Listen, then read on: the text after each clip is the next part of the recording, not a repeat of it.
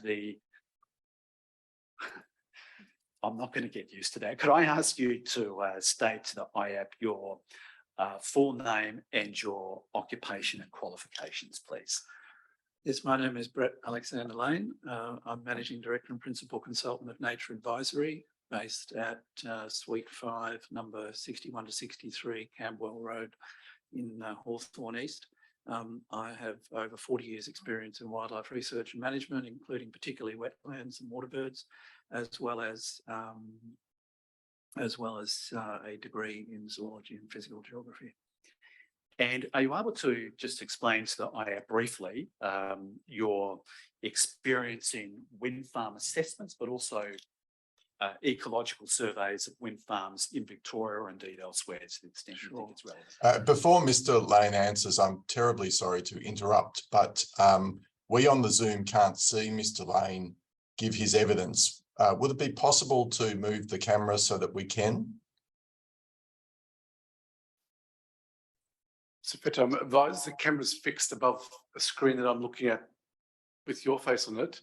Have you tried pinning the room itself so I can enlarge it? Yeah, that's not the problem. The problem is that because of the camera angle, any individual is just a very small number of pixels on the screen. But if, as you say, that can't be changed, then it can't be changed.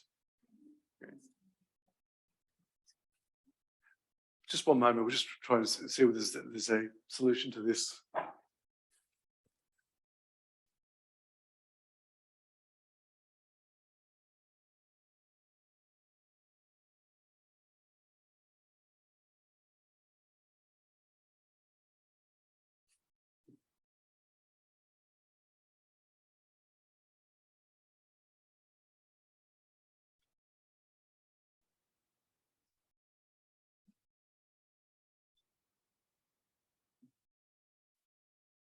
Just to help you, I'm now screen sharing. You should see what we can see.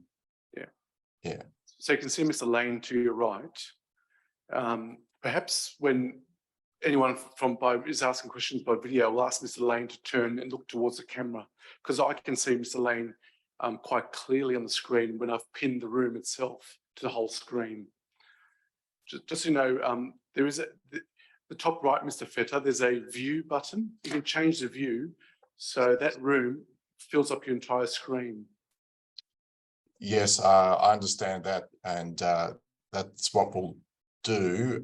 If, on the other hand, the panel had a $50 portable video camera, that might be another solution for another day. Sure, we might look into it beyond today, but for now, what we'll do is try to do a workaround where we'll ask Mr. Lane to look towards the camera, because if we move Mr. Lane to a place where you can see him directly, you'll be further away from the camera. That's the only issue. We like him to be as close as possible to the camera. Yes, thank you. And again, sorry to interrupt. That's fine. Thank you for bringing it to our attention. Appreciate it. All right. Thank you, Mr. Power. No problem. Thanks, Mr. Chairman. Mr. Lane, I think I'd just ask you to briefly provide a brief overview of your experience both with the ecological assessment of wind farms, but also monitoring it in and around wind farms in Victoria or elsewhere as you see relevant. Yeah, certainly.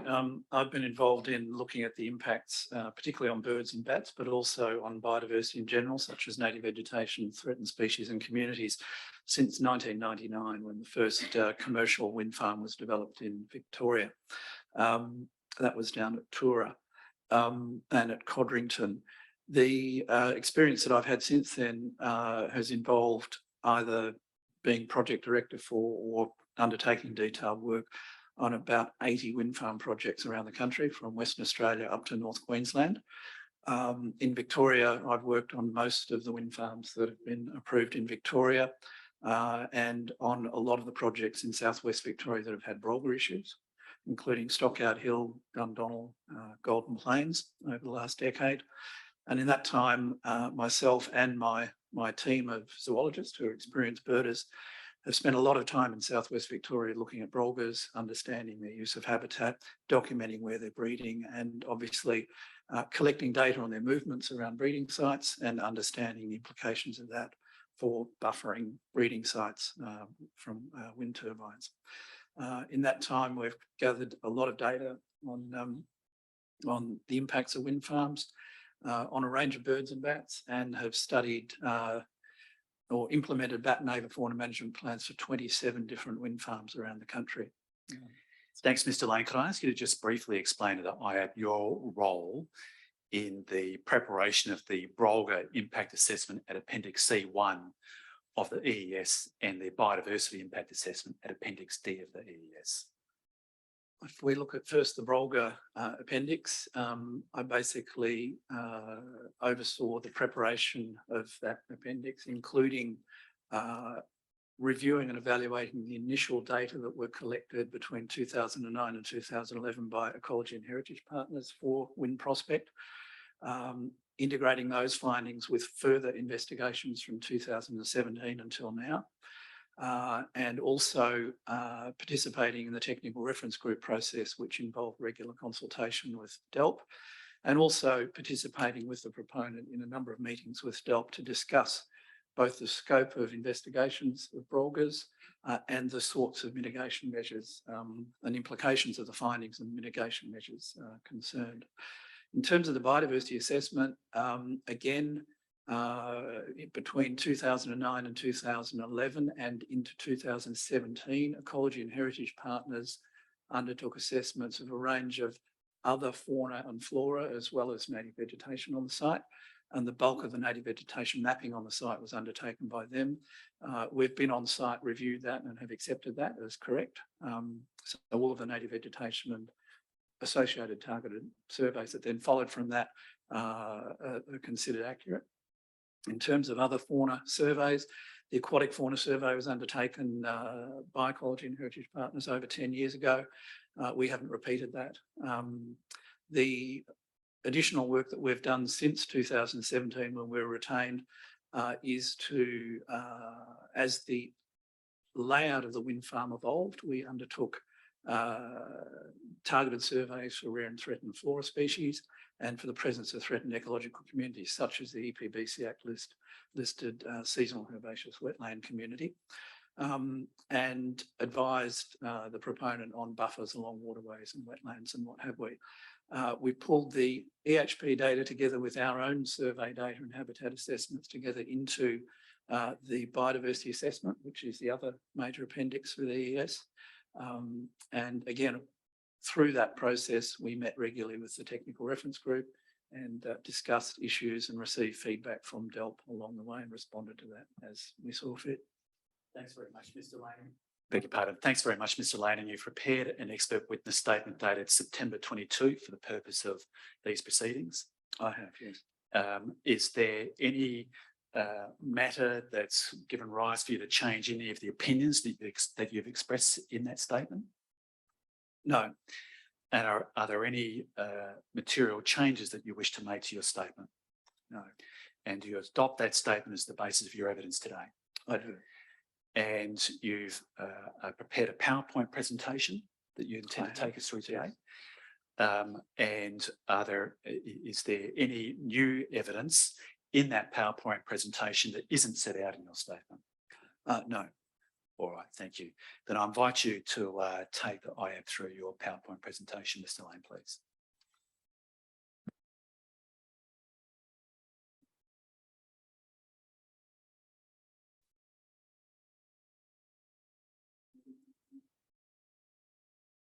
Okay. Certainly. I understand I have about 20 minutes for this presentation. I'll aim to keep to that.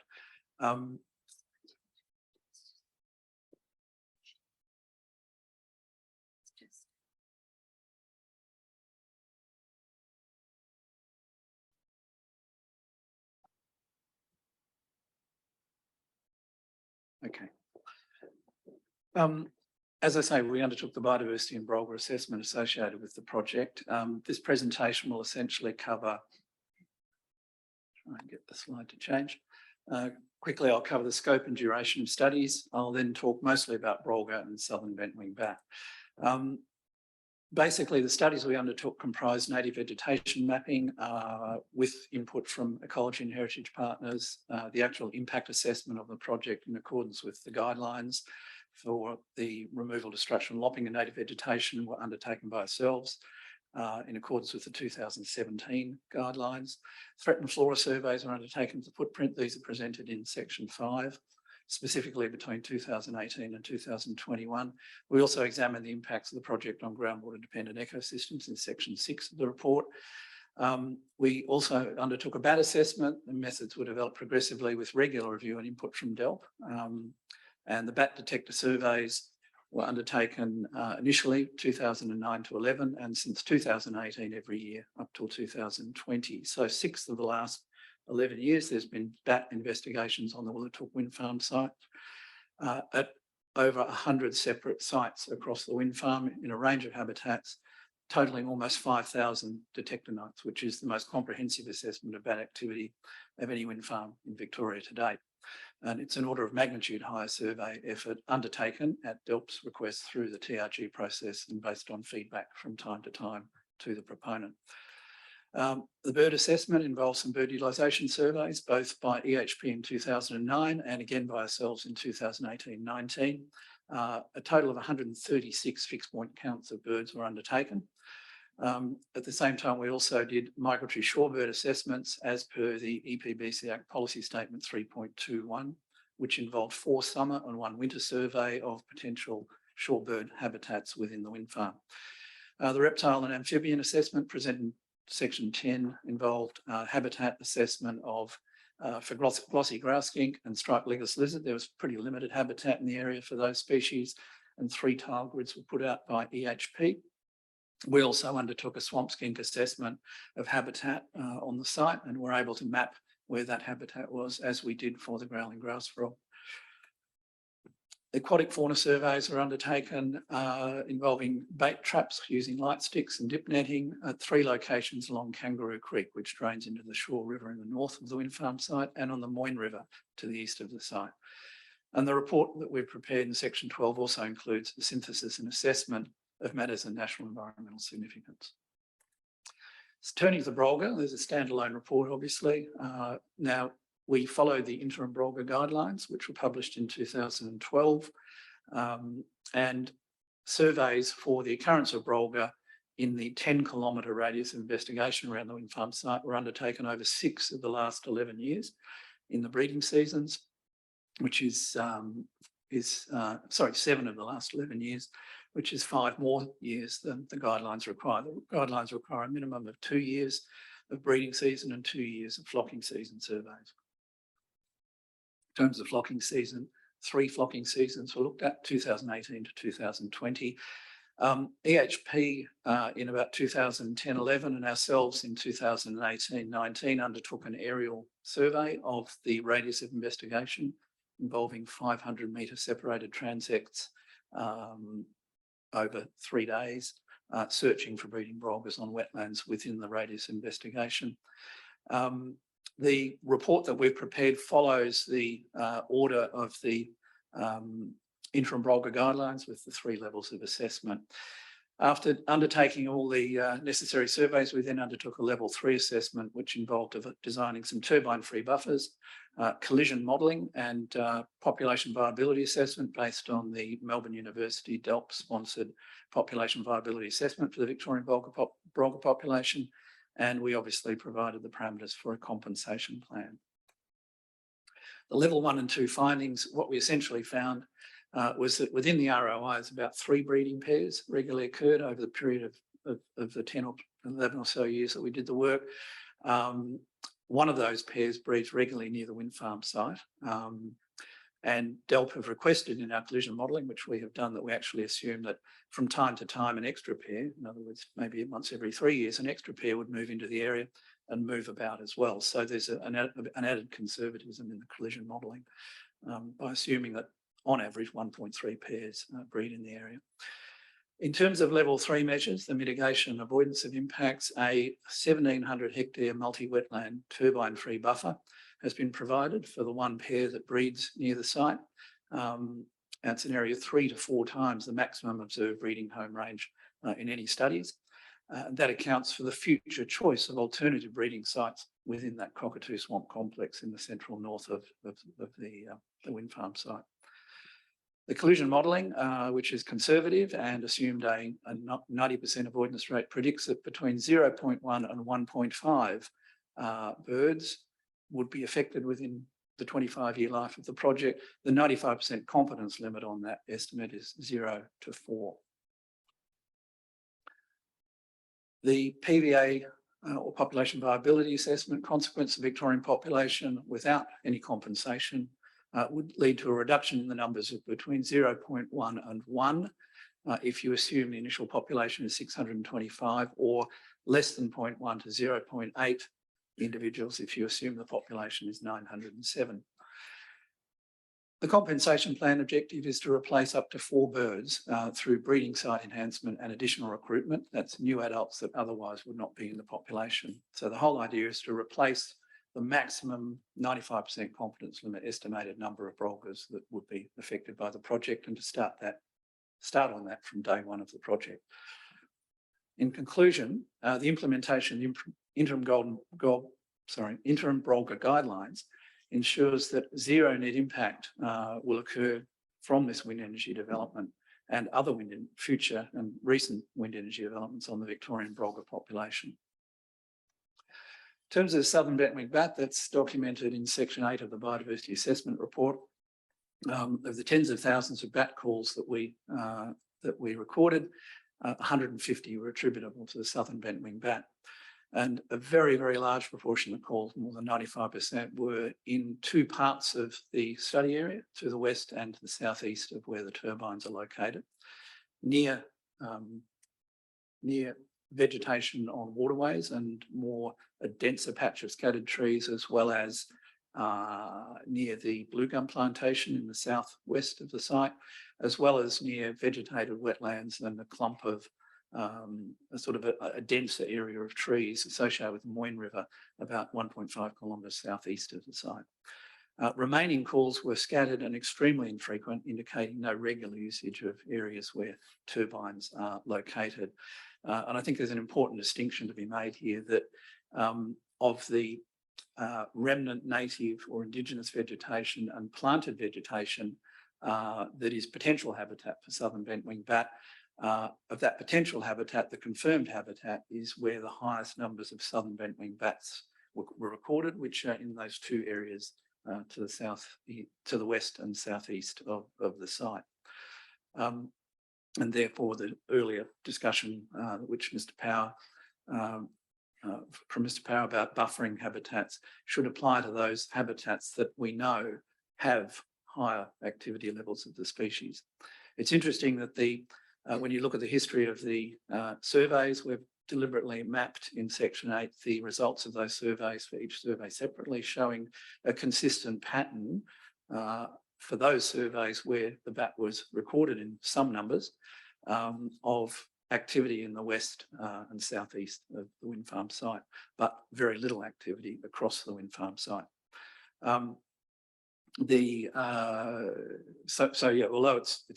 Although any area with trees is potential habitat, ultimately the confirmed habitat should be defined as where the species is actually active.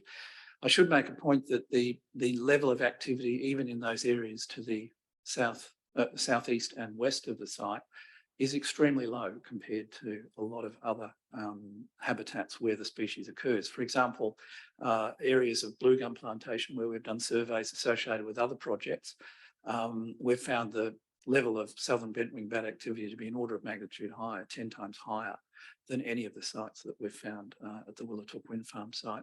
And the levels of activity at the Willatook wind farm site are comparable with other projects on which we've worked in southwestern Victoria, where the risk to the species has been assessed as low.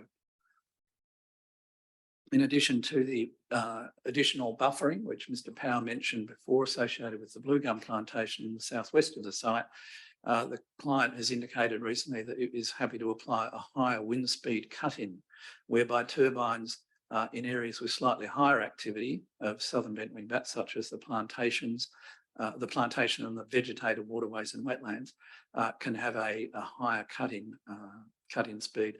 The effect of that is effectively to halve the potential collision rate for turbines because bat activity is higher at lower wind speeds.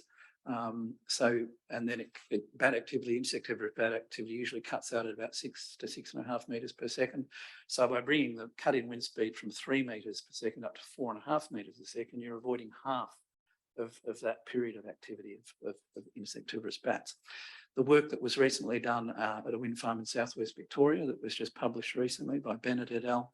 Indicates that, consistent with findings in both Europe and America, that kind of a mitigation measure reduces collision risk by about half and has relatively limited impacts on wind farm operations and revenue. We also undertook recordings on all of the surveys that we undertook at the 2 wind monitoring masts on the site, and we did not record southern bentwing bat activity at turbine height. Just as an aside, the work that we've done on other wind farms around the country shows that once your turbines are well above the ground, the number of bats that insectivorous bats that collide with them drops off substantially.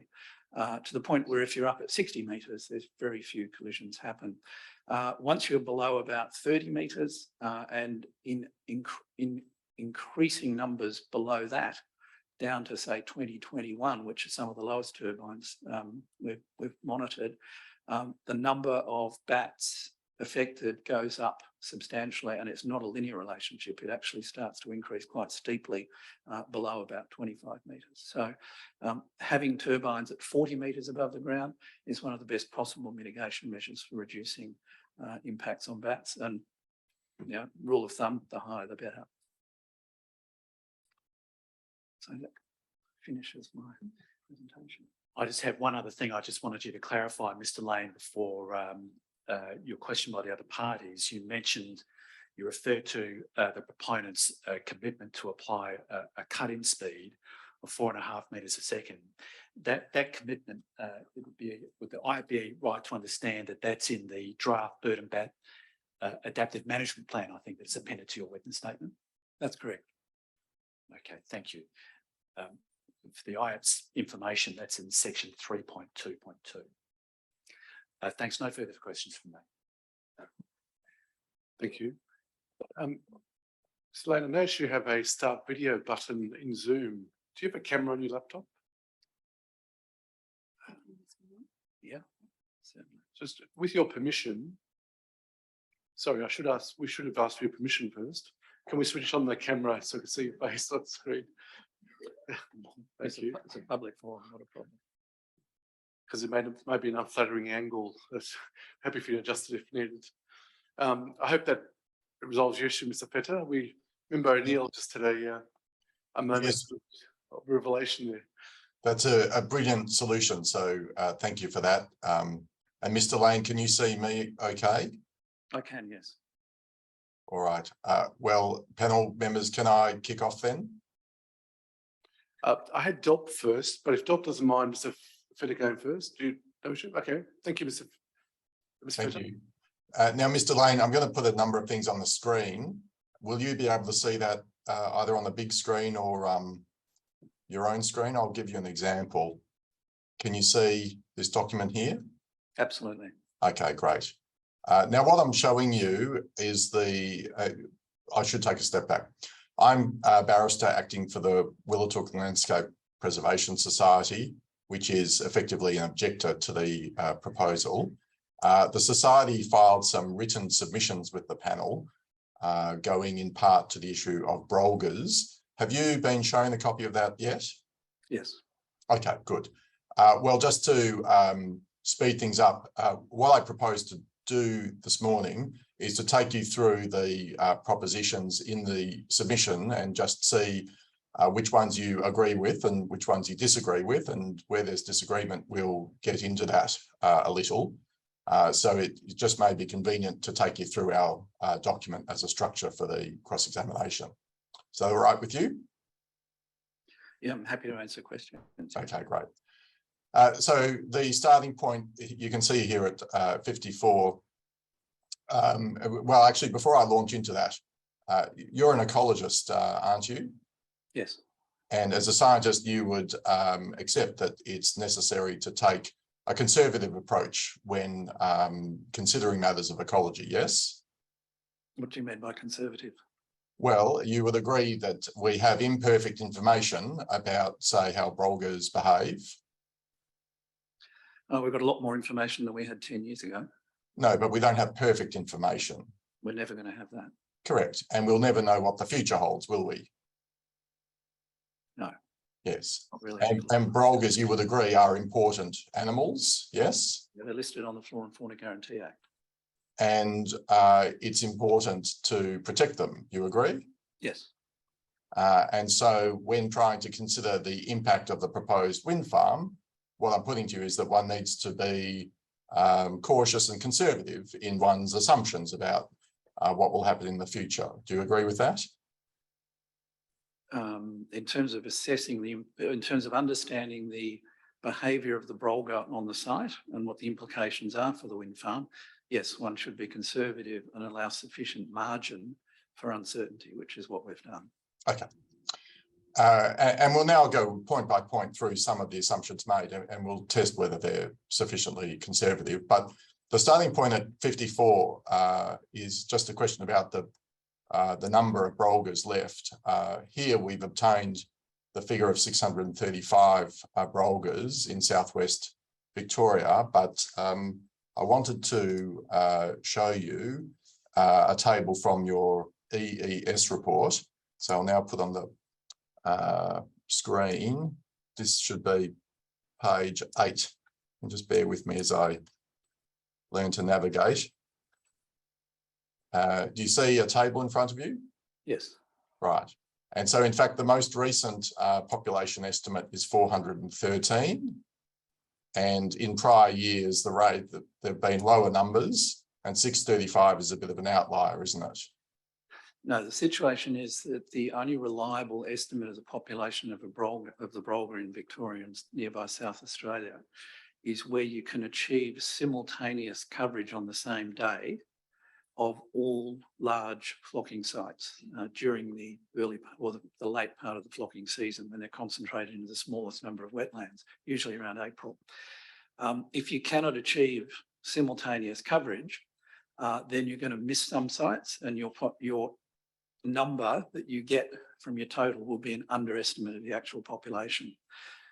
If you look at 2013, you'll see there were that 2013 count is considered to be the best recent simultaneous count, followed by the 2019 one. So the population is somewhere between 900 and 635. The population viability assessment that Professor McCarthy at Melbourne University used assumed two starting population levels, one at 907 and one at actually 625. Yes. We've provided the consequences for the state population off the back of those two best estimates in recent years. Yes, but again, we don't have perfect information about how many brolgas there currently are, do we? Which is why we've provided, why the PVA addresses two separate numbers within the range of recent estimates. All right, but would you agree that we should be conservative and assume err on the lower side of the range? And we've presented the 630 or 625 option in the population viability assessment so that can happen. All right, but just above the table, you've said in your report, you would say there's approximately 550 to 600 of the birds in southwest Victoria. So that's the range, is it? 550 is the minimum number in the area. That's the 1984 estimate. If you work up the table from the bottom line, which is 1984, you'll see more recent population estimates, and the two most comprehensive surveys are 2013, 2019. All right, thank you. I'll go back to, sorry, we've lost the screen sharing. I'll take you back to the submission. And so as I understand your report, but you might have to explain it, in your slides before and in your report, on the one hand, there's the suggestion that based on the population viability assessment, there'll be 0.8 birds which are lost, but we also saw your estimate that with the 95% confidence interval, there'll be 0 to 4 birds lost. So how many birds should we conservatively assume will be lost under your report? You've mentioned two different things. One is the results of the collision risk model and the 95% confidence limit on the estimated number of birds lost, which is indeed a maximum of 4. The population viability assessment actually doesn't look at the wind farm. It looks at the total population and the implications in terms of population decline of the loss of those 4 birds. So the 0.8 to 1.2 or whatever the upper level is, I haven't got it in front of me, is the extent to which the Victorian population will reduce in numbers as a consequence of losing one bird every 6 or 7 years. Okay, and of course, as they're breeding birds, if you lose, say, a pair of breeding birds, you lose all the chicks they would have had, and then the grand chicks that they would have had too. Is that the approach over a 25-year period? Well, the basis of the population viability assessment is detailed in Professor McCarthy's appendix to our report. Okay, but in simple terms, is it right that the modelling that you've embraced has 4 birds that collide with turbines and expire? Yes. An average of 1 with an upper 95% confidence limit on the estimate of 4. Okay, let's just work with the average. An average of 1, and then is it right that you would add on Professor McCarthy's extra bird lost, representing the diminishing of the subsequent generations that might have been produced by that bird?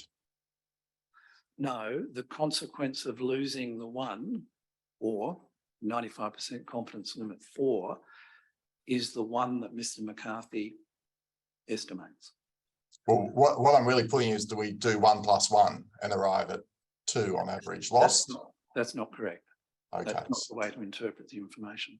So you're saying that there'll be the loss on average of 1 bird over the 25 years? Possibly up to 4. Yes. Which has a consequence for the population in accordance with the PVA, I'll call it, the population viability assessment, of reducing the total population over 25 years by 1 to 1.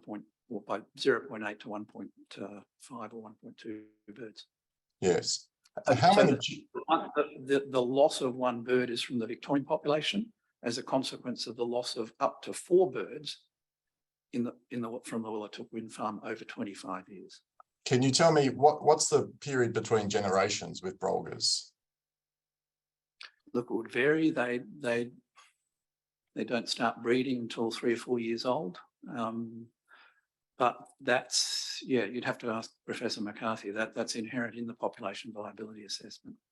The other point to make is the reason why those 2 numbers are quite different, i.e. a maximum of 4 affected by the project, but only a reduction of 1 in the population, is that a lot of the 4 and the young and their young that you talk about will naturally not survive, regardless of the wind farm.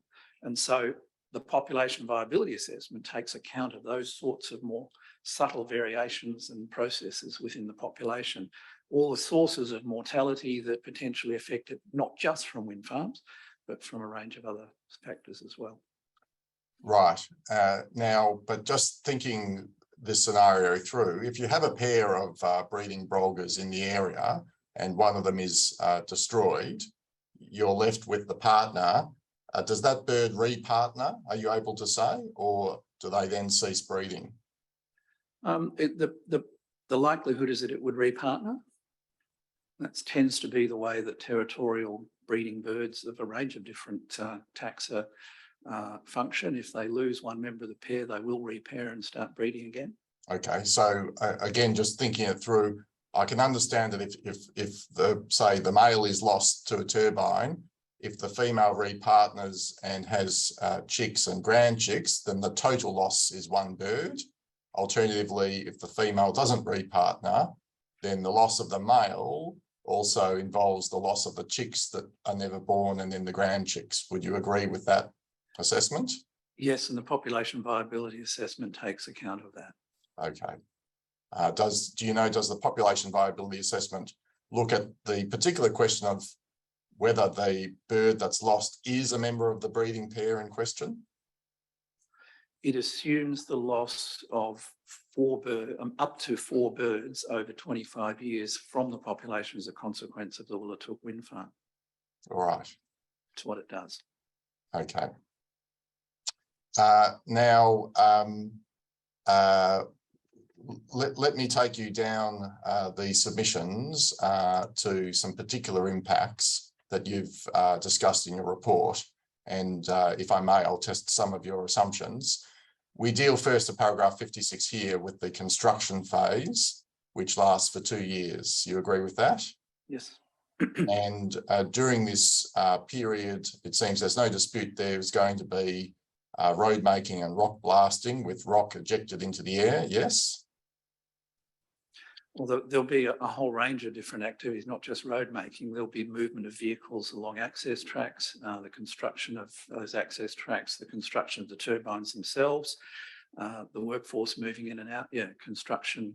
The 2-year construction phase will increase the level of human activity on the site substantially, which is one of the reasons why you apply turbine-free buffers. Yes, well, what I'm trying to get at is to work out the most disruptive construction activities, and can I suggest 2? The first is the rock blasting is very loud, isn't it? It depends how it's done and where you are. But once you move about 1 kilometre away, yeah, you can hear the thud, but the level of noise isn't great. You may get a temporary disturbance of a brolga breeding pair. They may lift up off the nest or lift up out of their wetland, but they will return. And there's been observations of a whole range of birds reacting to quarry blasting, and it is a very temporary impact. Well, Mr. Lane, you can't say that they will return, can you? You don't know. No, there's studies that have been done indicate that we can be reasonably confident that they will return after being disturbed by a particular blast. Well, what can you say what that's based on? It's based on observations of the reactions of birds to quarry blasting. I think that I'll show you at least in the EES document, but this may well come from your report itself. At 11-29, there's a discussion of the construction activities, and you'll see here, if you can see that, the summary, which I think has come from your report, says that the sensitivity of brolga to ground motions and low air blast and noise level from distant blasts is unknown. That's correct, isn't it?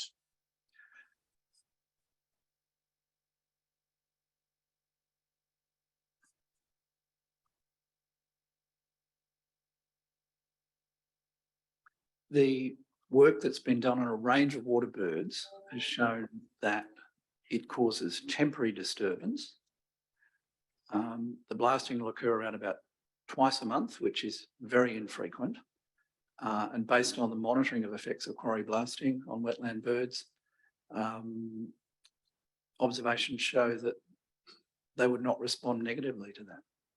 Right, but what I'm putting to you is that you can't guarantee that the birds wouldn't just depart the site because of the disturbance, can you? I think the probability of that's very low. All right. Coming back to the submission, the other activity that we've selected that seems important is the road making, in that the construction of roads will bring humans closer to these birds, won't it? The application of the buffers will ensure that that activity will not disturb breeding brolgas. Well, there'll be new roads that are laid down to each of the turbines, won't there? Outside those buffers, yes. Correct, but if the birds are foraging outside of the buffer zones, then they are more likely to encounter humans and cars than before, yes? That's correct, but it would be a temporary disturbance. Well, not the roads will remain, won't they? Once the wind farm's built, the traffic on the roads is relatively minor. Yes, but birds will generally avoid humans, won't they?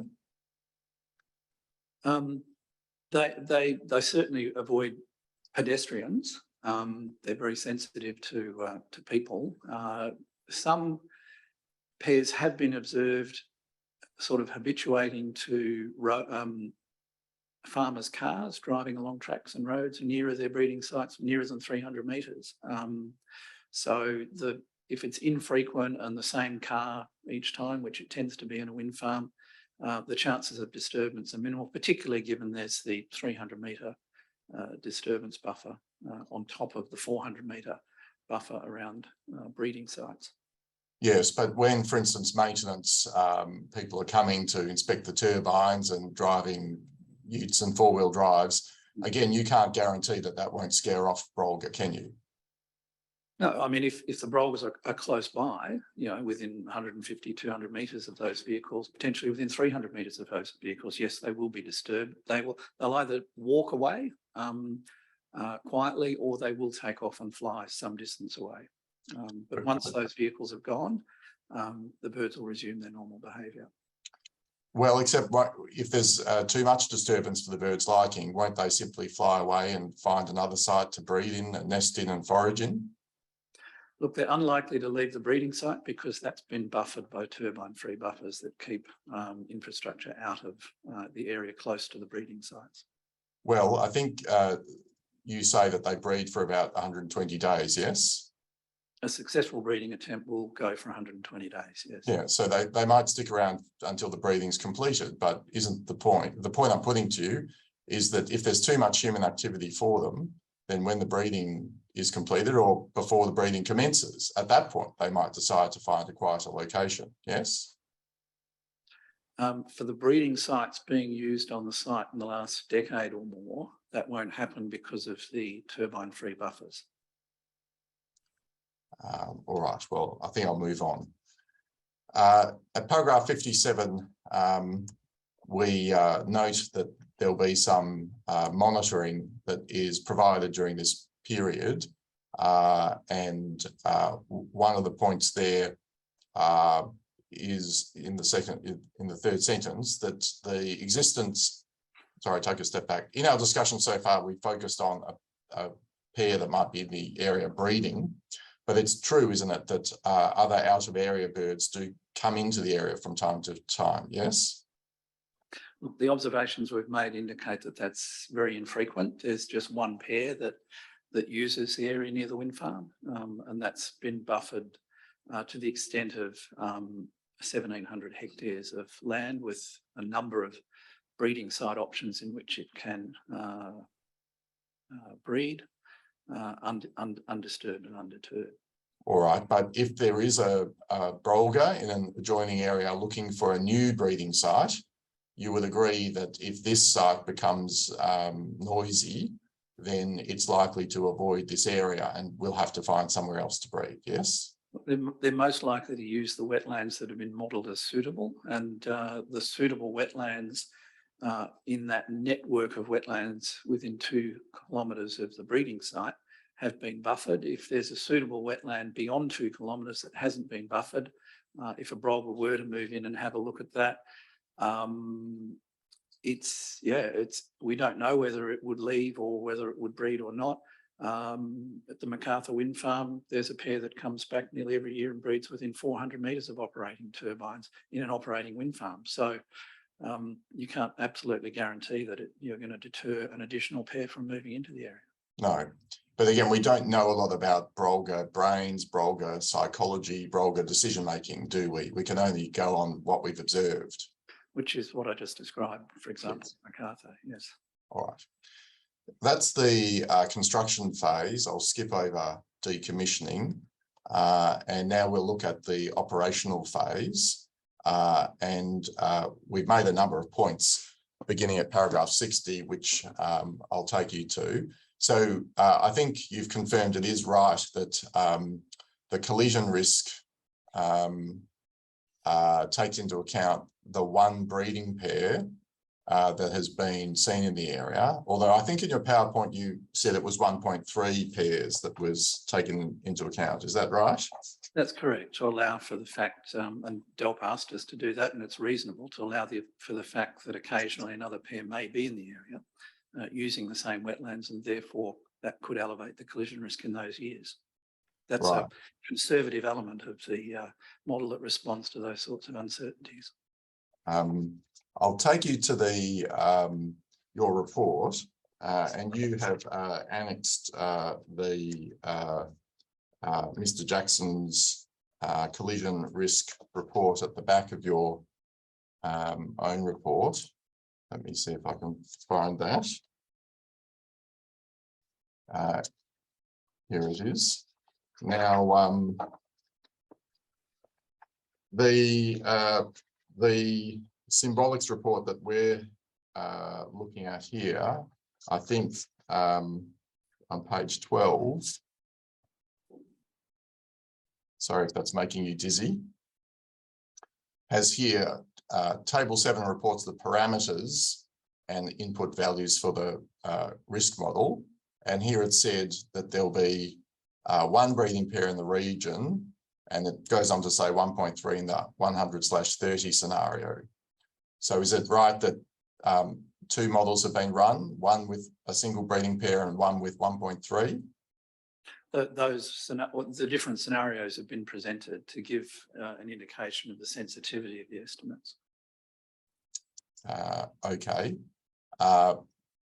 Well, anyway, returning to the submission, I want to now take you to the observations that have been reported of brolgas in the area, because it does seem, I'll just put it to you at the start, it does seem that there are 4 other pairs that have been seen in the general area within 10 kilometres. Would you agree with that?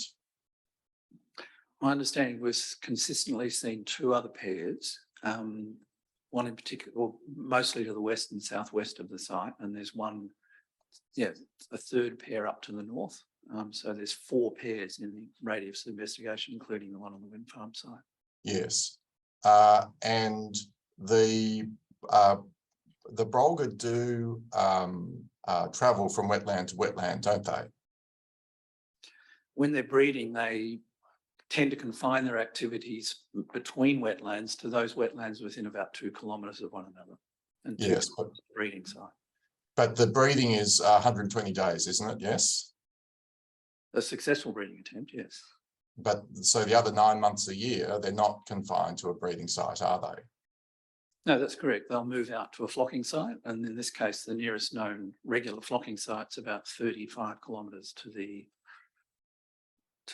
northwest, I think. Yes. Your report suggests that they flock for half a year. Is that right? Yeah, the flocking season is about 6 months. The breeding season is about 6 months. Yes, but you see, if you take the 90 days attempting to successfully breed, it leaves another 3 months in the breeding season where the birds will not be confined to the breeding site. They'll have a young chick, presumably. Yes. Yeah, and the work that's been done to define the brolga movement around breeding sites while it's got the young chick indicates that is still within about 2 kilometres of the original breeding or night roosting site. All right, we'll come back to that, but it's also the case that when the birds come back from flocking, before they have a chick, they will be moving between wetlands, won't they? Yeah, they'll probably be prospecting for a suitable wetland to breed in, one that's well vegetated and has the right amount of shallow water in it. And often that will be a wetland that they've previously bred at. Yes, and if they're in one wetland, they might hop 2 or 3 kilometres down the road to look for another one, yes? Yeah, they could. Okay. So now I'll take you to your EES report at page 37. And unfortunately, you've provided us with a table of brolga breeding observations, or brolga, yes, they are breeding observations, but we don't have a convenient map. So what I'm going to have to do, somewhat laboriously is switch between this record and a map just to follow where the brolgas have been seen. All right. So if we start with 2018, there's a breeding attempt at wetland number 4. So what I might do is put on the screen. Well, I think there's a couple of maps I could choose from. I'll start with, sorry, that's the wrong map. Just for convenience, I think this is the map that was produced. It's document 66 for the panel, produced by the proponent to show the extended Brolga area, but it may do for our purposes at the moment. You recognise this, Mr. Lane, don't you, as yeah. It's one of your maps, yeah. The So green- W4 is this green one. Can you see my cursor when I do that? Yes. Oh, good. So W4 is in the middle of the Cockatoo Swamp complex. And so there's a sighting of a bird, breeding birds there in 2018, correct? Yes. All right. Now, I'll also, and apologies because it does involve jumping between different documents. If I go back to the DES, it's probably more conveniently presented in table form. This here, this is, I'll give you a reference, page 11-12 of the EES. So we were dealing with 2018, but we should, for convenience, start with the earlier period. So wetland 4 had been used earlier, according to field surveys, hadn't it, in that roughly 8-year period? Yes? Yeah, that's all information we've collated, yes. Yes. And at the same time, the community had regularly seen chicks and potential nesting wetlands along Muddy Dam Road in Broadwater, correct? Yes. Now that's some distance from wetland 4, isn't it? Yes. So it may be the same breeding pair moving between sites, or do you say that this is 2 different pairs that have been observed in this period? Or perhaps we can't say. We can't say. All right. Then going to 2018, we've seen, well, in the EES, the summary is that there was a nest in a wetland 4, which it was said was abandoned. But if we go to your report, there's a bit more detail there. Wetland 4, you see there, was abandoned. But you go on to say, the EES hasn't picked this up, there was in fact another attempt at breeding at wetland 25867. And let me try to find that one for you. If I show you one of these maps, you can see the difficulty we in the panel are going to have in finding each of these, but I've got Control F available, 25867. So I can zoom in here, and if you see the cursor, you can hopefully see the number there. You see that? Yes. Any wetland on that map marked in green is a confirmed Brolga breeding record from a combination of our field work and information collected from local landholders. Yes. From published databases. Okay, but you see, was this the same Brolga that had its, the same Brolga pair that had its nest flooded that has then flown to 25867? Or is it a different pair, or we don't know? We don't know. But you would agree that a Brolga that flew from W4, which I think is this little one here, if there was a field of turbines in the way now, that would pose a collision risk moving between wetland 4 and 25867, yes? Look, I guess when you read the interim Brolga guidelines, the breeding season is considered differently from movements away from breeding sites to other parts of the species range for flocking or longer distance movements, which are obviously ultimately one-off movements that represent a very, very low risk of collision. Well, What you haven't got is you haven't got daily commutes between wetland 4 and wetland 25867. That just doesn't happen. I accept they might not be daily, but the proposition I put to you was that if that flight is made, there would be a collision risk, wouldn't there? Very low, very low.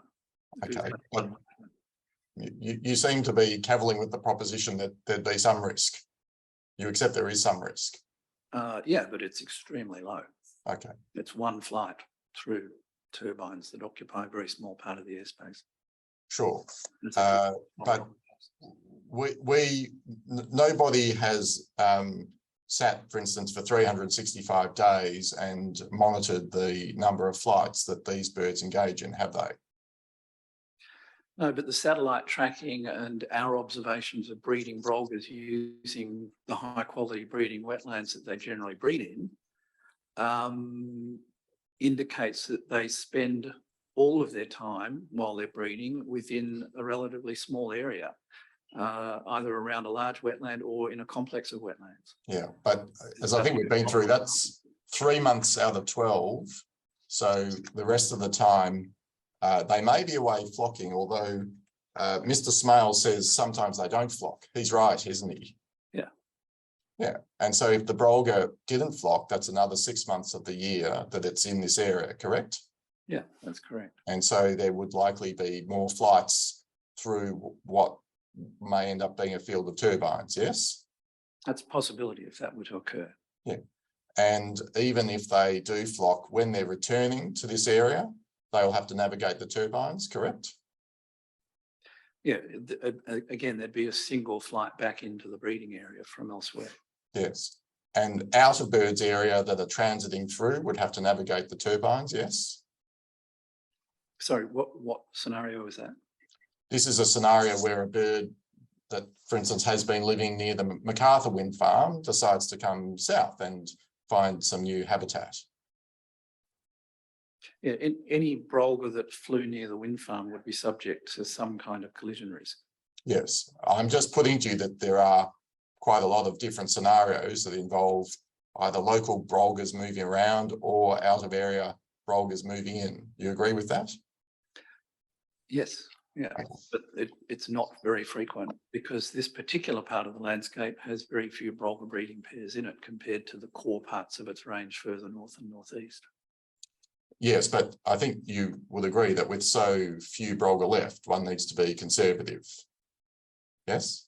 Well, one needs to make sure one avoids and minimises risks to brolgas through implementation of the guidelines. Yeah. Can I take you back to where we were with your table?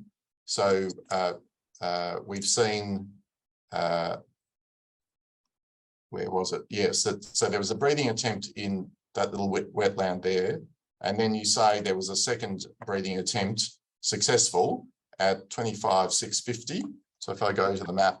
That wasn't a second breeding attempt. That wasn't a breeding attempt in that year.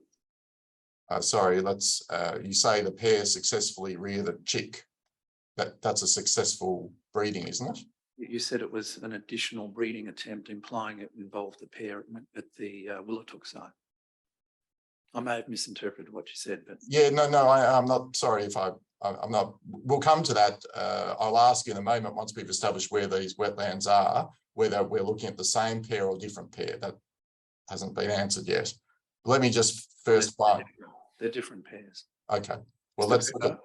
Just noting we're due for a break around 11:30, so I'll let you pick an appropriate point to break around Yes. that. Thank you. If I'll just find this one wetland, and also, Chair, can I ask how long do you normally break for? 15 minutes. Thank you. All right, so 25,650 on the map.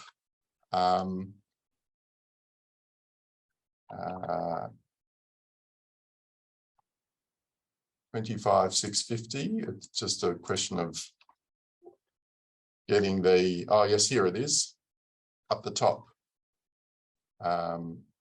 So if you're on the move, I've got something on my screen which you won't see. 25,650 is this little green one at the top. You see where my cursor is? Yes. So I'll zoom out. So it's quite northerly.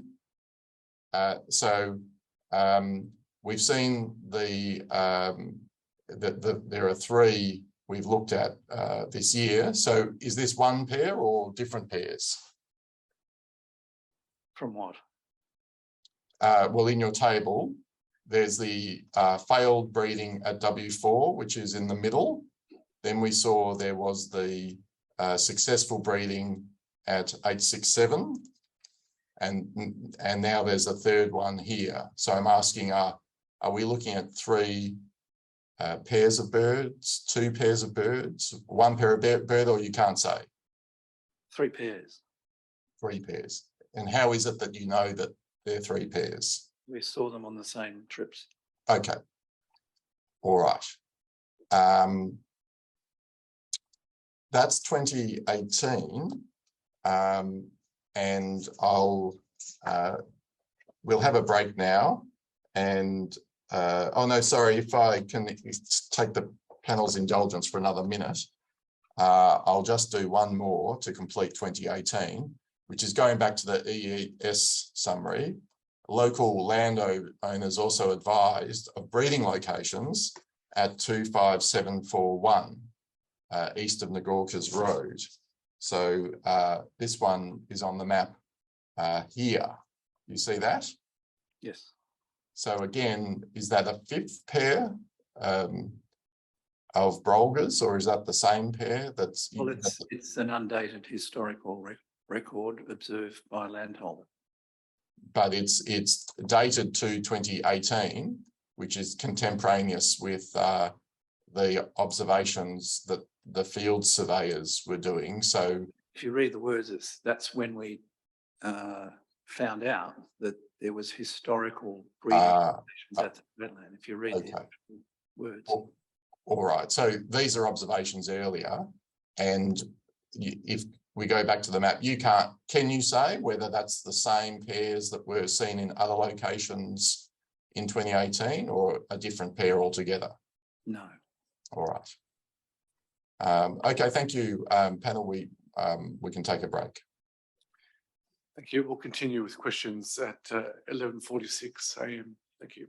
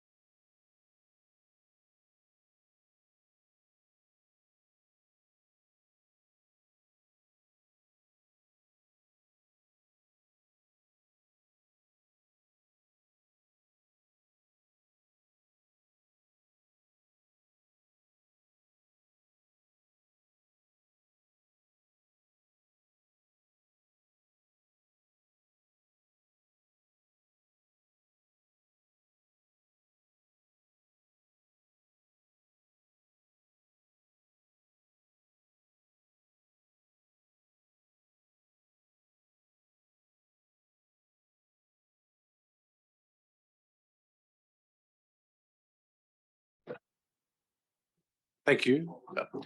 Apologies, we're back a little bit later. We were deep into discussion. I'm glad everyone found the tea and coffee facilities. We had them evicted yesterday due to noise levels.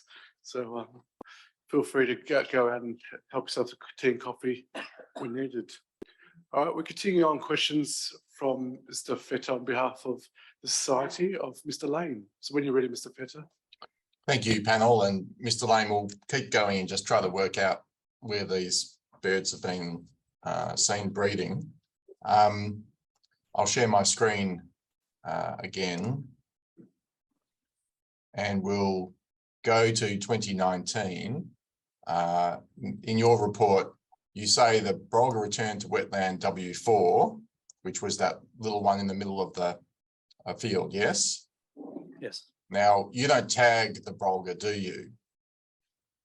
No, we only observe it. Yeah, so when you say it returned, you can't be sure it was the same pair that had been seen the previous year, correct? No. And so it could have been the pair that was down here or the pair that was over there that's moved to that wetland, yes? We don't know. Or it could have been an out of area bird that's made its home there, correct? Don't know. Okay. So, Lane, could you just ask if you just speak up a little bit when you answer the questions? Thank you. All right. And then according to the surveys, a pair at MacArthur Wind Farm was seen foraging in the Willatook area, but with no breeding activity, so we won't worry about that one. But then in 2019, a pair with a chick was seen at 25,650. Nesting wetland was not confirmed, but was nearby. So if I show you on the map, 25,650 is this northerly one, isn't it? Yes, it's on the map as that, yes. Yeah, and so as previously, one can't say whether that was the same pair of birds that was seen in that area the previous year or whether it's moved from a different location, correct? Look, it's likely to be the same because we know pairs come back to the same wetlands each year, but can't absolutely guarantee it. Yes, and if there's been a disturbance in the area, for instance, if humans are seen around the breeding area, is it right that they'll fly on and find somewhere better rather than nest in an unsuitable site? Well, it depends on the nature of the disturbance, its intensity, frequency as to whether they desert or not. Yeah, but I mean, birds, they're not robots. They're capable of making decisions, yes? Yeah, I'm not sure where you're going with this. I just mean they don't return always to the same site. They will assess it for risks and dangers and prospects of successful breeding. Isn't that how they operate? Yes. Okay. Now, so that's and the final one that is recorded by the surveyors is a pair breeding in the St Helens area with the likely nesting site 894. And on the map, and just for the record, this map is page 59 of your EES report. The one ending 894, you can see is down here, yes? Yes. So again, I think I put to you before, you agreed that if that bird was later, or those birds were later to seek to go to the central area there, if the turbines are erected, that will be a collision risk moving between those sites, yes? It would be one movement through the turbines. Yes. All right. And then still on 2019, we've got, returning to the EES at page 11-12, we've now got community reports to compare to what the surveyors saw. And they confirm a pair of Brolga in the St Helens area that we were just dealing with, yes? Yep. And then a pair we're seeing foraging at wetlands ending in 84 and 88 on Muddy Dam Road. Now, I'll try to find those wetlands, 25784.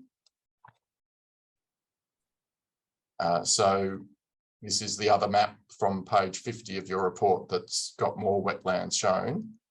And if I zoom in, this is one that is not a breeding wetland because it's coloured blue, yes? Yep. And we don't know whether this pair had bred next door or further away, do we? We just know it was foraging. Yeah, if that's what was, yeah, if the table says that, yes. Yeah, okay. And then we've got other reports of Brolga in the area, 25906. We'll just quickly look at that. 25906 is, if I zoom out, you'll be able to orient it to the northwest of the site you see there. Yes.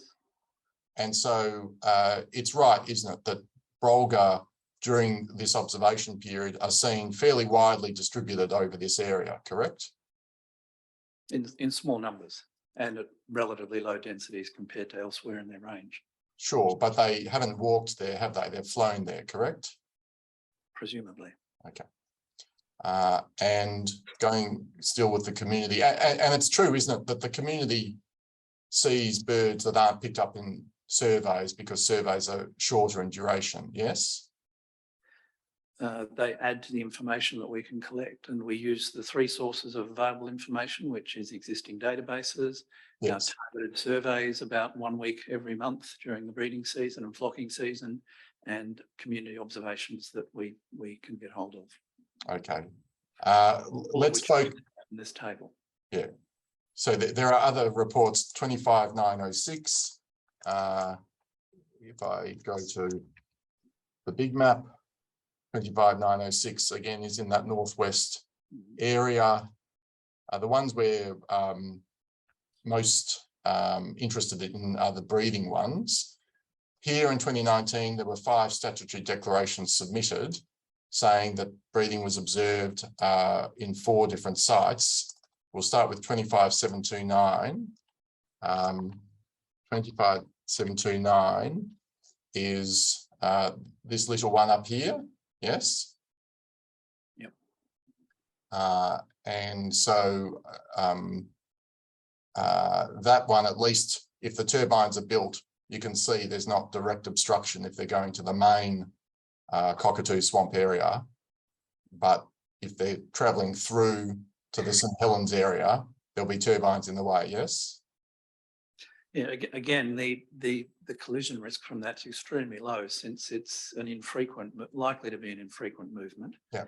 The most of the breeding season or flocking season, the Brolgas reside within a relatively limited space. Yes. We'll come to that. At the moment, I'm just trying to identify where they have been breeding. The next one, 25741 on your map, 25741 is also up there in the northeast, and then 25932. 25932. Now, when I enter 25932 on this map, which is your map of functional breeding wetlands, it doesn't match. And so I have to go to the bigger map, 25932, and so there it is, 25932, and I'll zoom out. You can see is over here.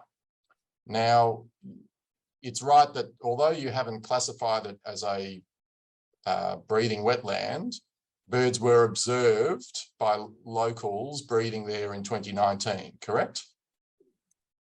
We can go back to that table. Yes. 25932.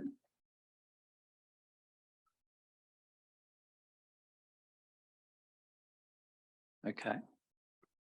So is that is that one that you've missed, or is that a deliberate decision not to have 25932 as a functional wetland?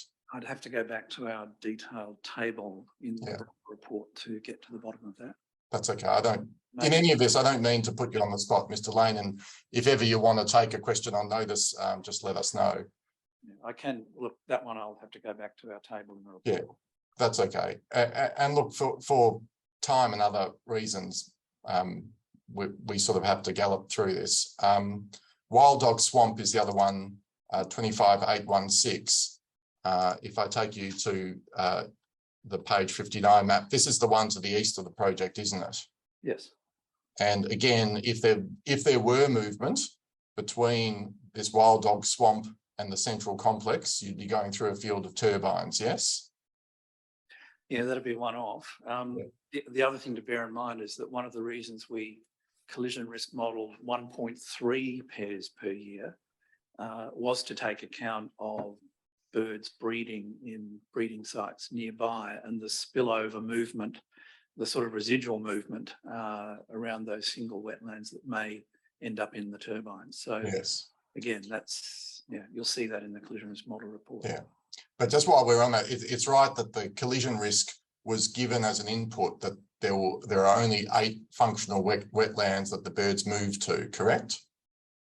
No, if you have a look at the report, you'll see there is consideration of the wetland, particularly that wetland off to the east.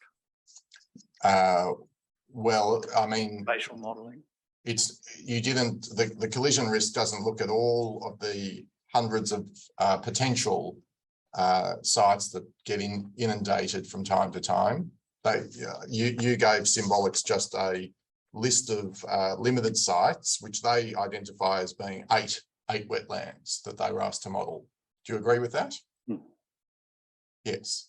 And so what I'm putting to you is that if it turns out that a bird, I'll put it another way, their modelling necessarily doesn't include consideration of brolgas that might be breeding outside of your 8 wetlands, correct? No, it considers the brolgas that are breeding in the wetlands, which we've been able to gather evidence of breeding for over the last 10 years.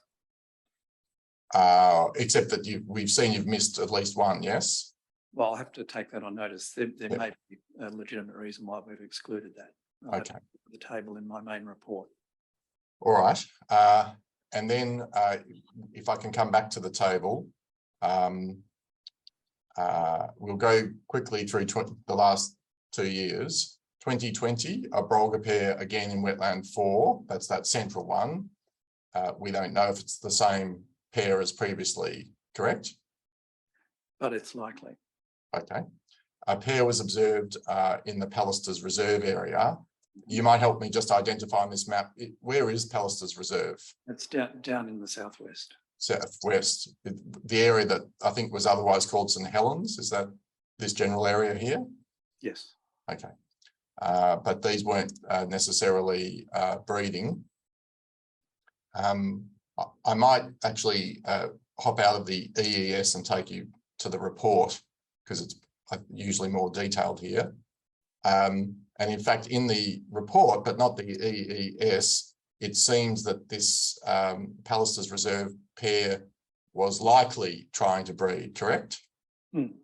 So yes. If I look at 25829 on the map, that's the one right down here in that little cluster, correct? Okay. And then you say in your report, a pair with a young chick was seen near 25913. So I'll go there, 25913.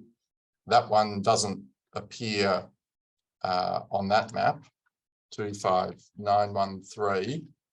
On the big map at page 50 is, you can see it's to the southeast of the ones that you'd identified in green. See that? Yes. And if I scale out, we might see a key over here with a scale, and it looks to be, with my fingers, about 3.5 kilometres to the southeast of those wetlands. See that? Yes. And so I take it you can't say whether that's a pair that is breeding near where it was observed or whether it's flown from, say, this cluster or any other cluster. Again, I'd have to go back to the detail in the table in my report and determine the timing and the age of the chick. If it was a flying chick, then it may have flown from that Pallister's Reserve area down to that site. Yes. But I'd have to check that. Yeah, because I think there's no dispute that although breeding brolgas do generally statistically stay near the breeding wetlands, there are some proportion of flights, I think maybe 14%, which are as much as 3 kilometres away. That's what Dr. Veltheim and others have established, correct? Yeah, including our flight data as well. Yes, okay, good. Coming back to 2020, we were just looking at 25829. Another one was seen at 25913. No, that's the one we just looked at, I think. Yes, that's right.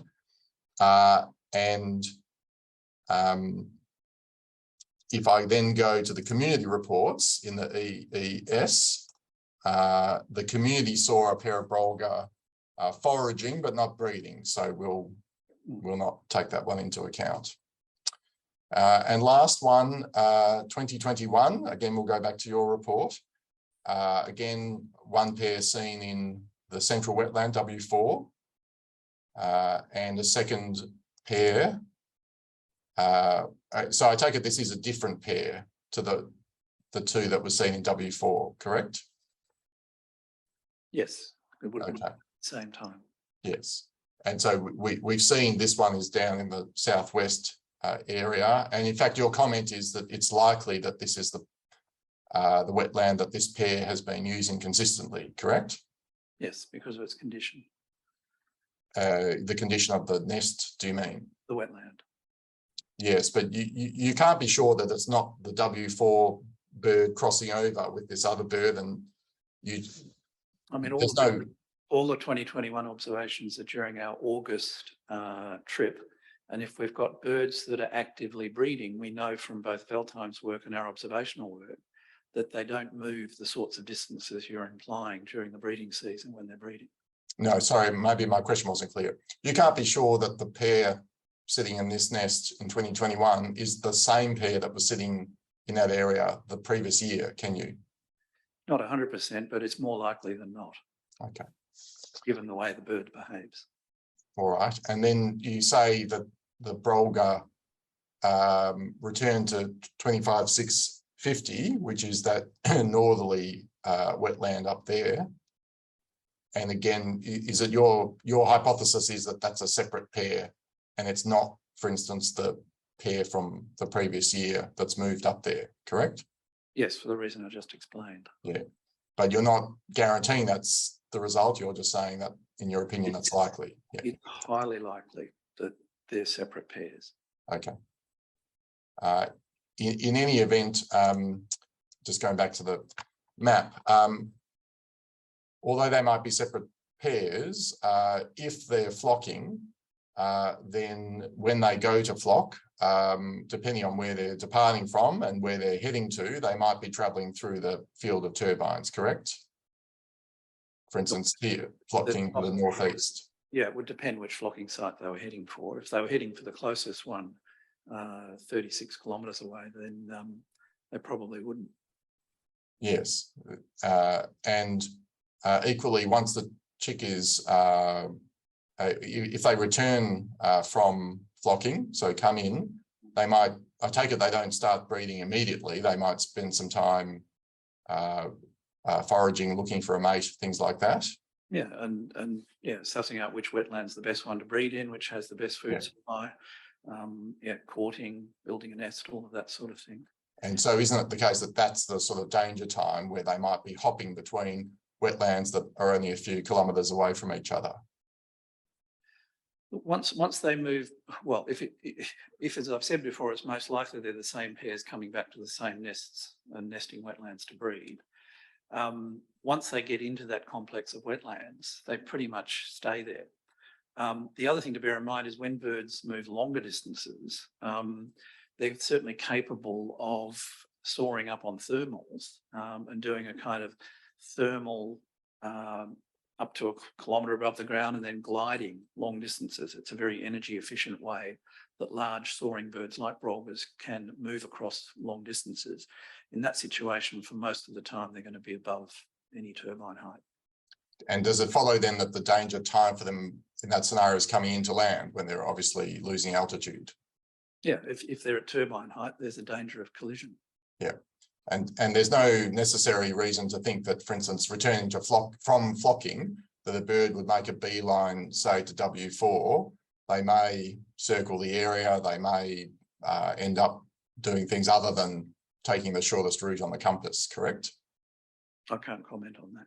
Yeah, we don't know enough about bird behaviour to say, do we? We don't know enough about that individual movement between the flocking site and the breeding site. But if they're down low coming in and there's a turbine in the area, then that represents a collision risk. If it's just one movement during the course of a breeding season where they're doing that, then the collision risk is extremely low. A very, very small proportion of flights result in collision. Yes, that seems to be the case.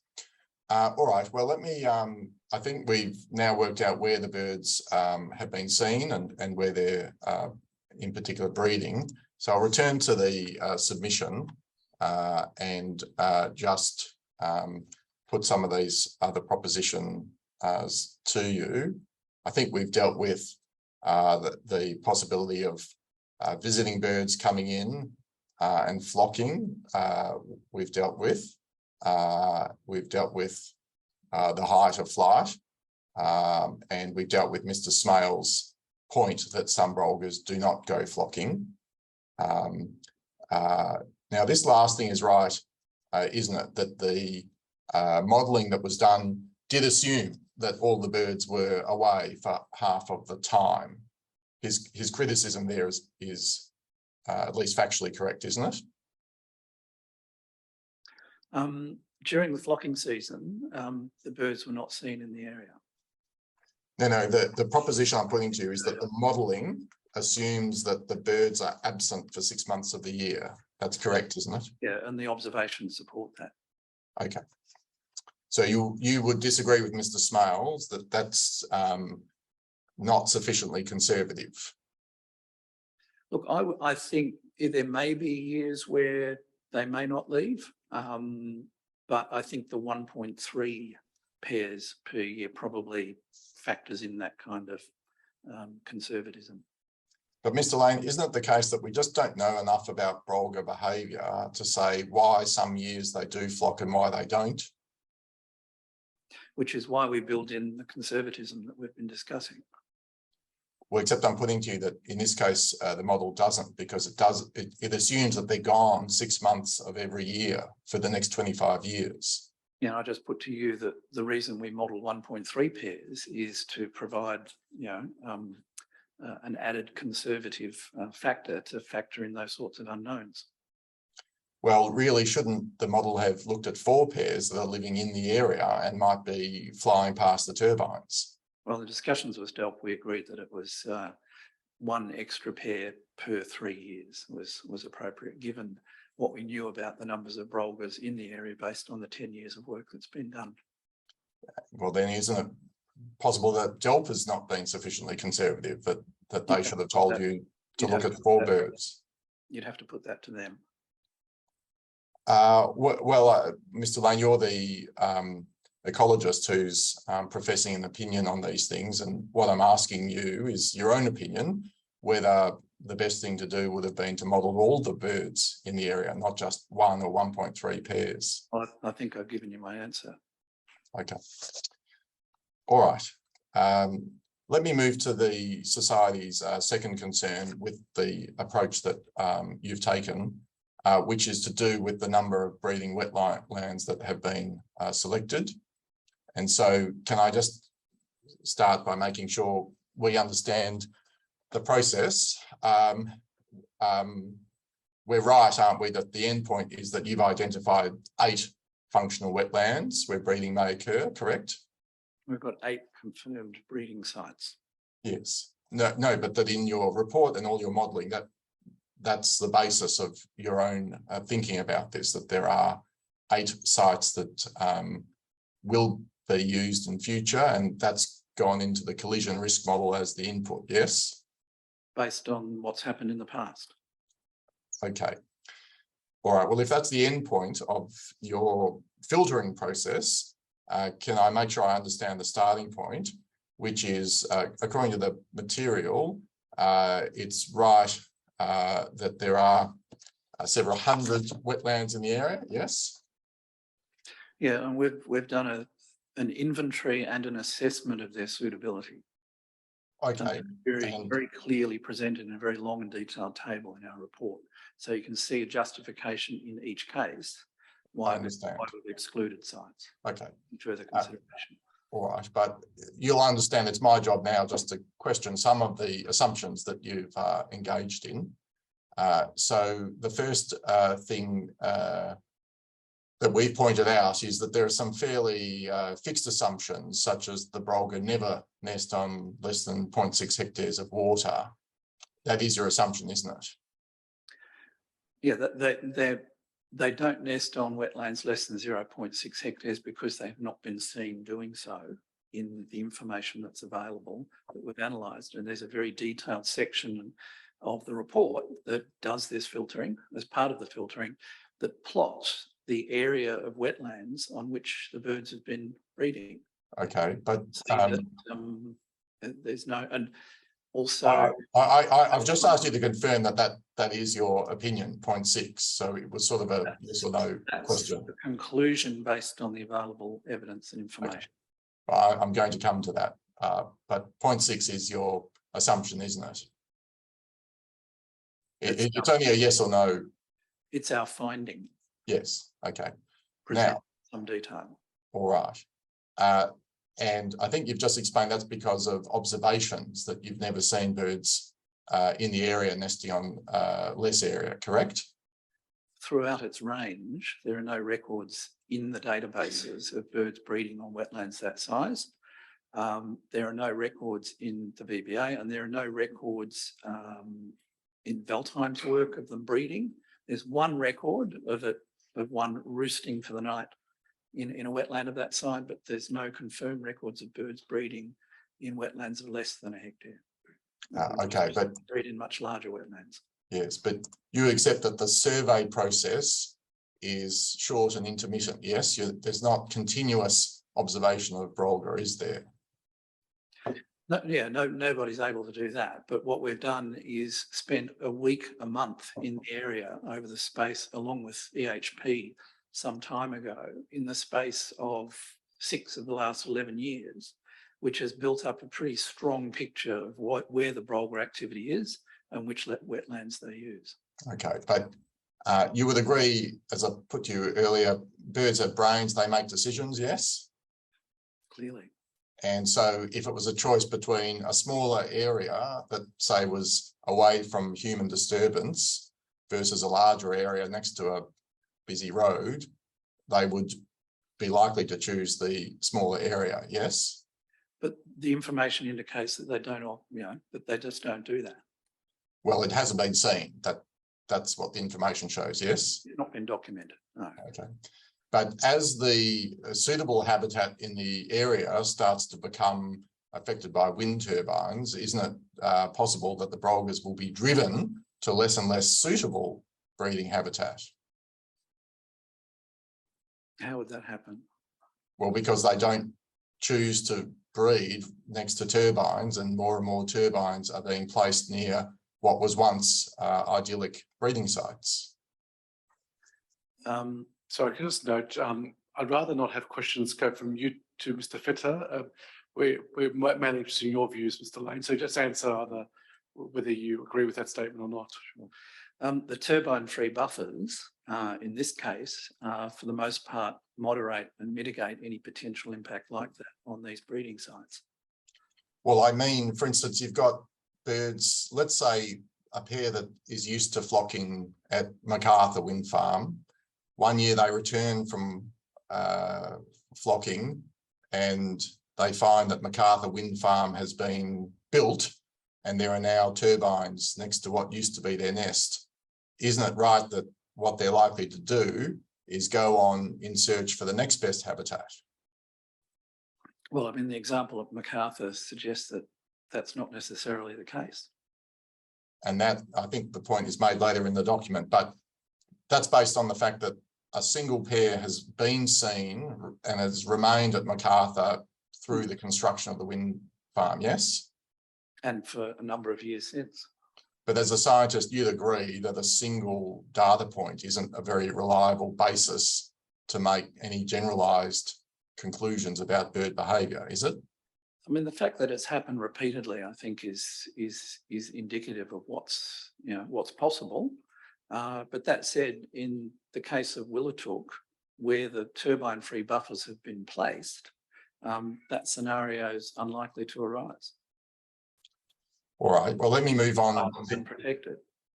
Let me move on to the other assumption that we mentioned here, that brolgas will not breed next to tree plantations. Now, Mr. Smale says that's wrong.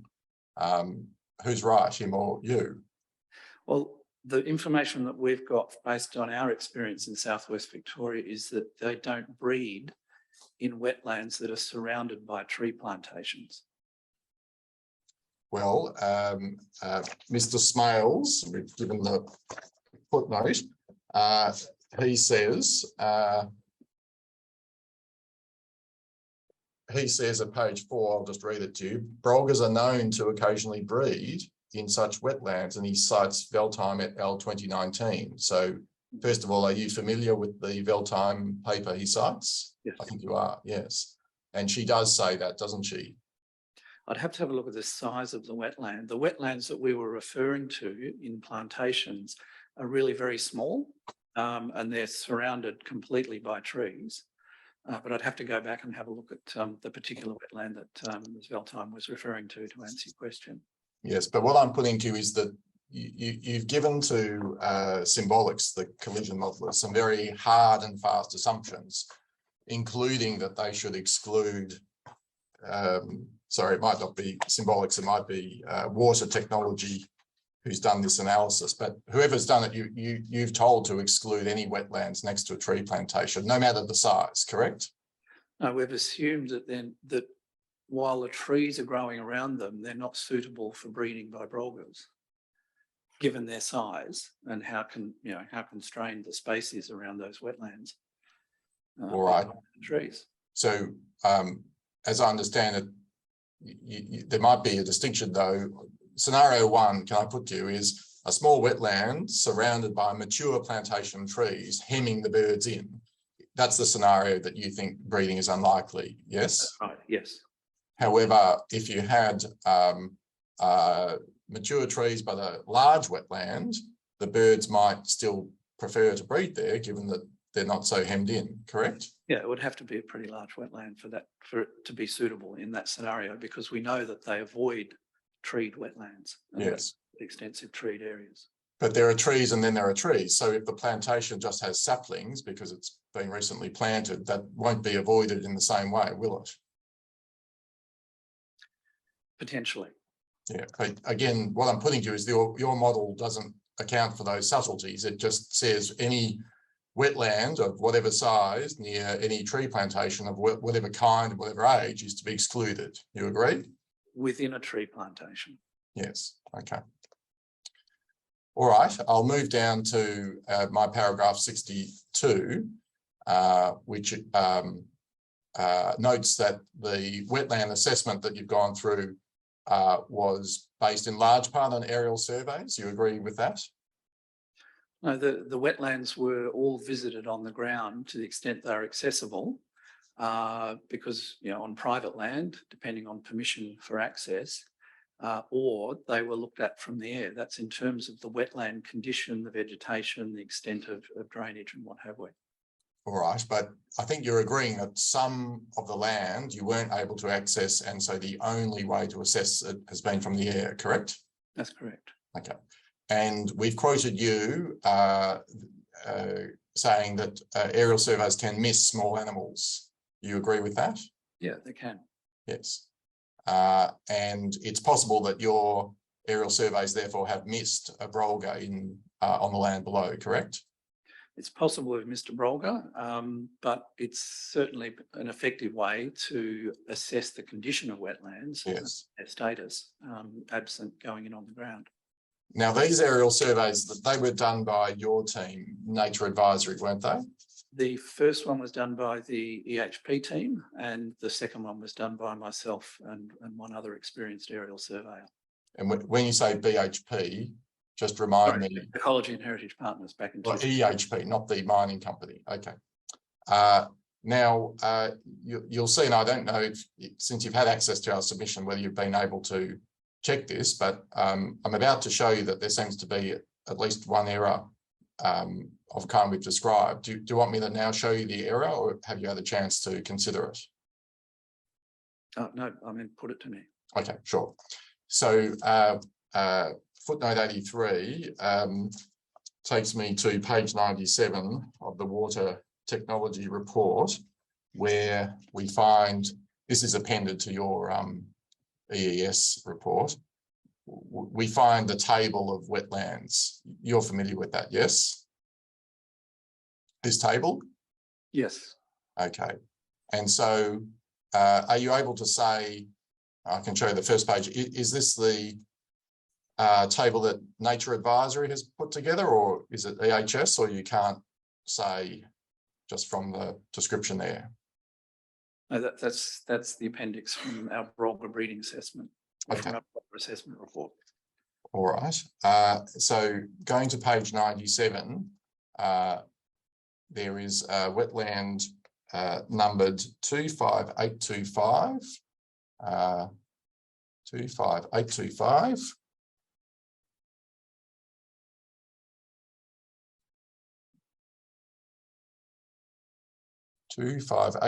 Sorry, it mustn't be 97. I'll just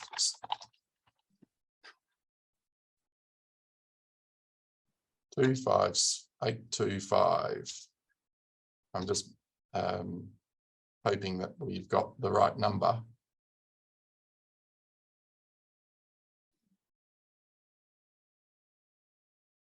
Two 25825. Sorry about this. I'll go with 25825 when I can find it. It's just a bit further up, I think. Thank you. Yeah. Yeah, no, unfortunately, I can see that it's an error in the submission. Joel, sorry. It's 25895. 95, thank you. 25895. 25895 is here, and it is on page 97. And so the assessment has been made that the wetland is surrounded by blue gum plantation and was dry during the aerial survey, unlikely to hold water long enough to support breeding brolga. See that?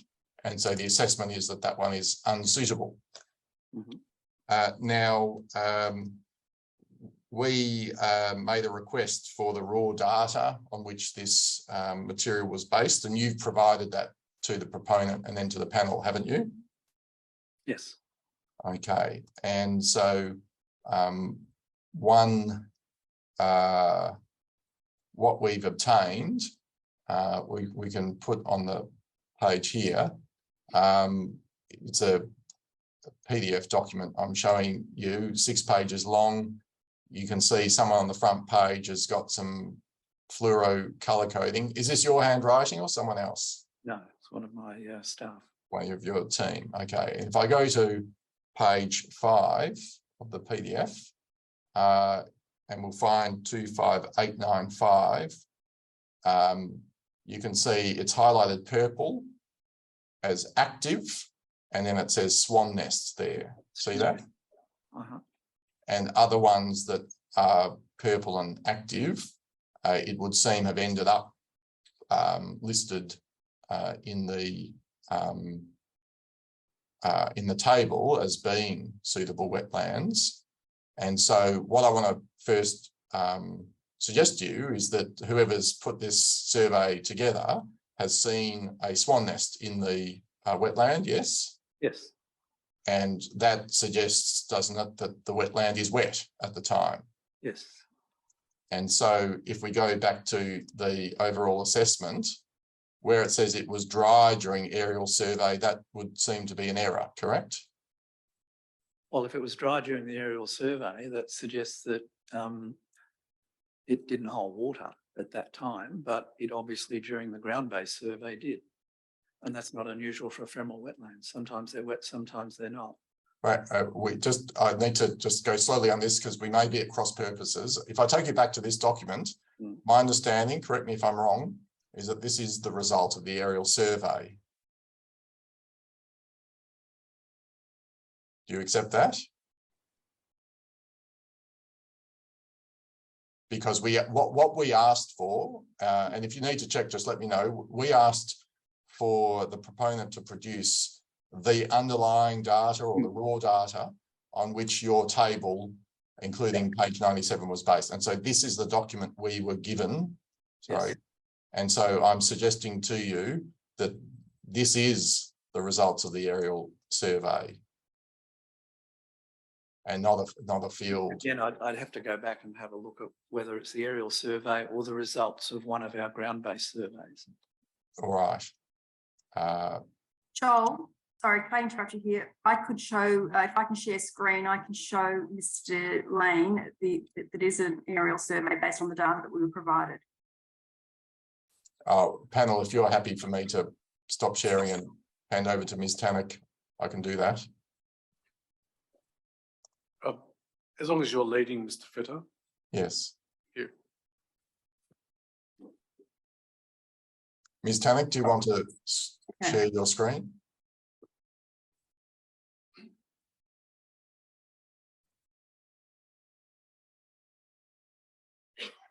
Can you see that? Yes.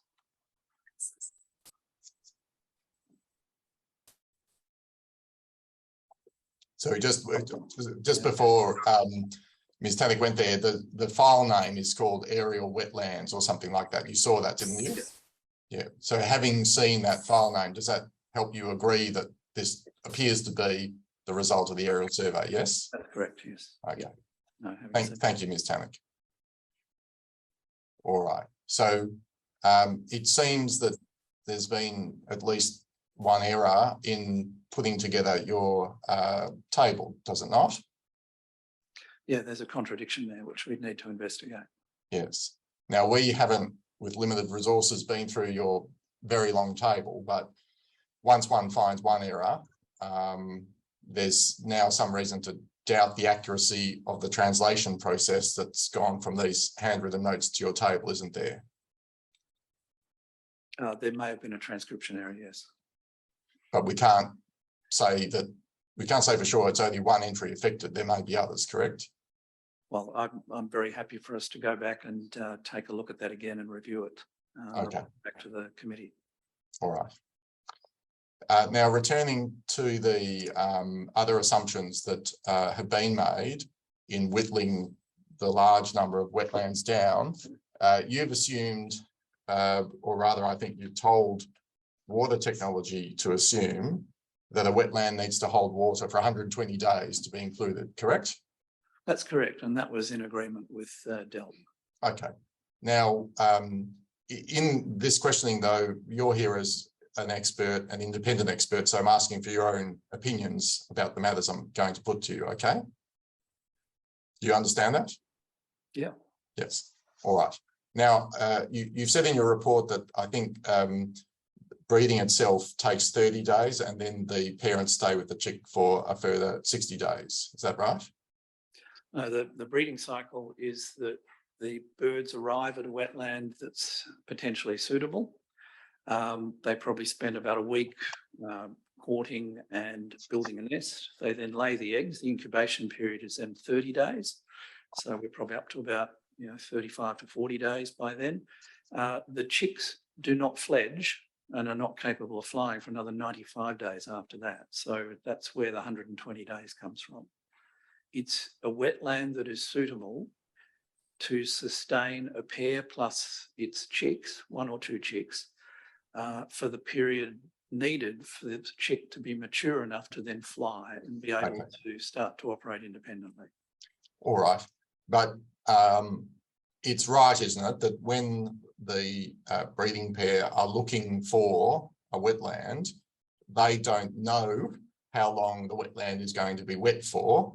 They have evolved simply to find a wetland that I infer looks wet enough that it will last through the process, correct? Yeah, that's probably a reasonable assumption. Yeah. Not doing that calculation themselves. They're Yes. responding to the particular habitat conditions. And the best habitat conditions are in wetlands that are inundated for the longest before they dry out. Yes, but They recover very well once they are re-inundated in the wet season. yes, but what I'm trying to draw out is that the wetland analysis is a backwards looking exercise that from records looks at retrospectively what land can hold water for what period. You agree with that? This is the hydrological investigation. Yes. Yes. Whereas when an actual bird lands in the area, is making decisions, it doesn't know what the future holds. It doesn't know if a wetland will hold water for 30, 60, 90 days. It's just got its own criteria it's following, correct? Yeah, almost certainly independent of the actual total duration, but the Yes. condition of the wetland and its choice of the wetland is to some extent driven by the duration of inundation and previous inundation events, and therefore the quality of the habitat. Yes. But you agree that a bird has an evolutionary drive to breed, yes? Yep. And so if it finds an area that is wet and appears suitable, and there are no other suitable areas, it will attempt to breed in that area, correct? If it's suitable, yes. Yes. And I think the point that you're making is that successful breeding requires the area to stay wet for the 4 months, yes? That's right, as agreed with STELP. Okay, but nonetheless, breeding may be attempted in areas that do not turn out to hold water for the full 4 months, correct? That can happen, yes. And indeed, when wetlands dry out, often those breeding attempts fail. Yes. And my understanding of the rationale of choosing 120 days is you're actually identifying those wetlands that are most likely to be used continually from year to year because of their the length of the inundation and therefore the quality of the habitat. yes, It also means that at least 1 year out of 10, you'll get hopefully a successful breeding attempt out of it. So there are wetlands that for the 9 years out of the 10 may not hold water for long enough. And yes, the birds may breed in them and they may fail because the wetland dries too soon before the chicks have got to a size where they can move to another wetland. okay. So yeah, So that's how it works. It seems then that the 120-day criteria will show you the wetlands where successful breeding is most likely, correct? Yeah, that's right. Yeah, but it doesn't necessarily show you where breeding might be attempted in drier years, say. Well, wetlands that hold water for longer are more likely to be available in dry years. So That's probably right, yes. Yeah. But the birds will breed in ephemeral wetlands, won't they? That's been observed, correct? Well, they always breed in ephemeral wetlands. You need that drawdown and drying out and subaerial decay of organic matter to release nutrients back into the soil such that when it refills again, it's a highly productive system. So ephemeral wetlands are particularly preferred for breeding by brolgers. I may have used the wrong word in my question. I'm putting to you that they have been observed breeding in a wetland that then 3 months later has dried up, yes? Yes. Okay. And if the wetland dries up 3 months later, that isn't inconsistent with the chick maturing, is it? Well, if a brolger built a nest and laid an egg and the wetland dried out within 3 months and there were no other options nearby for them to move to, within that 2 kilometre utilisation distribution, then it's highly likely that breeding attempt would fail and the chick would not survive because there'd be no more food, there'd be no food left for it. Yes. And so based on your answer, it seems that might be a trigger for brolger movement, that in dry years they have to go looking for other wetlands, correct? Yeah, they'd have to leave. They'd almost certainly leave the wetland and go and find another wetland. Yes, but you suggested in your answer that there was some hard limit of 2 kilometres. That's not right. They'll go to where they can find water, won't they? If the breeding attempts fail, they would likely go further. Yes. And they may not re-nest. Correct. Okay.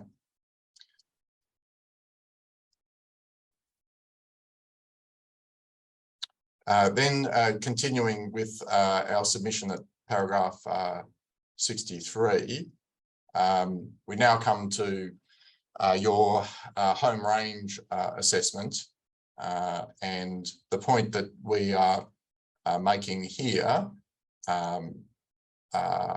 somewhat gratuitously, so I apologise for that, is that it just so happens that on your assessment, the wetlands that will be the functional wetlands all occur in a cluster, which is convenient for a wind farm operator, because it means that there's a single area to be avoided rather than a collection of areas. You agree with that? Look, the wetlands occur in the lowest point in the landscape. It's a product of the topography. Yes, except that, and just a caution, this is the document 66, so it doesn't accurately represent your recommended buffers. I think I'll see if I can get you another map that does. Just bear with me. Yes, page 67 of your report might have a more accurate map, so I'll put that on the screen. So this is the home range that you've identified surround, I think, with the well, the blue circles are the wetlands that count, aren't they? The green wetlands are the confirmed Brolga breeding sites. Yes. The blue wetlands are functional wetlands. The turbine-free buffer encompasses the home ranges around each of those confirmed Brolga breeding sites. Yes, all right. Now, first of all, there's the issue that when we were going through the table, we found another observed site out to the southwest, which you were going to check, but we'll leave that to one side. But in terms of the birds, and we'll assume a single nesting pair that likes this area to breed in, you have drawn the home range in such a way as to exclude wild dogs swamp over here, correct? Yes. And again, that's on the assumption that the birds will not travel a distance here, which the scale indicates might be, say, 5 kilometres from W4 to Wild Dog Swamp, yes? Yeah, that's correct. The distance of a suitable wetland from a breeding site must be within 2 kilometres based on the Veltheim movement data. Yes, but all of these approaches, what I'm putting to you is, seem to put hard and fast rules on Brolga behaviour. And I suggest to you that if a Brolga sees that there's some nice wetland 5 kilometres to the east, it's likely to, or at least it's possible it will want to travel there, correct? Not in the middle of a breeding event. Well, if you look at the Veltheim paper, you can see that during the breeding season, the breeding pair and the young stay within a particular zone around the breeding site or night roosting site. And the spatial modelling that comes from Veltheim's data indicates that wetlands within 2 kilometres are going to be within the 95% utilisation distribution, and therefore are those that are most likely to be used. And therefore that provides a sound basis for determining turbine-free buffers. Okay. Well, I think because the frequency of movement beyond that distance is much lower. I think we're agreed that during the breeding period, there's less movement than outside the other 9 months of the year, correct? During the breeding season, they stick within the wetland they're breeding in and within a 2 kilometre zone around that. That's what real-time data has found. Well, that Mr. Lane isn't quite right. Didn't she find that 14% of flights during this time were up to 3.2 kilometres away? Well, that's flight data that we've found, but again, that's at the infrequent end of the spectrum and represents a much lower collision risk than the area within the turbine-free buffer. Yes, but this is an example. I'll just look for the statistic where averages can be a bit misleading. One needs to look at the whole range of data. So I'm now showing you page 40 of your report. Yes, average. Sorry, before I get into it, we make this criticism in the paper. You studied 163 flights, yes? Across 24 nests, yes. Yes, but in the EES, there was information suggesting that there's tens of thousands of Brolga in Australia. That's true, isn't it? Yeah, that's correct. And you're not going to study those tens of or hundreds of thousands. No, but you target your investigations to investigate particular questions. And the aim of our work over the years has been to document flights around Brolga nests to feed into collision risk modelling, to understand how far the birds fly from their sites and how, how far they fly from their sites, and therefore at what distance from the breeding site you could get collisions and at what rate, so that you can come up with a spatial collision risk model. Okay, but what I'm putting to you is that if there's 100,000 Brolgas in Australia making several flights a day, millions of flights a year, you must accept as a scientist that the sample size of 163 flights for a study is pretty small. You'd agree with that? It's not too small to make some generalisations from in a statistical sense, and it's representative of 24 separate Brolga nests in the southwest Victorian population, which is obviously a small and limited one. So it's the best data we have for understanding how Brolgas fly around their nests. And you combine it with Veltime's satellite tracking during the breeding season, and there's a number of consistencies. I mean, Veltime, for example, found that 50% of her 4 observations a day, 2 at night, 2 at day, 2 during the day, well, I think 1 at sunset, 1 at sunrise, 1 in the middle of the day, and 1 in the middle of the night, showed that something like 50% of Brolga movements was within, I think, 315 metres of the breeding or night roosting site.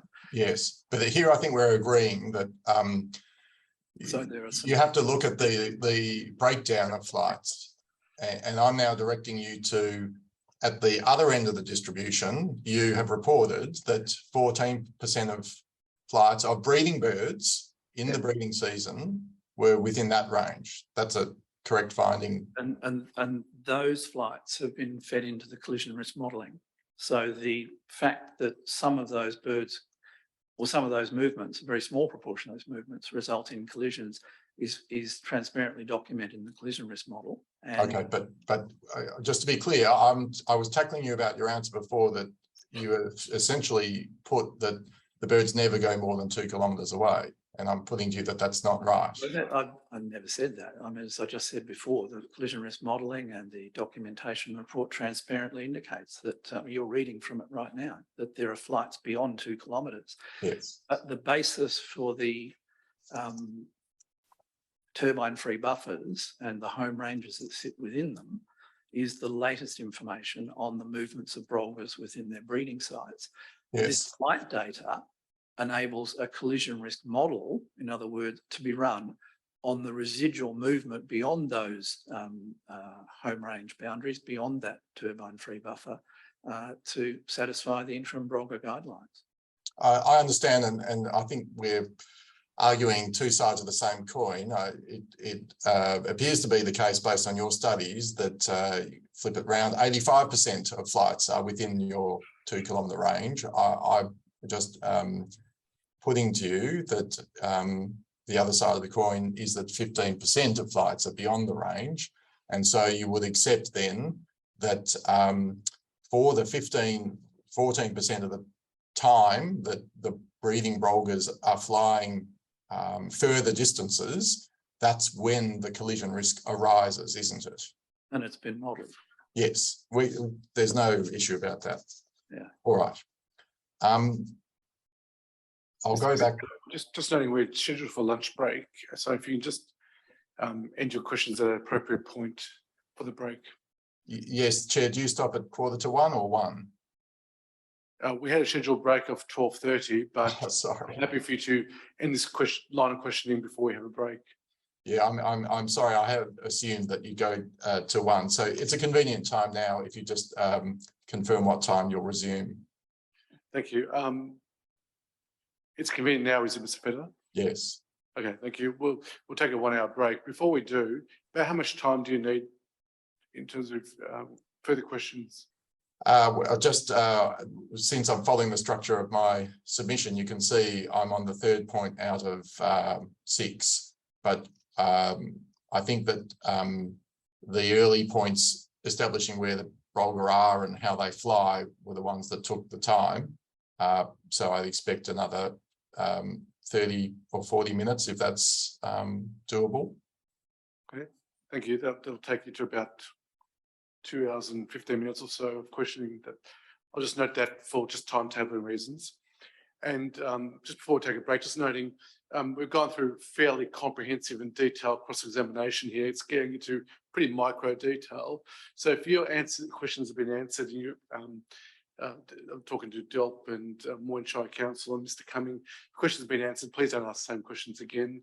And there's a high chance that some of your questions have been answered. So we'll take a break now. We'll come back.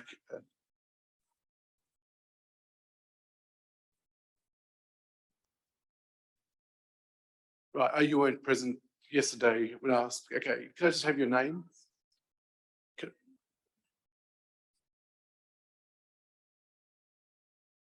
What's your name, sorry, again?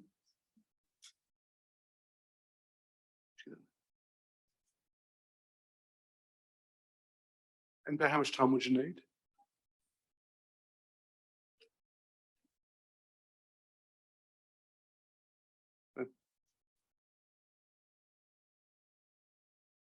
Put down 30 minutes. Thank you, Mr. Dennis. Any other party that may not have been here yesterday to respond to the request from the panel from the panel about time? No. Okay, thank you. We'll take a break now. We'll come back at 1:50.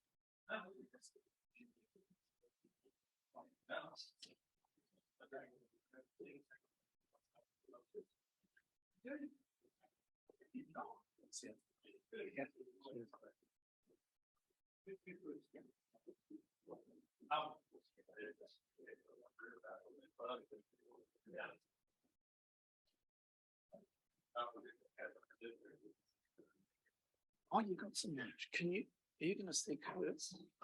You're gonna bump into Curtis now. Yeah. Can you let him know not to bother? Thank you very much for that. That's great. Yeah, I asked him to get me some lunch, but yeah, that's fine. Thank you.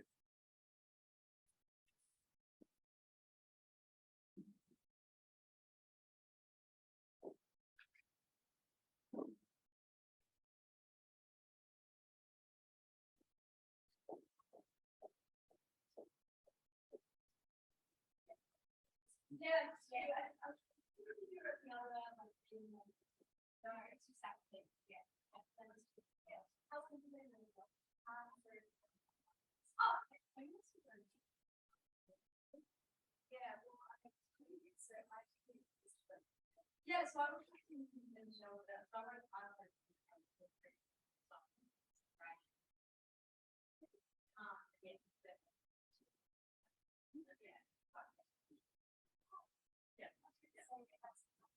yeah, so it was like pretty industry something.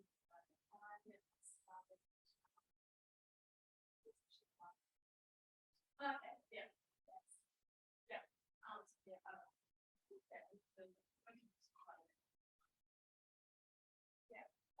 Yeah. Yeah, it's really good. I know that I will. Yeah. Yeah, that's sometimes when they go and sit around. Yeah. You still have some of the, what we learned today, oh, that's right, yeah. Yeah. Yeah. Did you do it after? No, I stopped. Oh, okay. Yeah. Yeah. Yeah. Yeah. I think so. Yeah.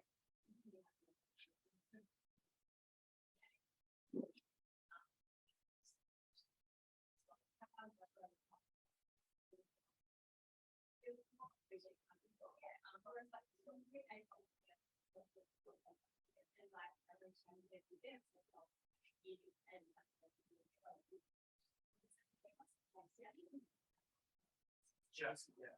Just. Yeah. Yes. I was just kidding. Quiet. Oh, really?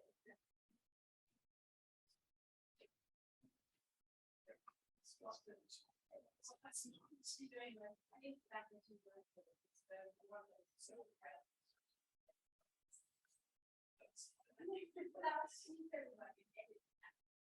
Yeah, bringing up a picture of these things.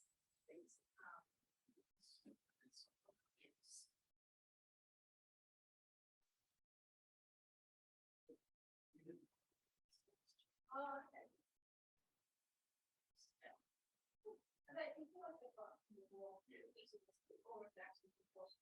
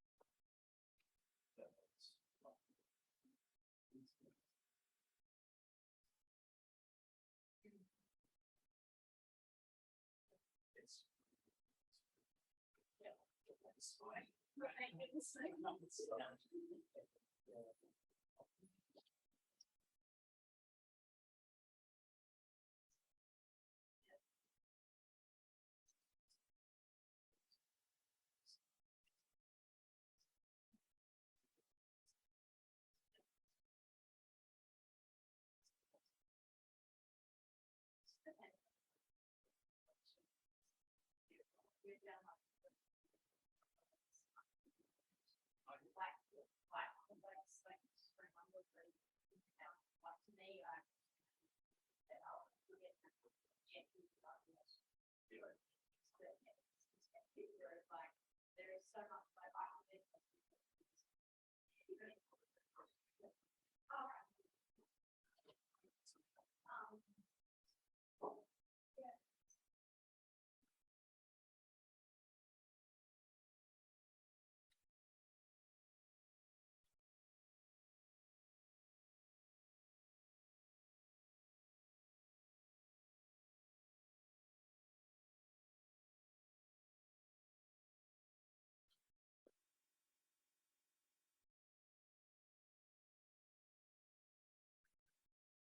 Yeah, no, not a problem. I'm just on the lunch break in the middle of a hearing where I'm under cross-examination. No, exactly.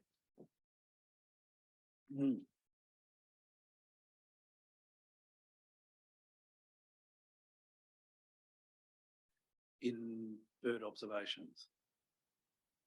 Yeah, no. I mean, I can fix that up once get the comments back to me. They've got 2 days of observations during the course of their work, and they're giving me a couple of dot points, which I just completely forgot to put in before I PDF'd it, assembled it at 10 o'clock last night. Yeah, no, well, that'll go in. Yeah. Yeah. Probably tomorrow morning.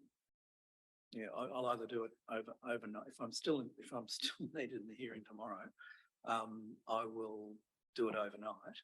Otherwise, I'll do it first thing in the morning tomorrow when I get back to Melbourne.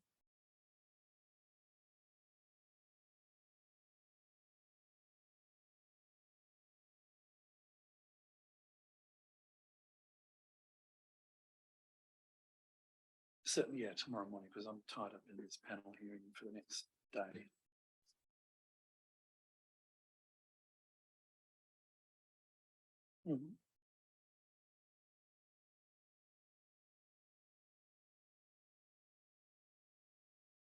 Which features is that?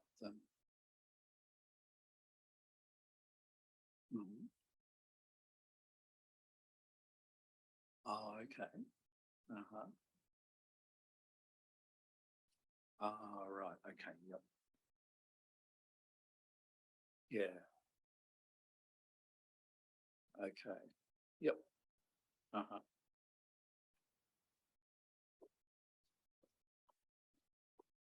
Okay. Yeah.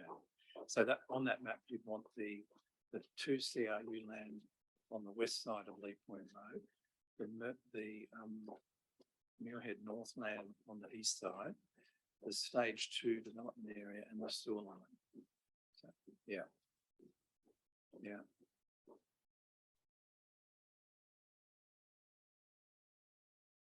Ah, right. Okay, I haven't seen that. Yeah. Right.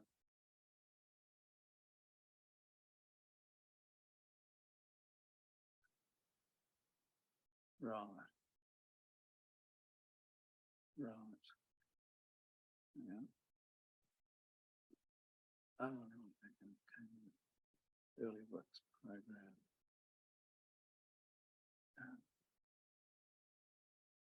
Okay. Yeah, which is road upgrade works. Yeah. Mhm. Mm. Yep.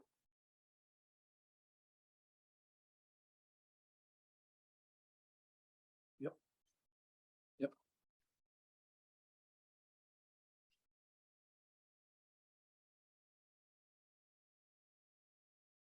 Yeah. Yeah. Yep.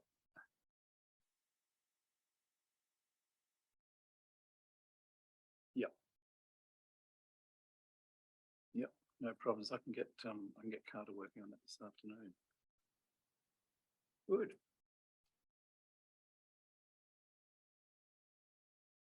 Yeah, sure. Okay. No problems. I'll get that mapping underway, but as I say, it'll either be overnight or first thing in the morning that I do this. So yeah, because of my current commitments today. No probs. Okay. Thanks for the feedback. Bye.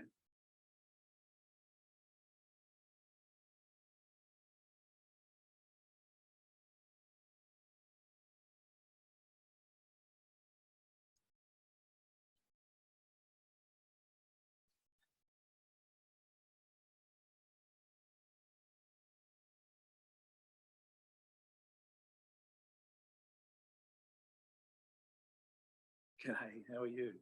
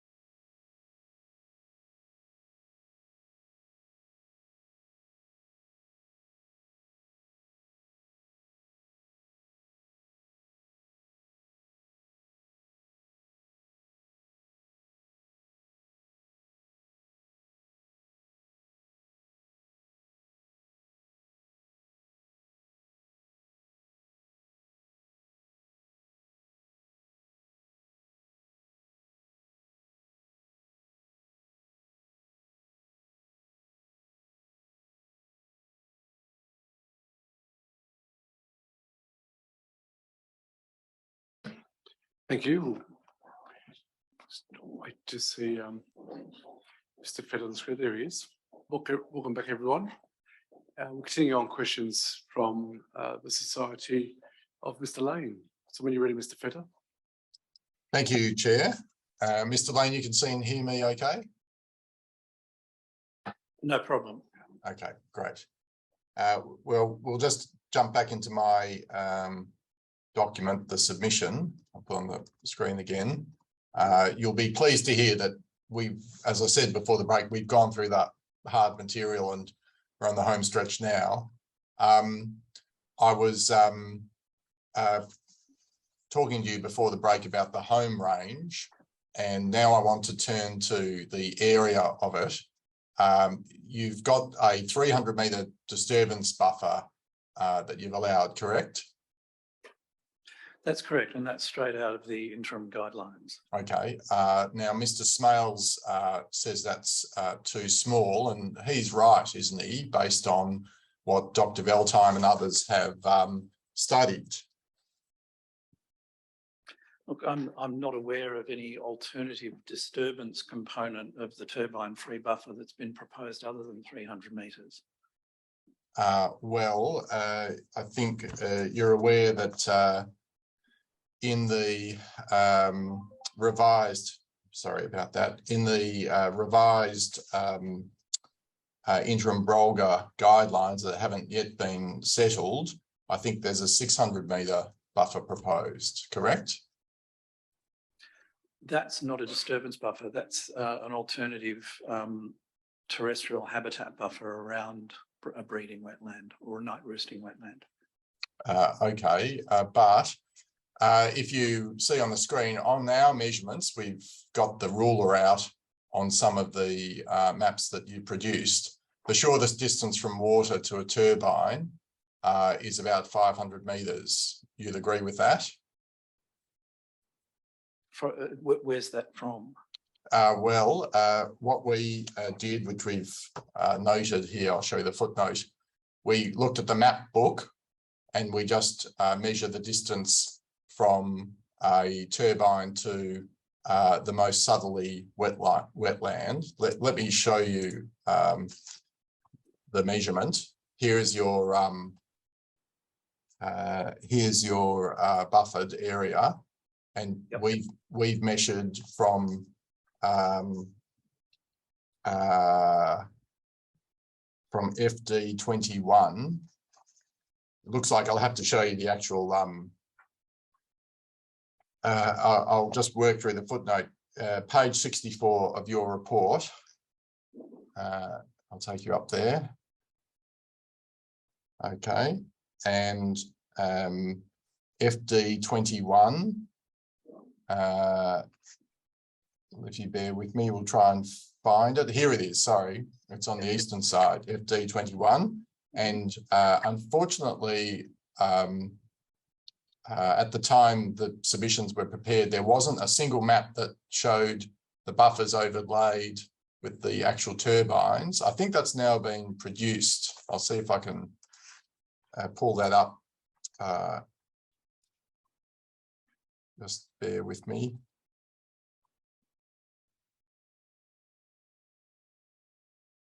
Here, yes, it has. So this is document 66 panel. And so the distance that we measured, I'm displaying now, was from that wetland to turbine T28, which, using a ruler, I'm suggesting to you is 500 metres. I can show you the scale here, bottom right. That looks about right. But in any event, I'm putting to you that you'd agree that for a wetland like this one near the edge of your home range, there's a relatively short distance to turbines, correct? The minimum distance to a turbine is a combination of the, and this is not the correct map because this is the map based on the 600-metre buffer.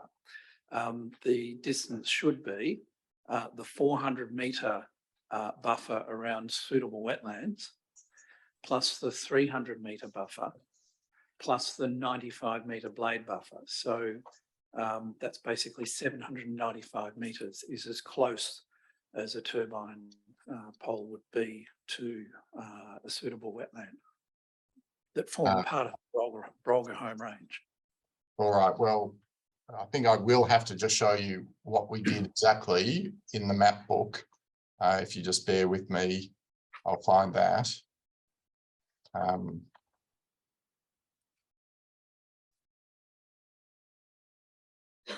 So as marked in the footnote, I'm going to map book 10, which is a zoomed in section of the wind farm.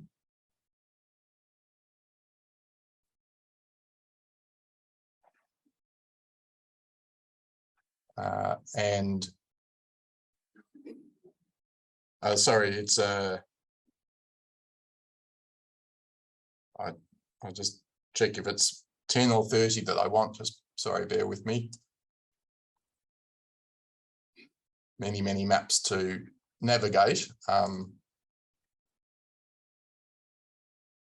just stop sharing if you don't mind to speed my computer up, which I think is suffering.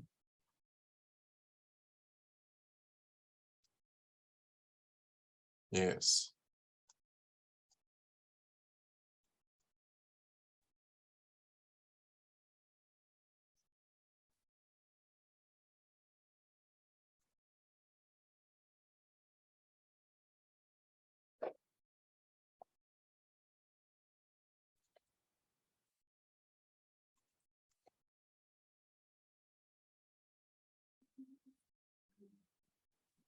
I'm just having computer problems at my end. I apologise.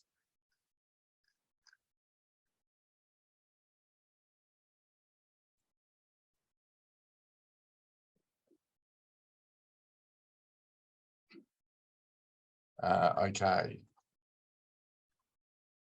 I just wanted to show you. This is map book 7.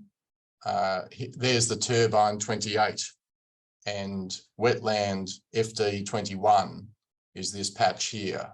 And so what we did is we just took the scale there, which you can see is 0 to 800, and measured the distance and found that to be 500 metres to there. All right.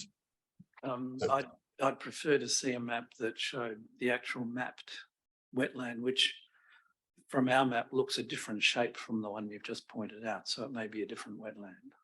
All right, but it is true, isn't it, that the shape of the wetland will change depending on how full the wetland is, correct? Yeah, and the wetland boundaries that we have used are those defined by the hydrologists. Okay. As the full supply level.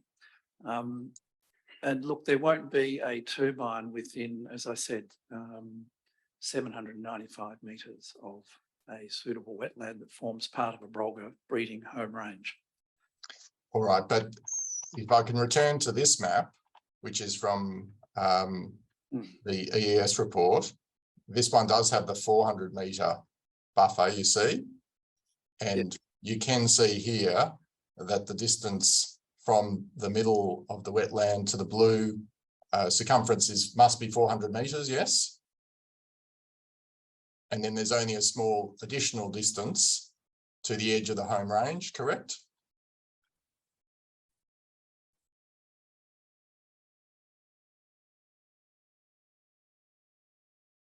Yeah, this is the home range, not the turbine-free buffer. Well, so this doesn't include the 300 metre disturbance buffer or the 95 metre turbine blade buffer. So there's another 395 metres you have to add to that map, which is just the Brolga home range. So there's two different tools we use to mitigate impacts of wind farms. One is identifying the home range, and the other is creating a turbine-free buffer. The turbine-free buffer is the home range plus the disturbance buffer plus the turbine blade buffer, which that map just showed me didn't include those last two components. All right, well, it's just a matter of finding the right map, and then perhaps this is the map, yes, that you have in mind. Okay, And then if I can show you the key on the right, you've got 400 metres to this blue circumference, and then there are the 300 metres to the orange, correct? Yes, And you've allowed another 95 metres to the black, yes? for the blade, yeah. Okay. The criticism that Mr. Smales makes is that the distance from the orange to the black is not really a buffer, because you could have a blade spinning in the air column represented by the gap between those two areas. And he's right, isn't he? Well, that's what a turbine blade buffer is. Okay, but it's not then a buffer in this sense that once the bird reaches the orange, it's actually at risk of collision with the turbine, correct? If a turbine was placed right at on the black edge of your buffer zone, yes? The blade will be operating between the orange and the black line. Yes. And what we had measured, but I don't think there is a single map that can show you this, is that it just so happens that turbine 28 is placed effectively right on that black line, meaning that there is only going to be a short distance from the centre of the wetland. You accept that? Yeah, the distance from the suitable wetlands that form part of the Brolga home range to the turbine blade is a combination of the 400 metre habitat zone around the suitable wetland plus the 300 metre disturbance buffer, so it's 700 metres. Yes. All right, but other 500. yes, other experts recommend longer buffers than the 300 metre disturbance buffer, don't they? Yeah, there's a proposition that a 600 plus 300 metre buffer should apply. Yes. And that would be more conservative, wouldn't it, in terms of protecting birds? potentially, I actually don't think it would make too much difference because the number of flights that goes beyond 750 metres is a small proportion of the flights around the wetlands. That's true. Now, in your earlier work, you yourself have recommended bigger disturbance buffers, haven't you? No, we've always run with a 300 metre disturbance buffer around any mapped Brolga home range. I've seen material I can show you suggesting that for the Mortlake wind farm in 2009, you recommended a 450 metre disturbance buffer. Does that ring a bell? No, no. Let me put it on the screen.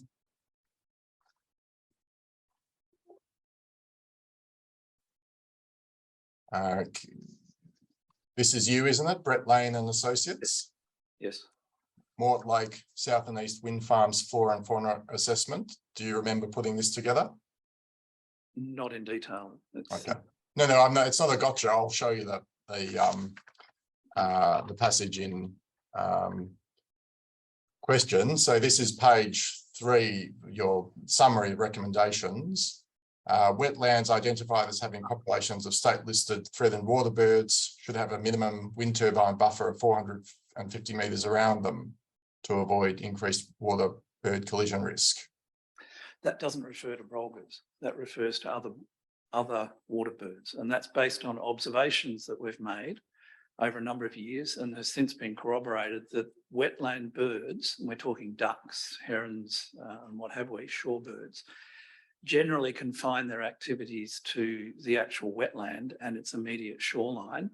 And occasionally when, say, a swamp harry goes over or a raptor goes over, those flocks of birds can fly up and they can fly beyond the edge of the wetland. And our observations indicate, based on transect-based observations from 15 years ago, that beyond 450 metres or at 450 metres, the activity of water birds from that wetland is very low and comparable to the activity of water birds even further away in non-wetland habitats, indicating that the bulk of the movement of water birds within a wetland is within 450 metres of the edge of that. That's got nothing to do with the Brolga disturbance buffer, though. It's just Okay, so set by the interim guidelines. so the short answer was just that the 450 metres was for other birds, but Yes.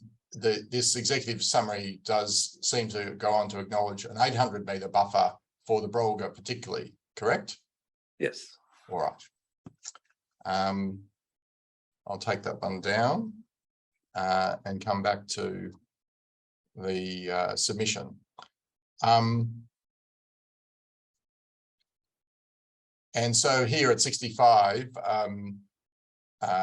we've noticed that Mr. Smales, the peer reviewer, and also it seems the department, and at 93, we're referring here to their original submission and also to the further revised interim guidelines would suggest that a bigger buffer is desirable. That's right, isn't it? That's certainly what's proposed. But I mean, when you read the Veltheim et al. Paper, there's nothing in there that makes the 900 metres or the 600 metre core buffer kind of obvious. So, well, that's right, Mr. Lane. It's just an approach to risk. It's how much risk does one want to tolerate to the Brolga, correct? yeah, and the amount of risk that the home range mapping and turbine-free buffers that we've proposed at Willatook is quantified in the collision risk model.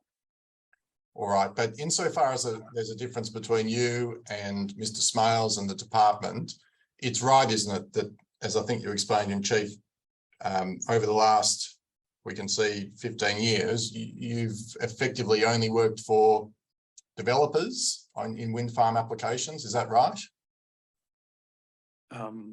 We work for wind farm developers. Have you ever been commissioned by objectors to wind farms? By objectors? Yes. No.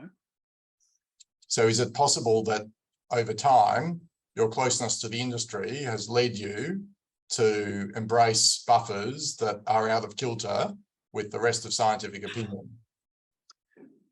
No, we have proposed buffers that we have described transparently the basis for in our reports, and they've been accepted in the case of Stockout Hill, they've been accepted in the case of Dundonald and in the case of Golden Plains wind farms.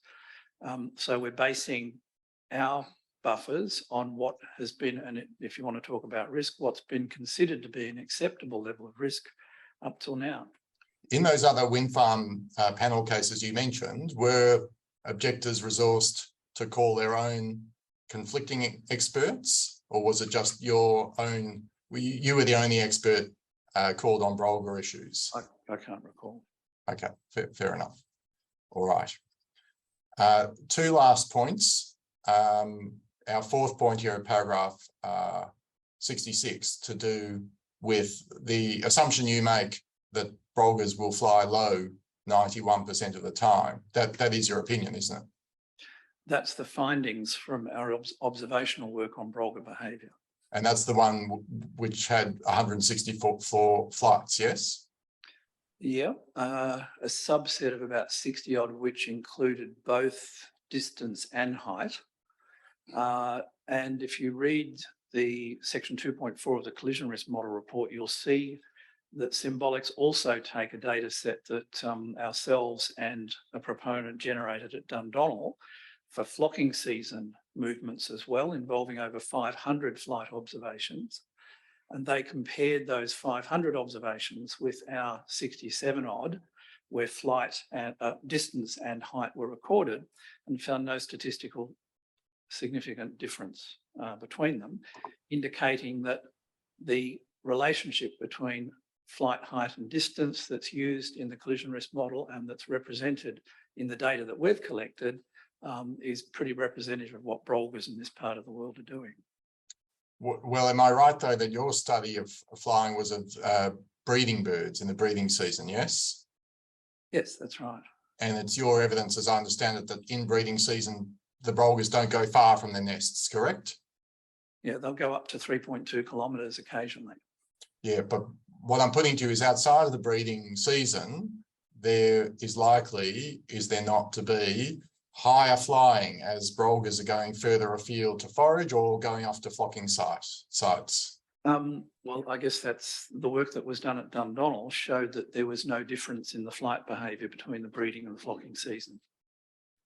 All right. And do you have a copy of that study, or you say it's referenced in the? It's the analysis itself, and the findings are presented in the collision risk model appendix by Symbolics to the Willatook Brolga report in section 2.4. Okay. I'm not sure we we have an appendix 2.4. No, section 2.4. Section 2.4 of the collision risk model appendix to the Brolga appendix to the ES, our report on Brolgas. Well, let me just quickly put on the screen so that we're not cross purposes. Here is your, this is appendix C1 to the EES, which starts with your own assessment. Towards the back is the Symbolics report here. So if you go to section 2.4, exactly where you are now. Yes, that's right. Okay. So there's a summary here, it would seem, of some study. And it says here that they've taken this from your work, 163. And I'll scroll down. And that seems to be your, here's a reference to Dundonnell. To supplement this data, we included matched flight and height data from flocking season flights. Yes. Okay, and that's what you were referring to, was it? That's right. Okay, thank you. All right, back to the submission. So it seems you're suggesting Symbolics has taken into account flocking season movements. This is right though, isn't it? That it doesn't take into account overflight by other birds from out of the area? No, it doesn't, but the numbers of those flights in this part of the species range is going to be pretty small because it's not an area that supports a large number of Brolga pairs.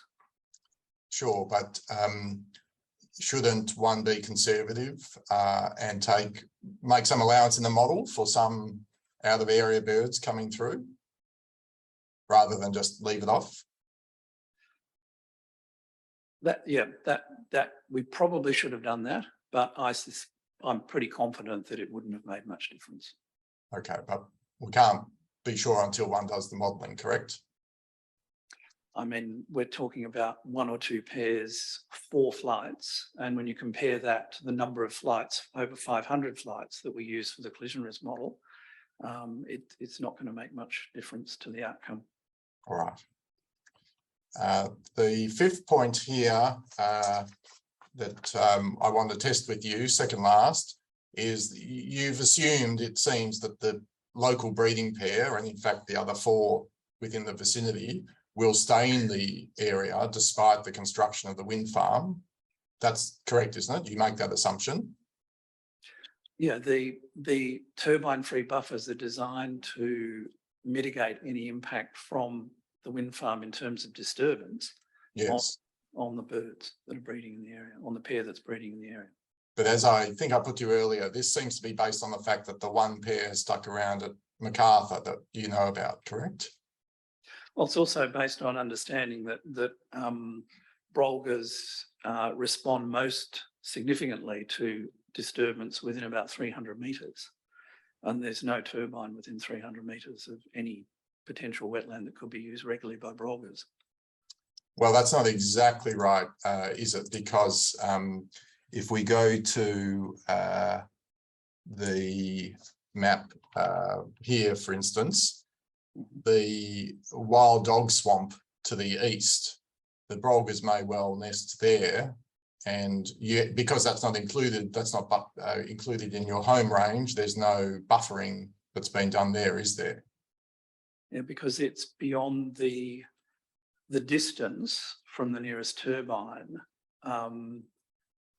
where 95% of the observations that Ms. Veltheim made of satellite track brolgers moved from their wetlands. In other words, that's about 1,360 metres is the distance within which 95% of the brolger movements were found. No, I think we're at cross purposes. Well, I'm explaining why there's no turbine-free buffer around that eastern wetland. And it's because the turbines are beyond the distance to which 95% of the observations of brolgers in Veltheim's work went to.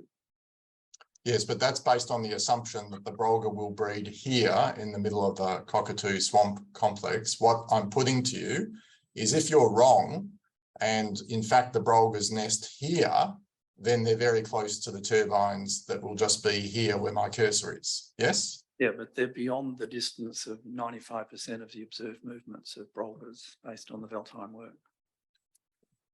But it's the observed movement measured from the nesting site. And I'm putting to you that brolgers have been seen nesting here before. And if they nest here again, they'll have some turbines very close on their west side. You must agree with that. Well over a kilometre away. And there are, if you read the latest reports from the Dundonald wind farm, where they've been monitoring the breeding activity of brolgers near the wind farm, you'll see that there's a brolgers breeding within 1.2 kilometres of turbines. But again, that's a single pair of birds, isn't it? That's a pretty poor evidentiary base to make any generalised assessment about bird behaviour, one pair. Well, that's your assertion. It's the only information we have to run with.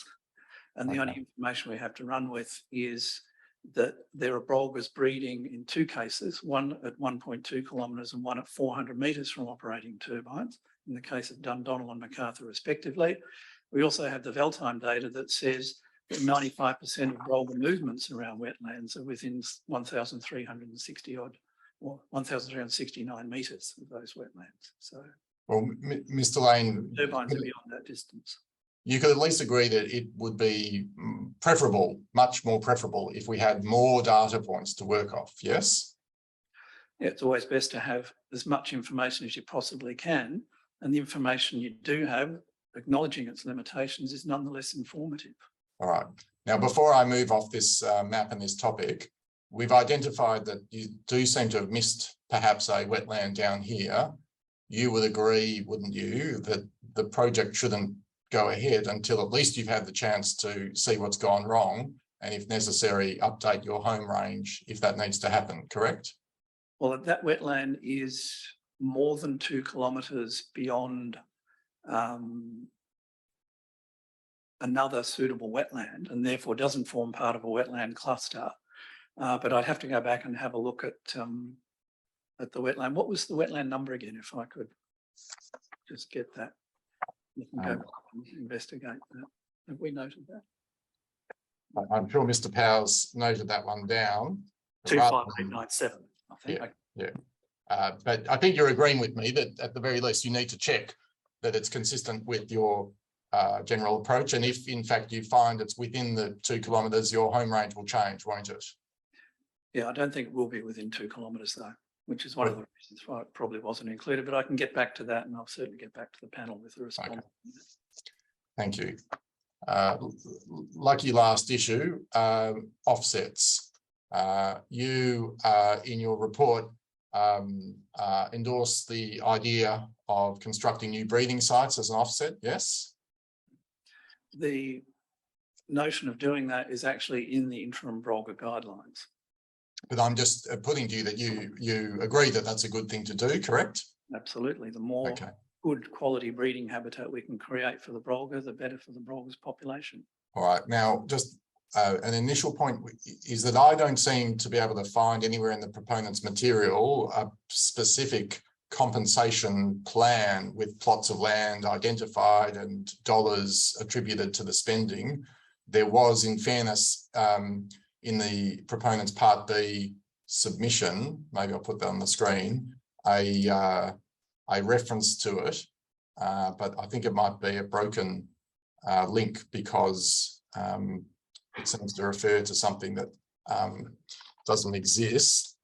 Let me just see if I can find it and I'll put on the screen here. This is paragraph 31 of the Part B submission. The proponent says that a compensation plan is proposed at section 5.4 of your assessment. Now, I could show you in a minute, your assessment is general in nature. It doesn't, you will agree, it doesn't identify the area of land where it should be, etc. You agree? No, what normally happens is a Brolga compensation plan becomes. No, I'm just, sorry, Well, I'm giving you an answer as where the information comes through and at the appropriate time. Namely, the permit condition requires that that compensation plan be prepared to the satisfaction of the responsible authority and usually DELP. Once that's prepared, it sets very clear performance outcomes, and it will include the relevant sites and the commitments, the monitoring, the management measures that are needed. It's premature to do that at this stage in the process. Yeah.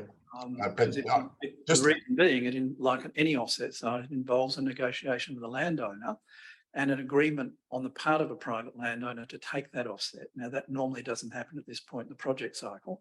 Once the project is approved, there's a condition that requires that plan to be drawn up, and that's when those details are pulled together, because there's a real project happening and there's a real offset needed, and you can do a deal with the landowner to do that.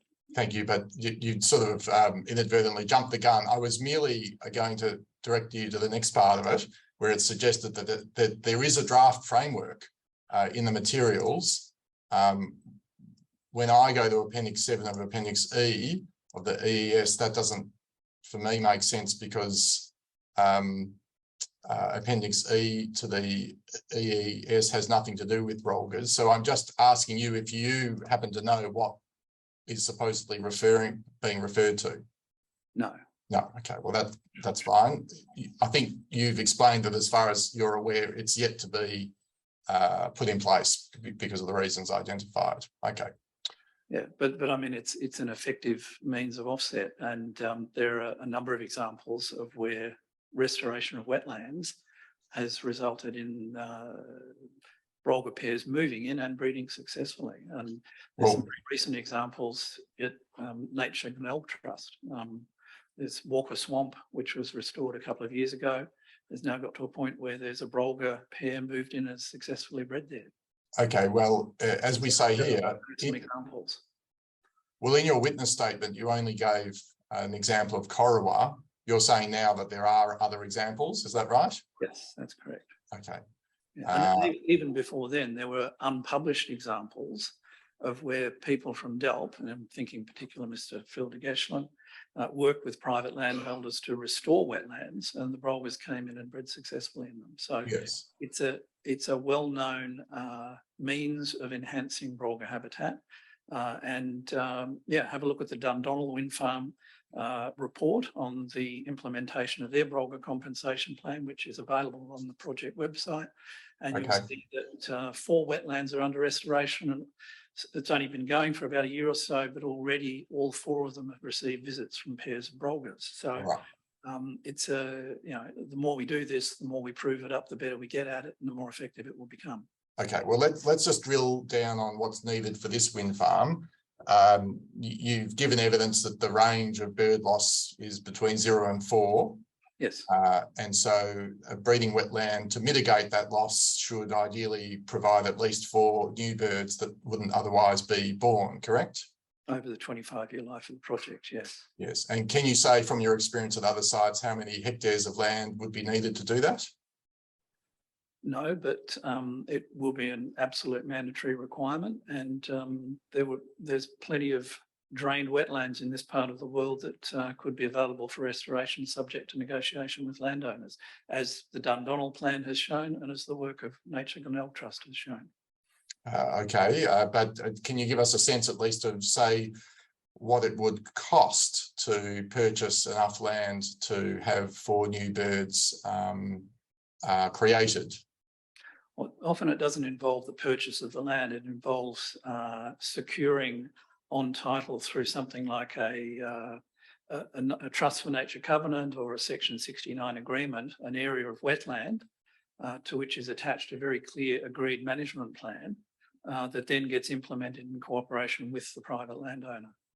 All right, but So, and the landowner gets paid whatever they get paid. That's a commercial deal that's usually confidential. So I can't really answer your question in relation to how much it costs, but that kind of process that it usually goes through. But the point is, for this to be a true offset, we're creating a wetland that didn't previously exist, correct? No, we're more likely to be restoring a wetland that previously existed and no longer exists and is no longer suitable as a consequence of drainage, grazing, and ongoing incompatible land uses. Sure, but whether it's to facilitate the recovery of the wetland. I understand that whether it's creating or restoring, there's work that is required to be done to the land, yes? Yeah, it's documented in a compensation plan. Okay, and at the end of the day, that work is done in the hope that it attracts brolgers to that site, yes? It's done with the objective of attracting brolgers. If that doesn't work in a particular site, the compensation plan has contingencies in it that additional sites should be found after a certain period of some initial sites perhaps not attracting the birds and not getting the breeding outcome required. So every 5 years, there's a review of the plan. And if at that point, each 5 years, there's a need to add sites or to change sites because the site hasn't worked, then that's what will happen. So it's a very adaptive plan that has contingencies and an approach to deal with the sorts of uncertainties you're raising. All right. Now, you're aware that none of this is currently specified as what the proponents suggesting it will do. It's all left off to the never, isn't it? No, it doesn't happen without a lot of detailed input from DELP and without to the satisfaction of the responsible authority and DELP. Okay. All right. And then if land is reclaimed or created for breeding, now, if that land simply attracts a pair of brolga that would have bred somewhere else anyway, that's not an offset, is it? That's not the creation of a new chick that wouldn't otherwise have been born, correct?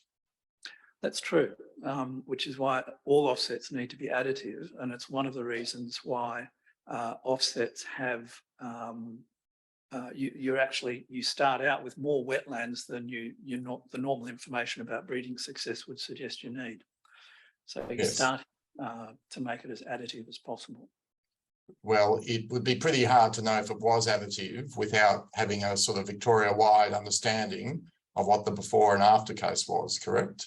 Yeah, an important element of the monitoring of a compensation plan's success and the adaptive management would be obviously to look at nearby known brolga breeding sites and see whether in fact you were just shifting an existing breeding pair. Yes, but factor to build into the monitoring component of the plan. So the risk is that this is a hoped for offset, but the risk remains it fails, correct? My sense, given the success of wetland restoration in attracting breeding brolgers, is that the more habitat ultimately you provide for the species, then the chances are you're going to get more individuals breeding. That's the principle on which it's based. And you work and do the monitoring through the course of the 25-year implementation of the plan to show that you've done that. All right, thank you, Mr. Lane. Now, panel, I put to Mr. Lane the points from the submission, which is what I said I was going to do. I understand Ms. Tannock just has a few questions going to the details of the wetland assessment. So with your permission, I'll hand over to her. Is there a reason, Mr. Feder, you can't ask those questions yourself? The only reason is that she's done the work and knows the questions and I don't. We prefer that one representative ask questions per organisation. I'll just see if anyone objects first. So just for this occasion, anyone have an issue? Just this is a once-off, and you've already gone way over your indicative time, and I'm just wondering how long Ms. Tannock would need. I'm asking you that, Mr. Feder. Oh, again, because I don't know the questions, it's best addressed to Ms. Tannock. Ms. Tannock. Yes, I think I'm but I'll just ask you anyway, about how much time would you need? I think 10 minutes, 10-15 minutes maximum. All right, unless any concerns from any party. This is a very unorthodox process. Yes, concerned. Let's allow it now, but my submission is it shouldn't happen again.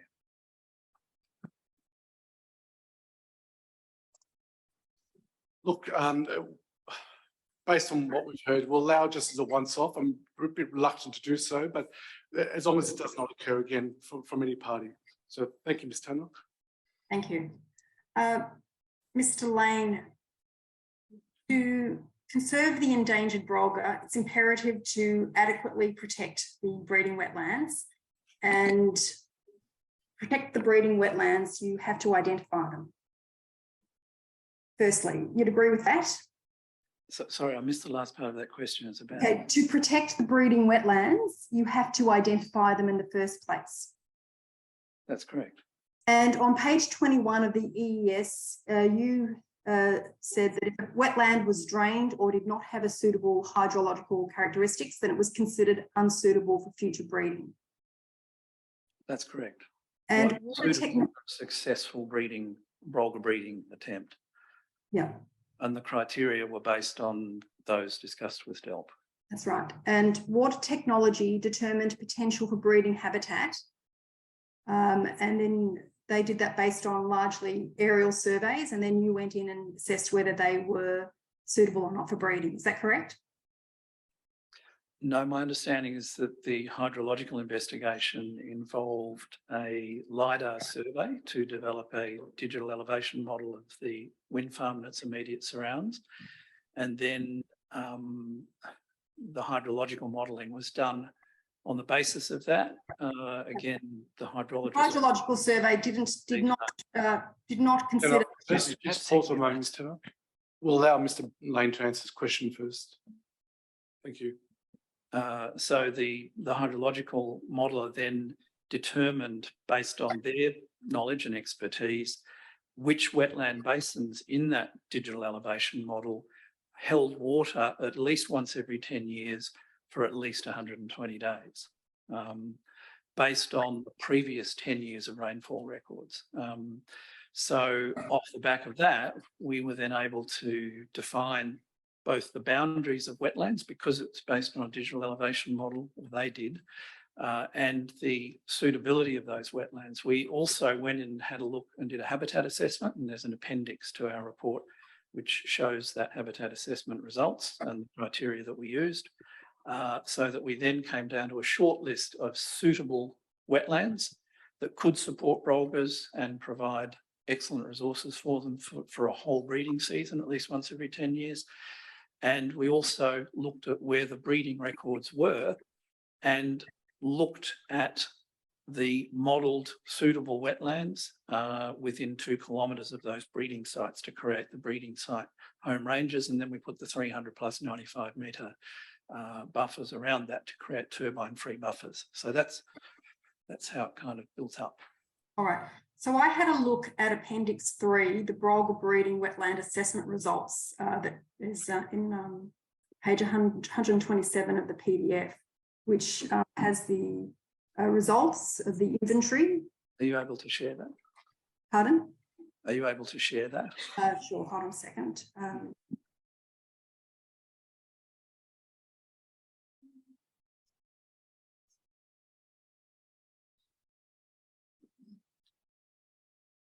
Can you see that? Yes. Okay. Yeah, Appendix 3. Yep. What I did was I tried to, I looked at the wetland that you characterised here, wetland habitat assessment. Mm-hmm. You characterised it as unsuitable. Mm-hmm. It's your finding. It was unsuitable. And I matched that. And I looked at the description, and then I matched that against the data that I requested that be provided to me to see whether it matched. Mm-hmm. And Mr. Fetter took you to one example where there was a mismatch, mm-hmm. Based on the aerial survey where there was a swan found. But I found that there were many mismatches between the wetland description and the wetland habitat assessment as unsuitable and the raw data that you provided. And I was wondering if I could go through some of those. It wasn't just one mistake. And I just looked at the aerial surveys based on the raw data that we asked to be provided to you. So I'm wondering whether I can go through those with you now. There were many mistakes, many mismatches.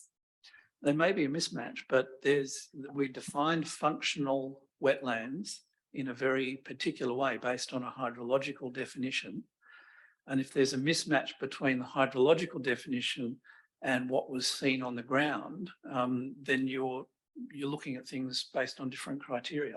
No, but wasn't basing things on different criteria. I was basing it on aerial survey. So could I give you an example of that?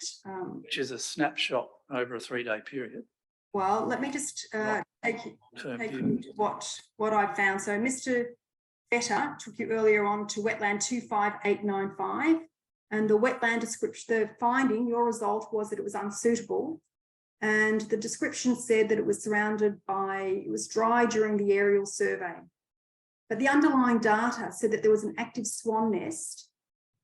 So can I just ask that if questions are going to be put to Mr. Lane, All right, okay, I'll put the ask him to question. respond on whether the data is accurately or inaccurately represented in the Appendix 3 table, that it's actually put to him so he can read it and have a look at it. Okay, sure. All right, I understand. Thank you, sir. So let's go to wetland. Let me give you an example. Another one, wetland. Wetland 26060 was found to be unsuitable. And the This is unsuitable in Appendix 3. Yes. Yeah. And the description is wetland has been partially drained.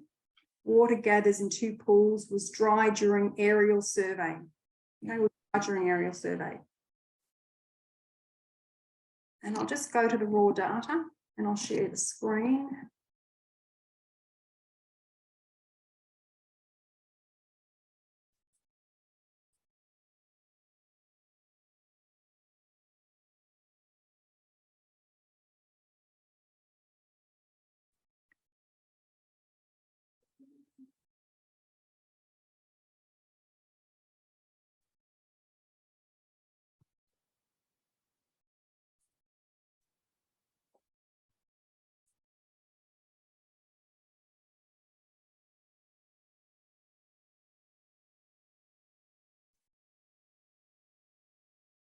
That's bear with me.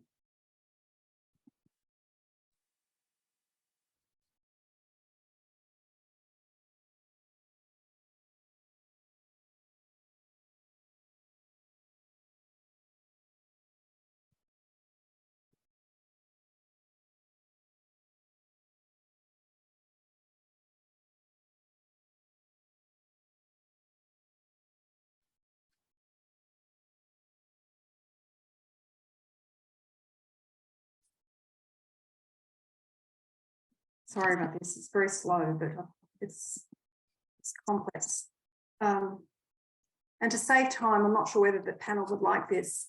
Perhaps what I could do is I could provide a summary of the wetlands where there is a result from an aerial survey. I'll put this one further submission to Mr. Lane, but I could provide the panel. For fairness, Mr. Lane should be able to see what you're referring to. Okay, well, let me just bring it up.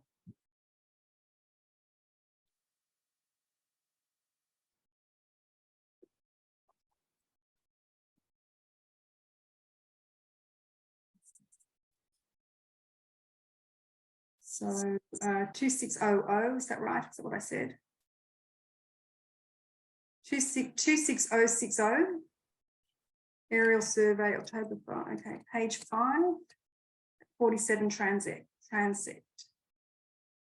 Okay, so it says they're dry. Okay, and the description, the 260. I think perhaps, if I may interject, my apologies, Ms. Tennick, but I don't know whether you're attempting to share the document. Oh, We can't see it here. Oh, okay. I beg your pardon. That's all right. Thank you. Share screen.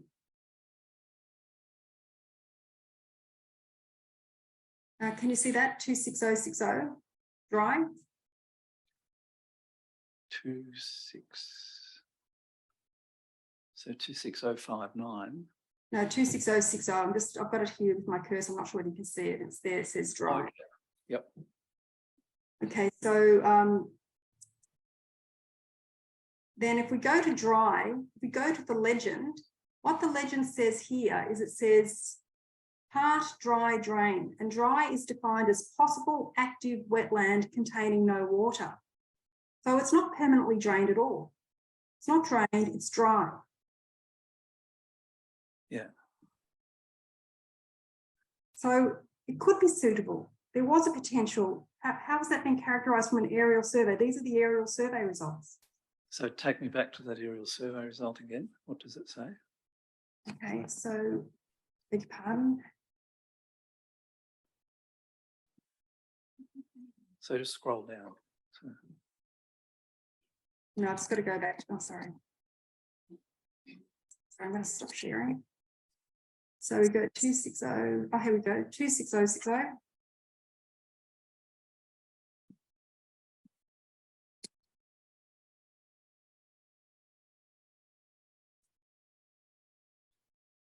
Unsuitable. Wetland has been partially drained. Water gathers in 2 small pools. Was dry during aerial survey. But it wasn't dry. It was dry during aerial survey. I mean, it hasn't been permanently drained. And your assessment of breeding wetlands was on the basis that they were permanently drained. And it's been partially drained. Water gathers in 2 pools. Was dry during aerial survey. Anna, do you have a question to add to your submission? Well, what the question is that it was inaccurate. The assessment is incorrect. So that is a statement. Do you have a question? No, the question is it incorrect? Does he accept that that is incorrect? our assessment of the wetland habitat as unsuitable takes into account a range of factors, and our conclusion was that it was unsuitable. Yes, but the description, do you accept that your description here was that it was dry during the aerial survey, and that do you accept that dry does not mean that it has been permanently drained? No, but in this case, it's been partly drained, and it had obviously water in 2 very small pools. And when something's been partly drained, often that can mean that it's a small wetland basin that's had a farm dam excavated into it, which then changes the shape of the wetland basin so that it no longer fills with a water regime that's suitable for broad breeding. It fills as a dam. So that's partially drained wetlands can often be like that, and in so doing are often rendered unsuitable for broader breeding because the water that does sit in them sits in a deeper pool with steeper sides, and often it'll be grazed by stock. So it's a wetland that's been so altered that it's no longer suitable for broader breeding. But Mr. Lane, you said you accepted in your assessment that DELP historical records of breeding wetlands were correct unless they were permanently drained. And what I'm putting to you is that there's evidence that they were not permanently drained. No, but it's permanently altered to the point where it's the bulk of it has been so drained that it no longer functions as a suitable broader breeding wetland. All right, Mr. Lane, there's one other matter that I'll put, given the time constraints, there's one other matter that I want to put to you. A member of the society, Ned Nagorka, will give evidence to the panel later this month that he took photos on 27th of August of a brolga breeding near the Wild Swamps breeding wetland that has not been buffered. And I'm going to show this to you. This is the Wild Dog Swamp to the east of the site. Yes, exactly. We recognise as a suitable breeding site. But it hasn't been buffered. For the reasons I explained in response to Mr. Fedder. I'll just share the screen.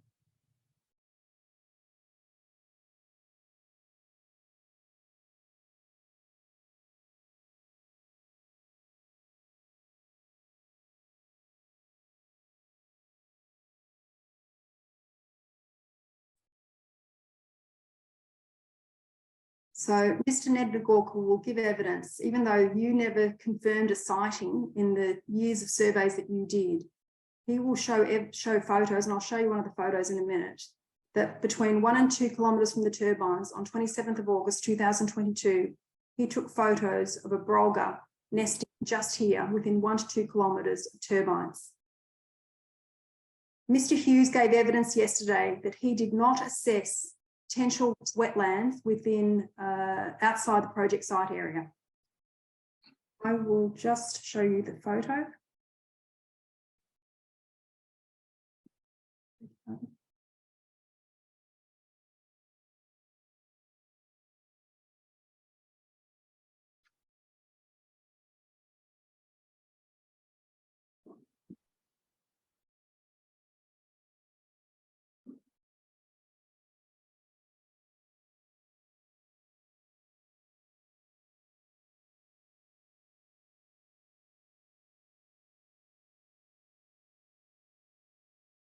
Okay, I'm going to share the screen.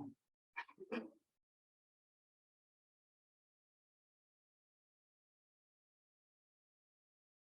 you see that? Yes. Okay, so Mr. Nagorka will give evidence to the panel that he took this photo on 27th of August 2022 in an, looks like an ephemeral wetland within 1 to 2 kilometres of turbines on a nest. And as I said, there was no assessment of potential wetlands conducted by Mr. Hughes and his company Water Technology in the east of the project. Do you consider that that was a shortcoming of the assessment? No, because we overcame any shortcoming, if you want to interpret it that way, by assuming that it was indeed a confirmed breeding site based on historical records. So these findings are not inconsistent with that. And this But it's not, you did not include it in the home range, did you? No, for the reasons I explained earlier. It's a sufficient distance from the turbines for it not to be an issue. Thank you. No other questions. But sorry, but what I will add is that it is included, the movements of that pair is included in the residual risk, the residual collision risk modelling. So the collision risk model includes a scenario where three times every third year a bird breeds on those eastern wetlands. So it has been taken into account, it's been mapped as a breeding site, and it's been included in the collision risk modelling. Thank you. I'll take that concludes questions of this society. So before we move on, Mr. Feta, you referred to a Morse Lake report. Is that Yes. a document you've tabled earlier? It isn't. How is it that you want me to table it? Do you want me to email it around?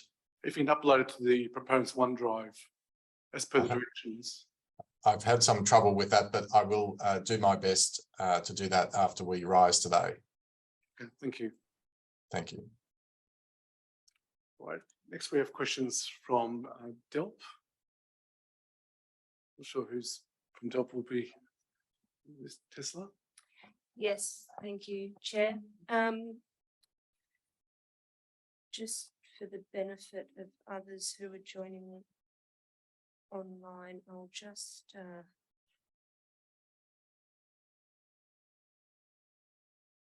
quickly join Zoom so that those online can see me if that's of concern.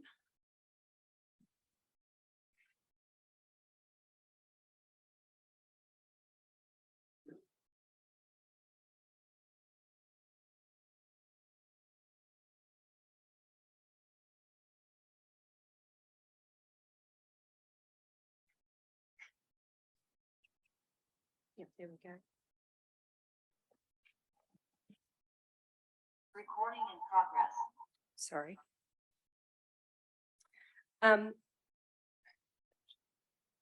Terrific. So just acknowledging Mr. Fetter's done a very thorough job of questioning already, and a number of our matters have been addressed. So the remaining questions that we have are focused on southern bentwing bat. So Mr. Lane, for the benefit of the inquiry and panel, can you describe the approach that you've, or Nature Advisory has taken, and how the assessment of southern bentwing bat and the risk the project poses applies the precautionary principle in the context that the recently amended FFG Act now explicitly includes application of the precautionary principle as one of its objectives? The work that we've undertaken was designed to ascertain the activity and status of the species on the site. And specifically that involved building on the earlier Ecology and Heritage Partners recording. The bulk of the records of the southern bent-winged bat were from the Ecology and Heritage Partners work, and the bulk of the records were in the areas to the southwest and east of the site. In the course of our work, we consulted regularly through the TRG and at other times with DELP Environment on the level of work that we needed to do. And we tried to reduce levels of uncertainty by doing an enormous volume of work, something like 5,000 nights. So the way of addressing uncertainty was actually to do more work than's ever been done on a wind farm before on the species. And that work shows that there are a small number of areas beyond the area where the turbines are located, where there's higher activity of the southern bent-winged bat, and the balance of the site, including where turbines are located, has very low levels of activity of southern bent-winged bat. The levels of activity that we found were lower than we've found in many sites in the area where the turbines are now located. So my sense is that compared to any other wind farm we've ever worked on, we have less uncertainty around what the species is doing on this site on a routine basis than most other sites we've worked on up till now. Okay, and just for the benefit of the panel and other parties, so when you're talking about levels of activity, just to be clear, that's based on the number of calls recorded. So it's Yes. a call activity rather than, you can't directly correlate it to bat activity. You can infer, but it isn't necessarily a direct relation. It shows where the more frequent and less frequent activity of the bat is, the number of calls. Yeah. But if your question was about numbers, yeah, we don't know how many numbers of bats we're concerned, because with a bat detector, you're logging the number of calls, and it could be, for example, 10 bats flying past once equals 10 calls, or one bat flying past 10 times equals 10 calls. So it's not possible to determine what the how many individual bats made the calls that were recorded. Yeah, thank you for that. So our understanding is that bat detectors, such as the ones used at Willatook, have an upper call detection range of about 20 to 30 metres in optimum conditions. Is that? That's correct. Yep. So given the coverage of detectors across the site, is it reasonable, or at least possible, that additional habitat may be present on the site, but was not confirmed during the surveys because of limitations associated with the number of detectors deployed, the locations where those detectors were placed, and the area they were able to pick up calls across? The numbers of detectors placed and the numbers of sites, which is 100, were selected to cover a range of different habitat types on the site. And I think it was Dr. Lindy Lumsden from the ARI in 2007 issued some DELP guidelines that indicated that you need to look at the habitats on your site, work out which ones are more suitable than others, but nonetheless sample using detectors, as you only ever will sample, you'll never completely cover the site. Sample each of those habitats to determine the levels of activity. So I'm confident that our habitat assessment work for the bat has identified the suitability of the site for the species and any differences in that across the site. And the conclusion is that areas of planted blue gums, vegetated waterways and wetlands, and areas of scattered native indigenous trees are the areas where you get the most elevated insectivorous bat activity. Areas that are largely cleared, you tend not to get anywhere near as much activity because bats tend to focus on treed areas. Even just scattered trees can be important. But once you get into totally open country, the levels of bat activity are very, very low. And that's indeed, I think the reason I think I started my presentation with that photograph of the wind farm site was just to show that it is a highly altered site. It's a site that has been subject to improvement for agricultural use for over 150 years. And as you know, this part of Victoria is one of the earliest settled. So it's been subject to a combination of pasture improvement, rock removal, but also wetland drainage. And that's particularly obvious in this area for many, many decades. And so that's basically hollowed it out in terms of its suitability for this species. There are areas where there is higher activity recorded. It's still comparatively low activity. In fact, it's very low activity, but comparatively it is slightly higher. And that's those areas of vegetated waterways and wetlands and scattered trees, scattered indigenous trees and plantations. So I think you're never going to completely cover a wind farm site with bat recorders. That's physically and practically impossible. So what you're doing is you're sampling the full range of habitats that occur in the site, and the extent of our sampling and the number of recording sites, I believe, has given us a very clear picture of what's going on. The consistency between survey periods particularly early on in where the bats were occurring also is telling us something. We've got repeat observations within where the turbines are now and to the southwest and the southeast where the high levels of activity are, and that pattern emerged across a number of surveys. So I think we've got a good handle on how often and the habitats on the site are used, and the fact that the bulk of the habitats are pretty poor and really probably don't support them for very much time. Thank you for that. Just one more question about the detectors. You mentioned that there hadn't been any calls recorded at height. I think that was at about 40 metres was the height where the detectors had been placed. That's correct. Yep.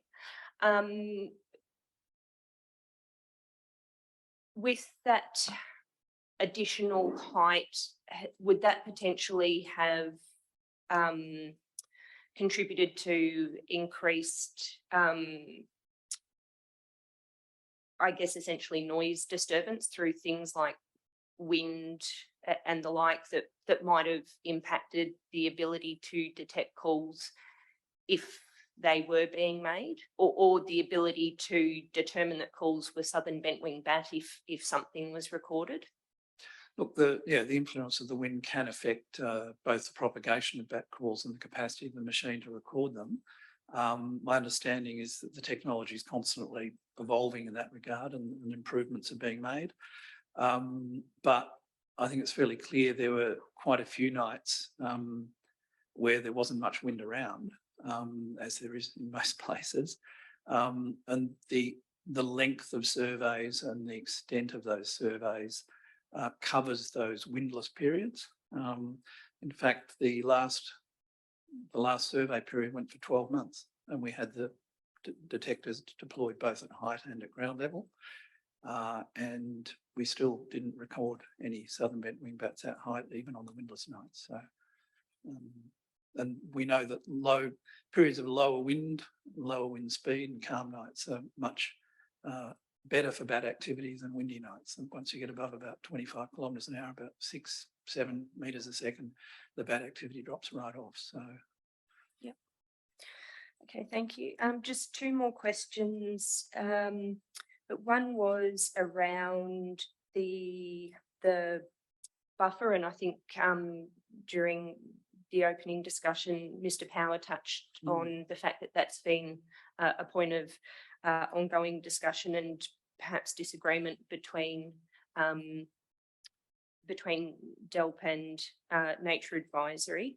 Can you explain, I guess, in a nutshell, the basis of your recommendation of a 120 metre buffer rather than the 200 metre buffer? Well, the 200 metre buffer is a buffer that was specified in the Eurobat guidelines, which apply to bats that live in a very different environment from Australian bats. It's interesting, about the same time there was an English nature guideline submitted or published about the same time, which called for a 50 metre buffer. The work that the buffer that we've recommended, which is 215 metres, comprising a 95 metre blade buffer plus 120 metre separation from the tip of the blade to any potential habitat, or particularly the known habitat in the southwest and around the plantation. That's derived as a consequence of some work we did at Dundonald, where we placed 2 bat detectors 120 metres apart, one out in the paddock and one next to a plantation of trees, and another one 120 metres out in a cleared paddock from that, and another one by a very healthy vegetated wetland, and 120 metres out in a cleared paddock from that. And what we found was that in both the case of the wetland and the plantation, that the insectivorous bat activity, the southern bat-winged bat is an insectivorous bat. So in the course of its routine foraging activities, it would focus in on habitats with high insect populations, such as well-vegetated wetlands and plantations and woodland areas. What we found was that there were high levels of insectivorous bat activity adjacent to those habitats, recorded from the recorders adjacent to those habitats. But the bat activity 120 metres away in the cleared paddock was the same as the bat activity out in the middle of paddocks kilometres from any habitat. So by the time you get to 120 metres from both wetlands and planted vegetation, the bat activity had dropped back to sort of background levels for cleared agricultural land. So off the back of that, we've always recommended a 120 metre buffer between the blade tips and any potential or proven habitat where higher levels of bat activity happen. And the original selection of that 120 metres between the 2 detectors that you undertook at Dundonald, was that based on anything in particular, or was it an arbitrary figure? I think it was particularly, I think there was some discussion around the capacity to detect particularly white-striped free-tail bat, which has quite a loud call. And we wanted to try and get the 2, if you like, recording zones to overlap as little as possible. So off the back of the louder bats, we said, well, let's get ourselves well and truly separated so there's no overlap in the bat calls recorded. Okay.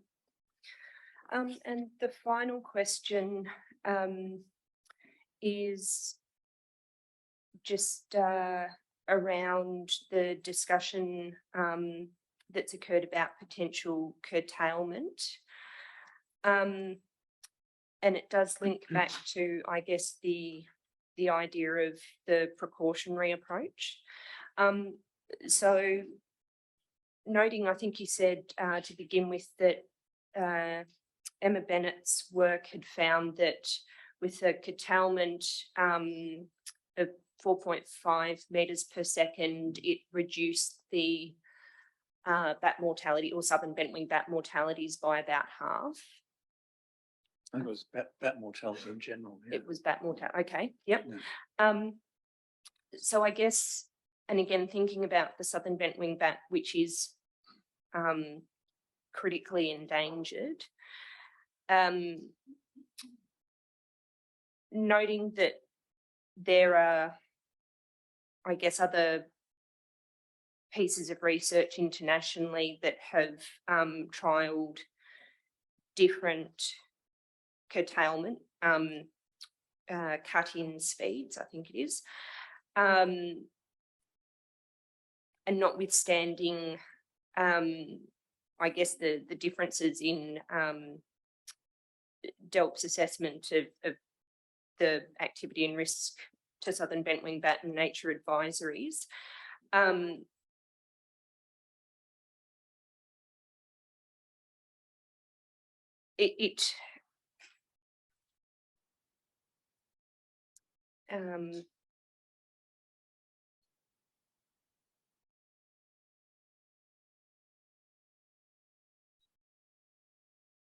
apologies, I think I've lost the line of questioning. I mean, there are a range of different mitigation measures. For example, there's been trials recently overseas of acoustic devices to try and block bat communication calls near turbines, which could reduce the bat activity.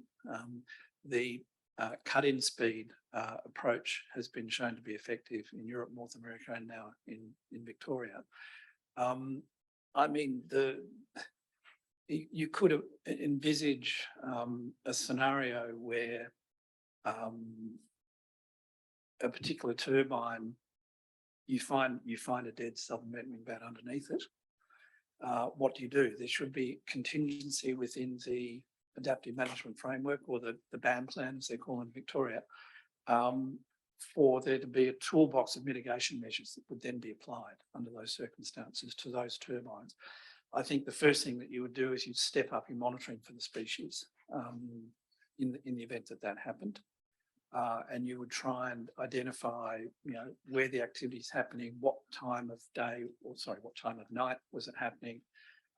Is there a particular pattern of wind speed or what have we where that's happening?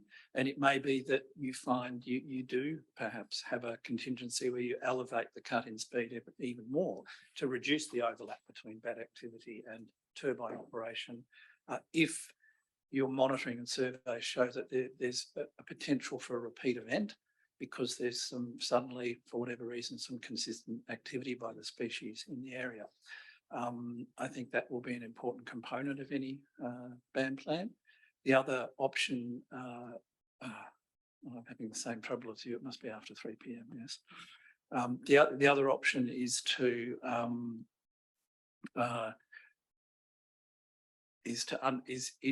look at the work, for example, that Emmy Van Harten's done, looking at movements between maternity and non-breeding caves.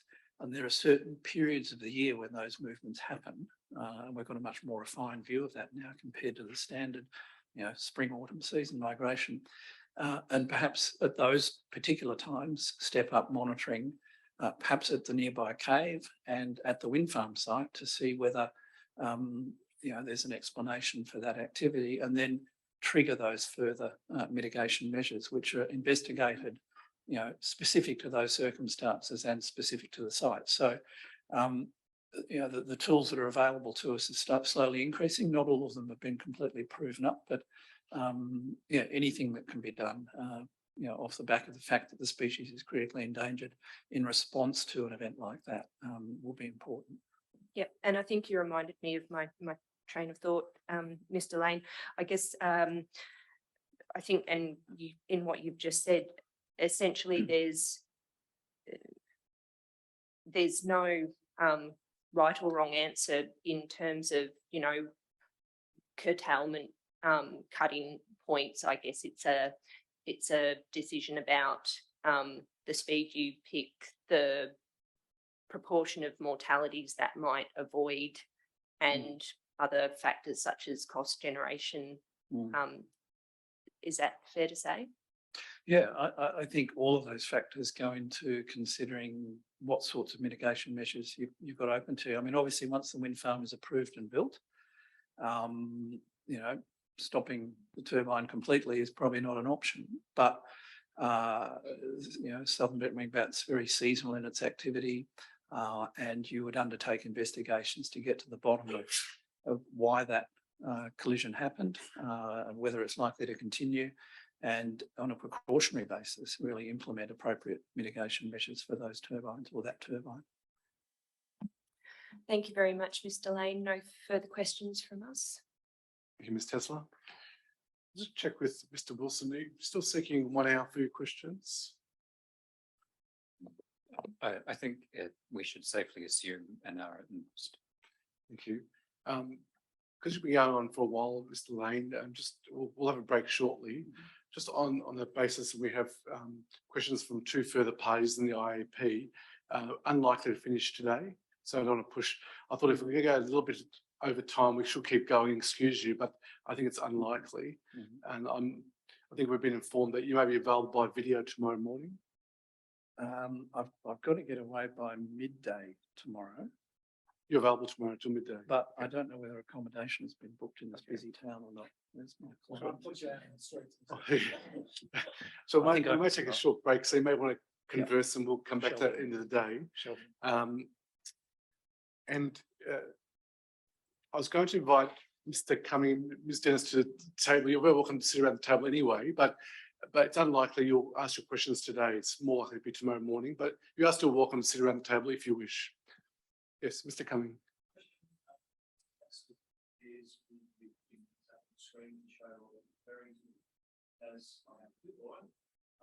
Tomorrow, if I have some things, should I bring in a stick, USB stick, like stick in someone's computer to show things and ask questions about, or I hold the again? Right, okay, we'll have to have a laptop available for you so you can log into the meeting and share. You don't have a laptop of your own to log in? It'd be better if I use someone's here, because mine is with the whole stuff is probably a name that runs on billing system. I don't think you do. Sure, okay, well, I'll speak with Ms. Thomas overnight and we'll see what we can arrange. Thank you. I'm sure she'll be in conversation with the proponent. So we'll take a slightly shorter break. We'll come back at 3:25. Thank you.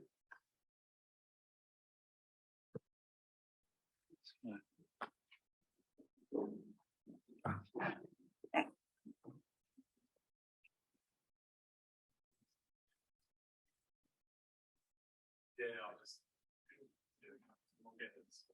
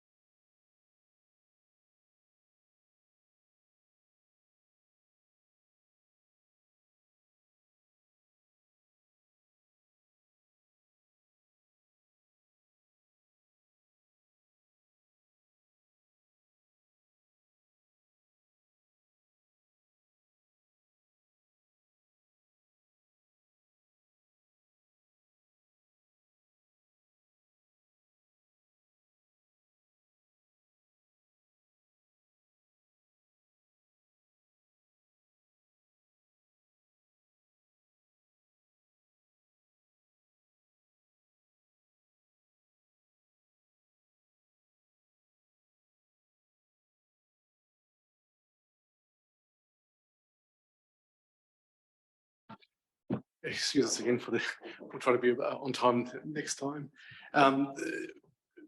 Member Gorski came in especially today, but the IAP will not all members will be here all days. It's just not possible. And Member Gorski was here today because of the evidence of Mr. Lane, but was not available tomorrow. So we're now making arrangements to have Member Gorski stay tomorrow as well to continue on the evidence. So that's why we took a little bit longer with some logistics. All right. Next, we have questions of Mr. Lane from Warrenshire Council. So when you're ready, Mr. Wilson. Thank you, sir. Good afternoon. I'm going to ask you a few more questions again about the southern bentwing bat, which I might just call the bat or bats, but I mean the southern bentwing bat. Because the bat is critically endangered, would you accept that the loss of any individual is a significant effect? It's not a desirable effect. Whether it ultimately, say a single loss ultimately has a significant impact on the population is more questionable. If there was an ongoing, continuing impact, then that would be a great concern. But I think all the information we've got to date and the information we have on the impacts of wind farms on bats elsewhere in southwest Victoria indicates that's highly unlikely.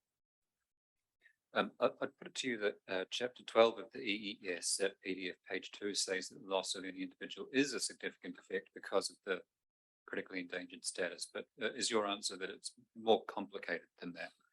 Well, there's the EPBC Act guidelines on significance, if you're choosing the word significant. And there are some very clear criteria there, which whether you meet those would obviously depend on the number of individuals affected and the consistency of the impact. Sure. If we come at it a different way, is it correct to say that the fewer the number of a species remaining, the more significant the loss of any one individual? Yes. And the numbers of the southern bentwing bat have been declining significantly over the last few decades. Yes. And that decline has continued in the last decade. Yes. And in the coming decades, climate change and other effects can be expected to increasingly, or to increase that decline further. Yeah, those are the informed predictions, yes. And so if the numbers of bats continue to decline over the life of the project, the significance of each individual strike for this project has increased significance. If continued multiple collisions happen, yes. And in circumstances where any loss might be significant, but significance is increasing at any rate, if there is uncertainty about the likelihood of an adverse outcome or the effectiveness of a mitigation measure, the panel ought to adopt a precautionary approach. That's correct. Yeah. And so to assume the worst in the face of uncertainty. Within reason, yeah. I mean, we, as I say, we've done an extremely extensive and detailed bat investigation of this site. And for all the reasons I've said previously, the activity of the species on the site is lower than many other places we've looked at. And any area that does have elevated activity doesn't have any turbines located near it, with the exception of the 2 or 3 turbines in the southwest near the blue gum plantation, which are proposed to be buffered further. I think I heard that answer, but it was quite quiet. So I might just ask you to speak a little bit closer to the microphone. Sorry. That's okay. I'm getting hoarse, sorry. But if we're going to adopt a precautionary approach in the face of uncertainty as to... Sorry, Mr. Wilson. Was I doing... We get a little bit distracted by the conversation in the back. So thank you, Mr. Wilson. Thank you. So if we're going to adopt a precautionary approach, would you agree that it's important for the panel to be confident now at the approval stage that any mitigation measures will be practicable and effective? Well, I think it's important, not just that, but also that the scale of the impact is not of concern to begin with, which, as I say, on both fronts, the work we've done is extensive, detailed, very, very large survey effort in response to DELP's request. And we've found very few southern bentwing bats in the areas where the turbines are located. In terms of mitigation, a combination of buffering and elevated wind speed cut-in for the operation of turbines in sensitive areas will help to minimise impacts on the species. Won't completely avoid them, but it significantly reduces the risk. But the important thing is that all of the work that we've done shows that this site's not a highly significant site for southern bentwing bat. You've touched on a few things in that answer, which we'll circle back to, but if we can just pause on the question of the existing levels of activity or existing behaviour of bats. The Threatened Species Scientific Committee report to the Minister identifies an information and research priority of being identify nightly distances flown and routes taken and investigate the heights at which southern bentwing bats fly over different habitats. You're aware of that? I'm not quite sure what document you're referring to. Sure. It is the Threatened Species Scientific Committee advice on the southern bentwing bat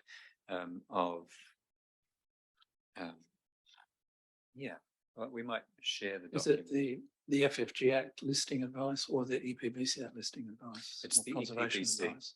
EPBC Act conservation or listing advice? Yeah. Conservation advice. Yes. Thank you.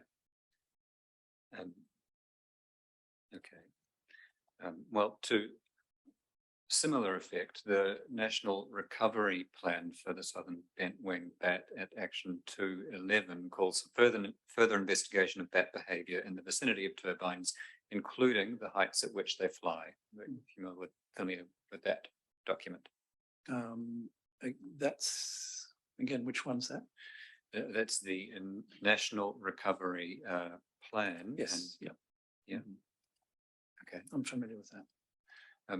I refer to both of those because they're the basis on which the DELP submission number 56 suggests that information on flight height remains uncertain and needs further investigation.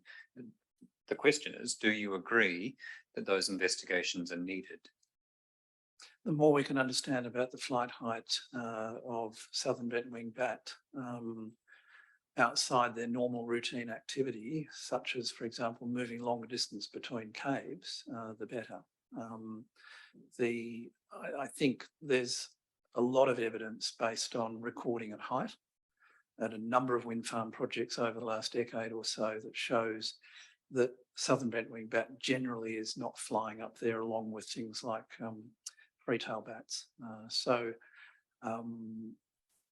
Yeah, it's not a species that often flies high in the routine course of events. It's been recorded by radar flying up to 200 metres above the ground when exiting caves at the beginning of the night. Again, once it leaves those caves and moves out into the countryside, it's uncertain how high they're flying. Sure, but there is an uncertainty. Yeah, as there always is in ecology. And just looking at the basis for some of your conclusions as to bat flight heights, you mentioned extensive bat detector surveys using meteorological masts to record activity at stratified heights, several wind farms in Victoria. Is that work that you personally or your firm have done? It's work that's been done for a range of wind farm proponents by a number of consultants, including ourselves. Sure. And does that work form the basis of any published papers? Not that I'm aware of. So it's not publicly available, it's just information that you have? Well, no, it's publicly available because the reports that report it are in the public domain. For example, The work that we've done at Willatook is submitted as part of the development application. It's out there for people to see. Likewise, the recent work at the Kentbruck Renewable Energy Park down near Portland is by Biosis is obviously part of an EES referral process and therefore is out in the public for everybody to see. Work that we've done, just trying to think of other work we've done at other sites for any work we've done, such as Dundonald, for example. Again, because it's part of development applications, it goes through the public process and therefore is in the public domain and accessible. Sure, but it's not subject to the same level of scrutiny or nor indeed as available as, say, a published journal article. It's not, that's a different process. Yeah, that's Yes. an academic publication process. The information is available and the data are what they are. And they're consistently showing that the activity of southern bent-winged bats is much higher at the ground-based machine, recording machine, than it is up at height. I note that the EES chapter 25 refers in relation to bat height to a study by Roma et al. 2017, which relates to sites in France and Belgium. Are you familiar with that? I'd have to go back to my citation to check which one that is. So let me boot my machine up.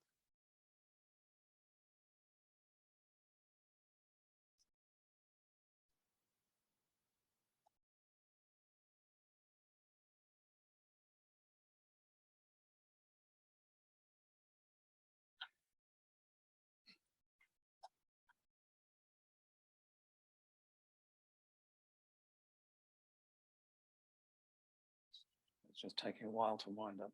Yeah, I'm trying to put my finger on it too.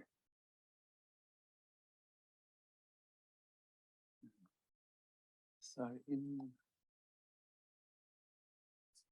25-24 of the it's right. Find out. Yes. Right. I don't think I regularly have that on my laptop at the moment. No. And I'm not hooked up to my server.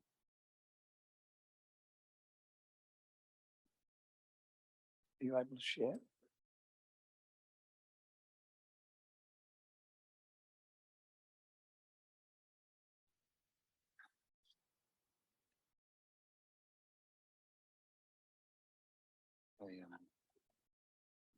I'm having some trouble opening it myself.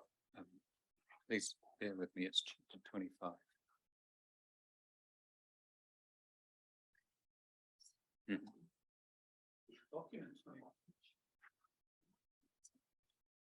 It's 25. Hang on. I beg your pardon, which chapter again? Chapter 25. Okay, I've got that. I've got that open. Page 24.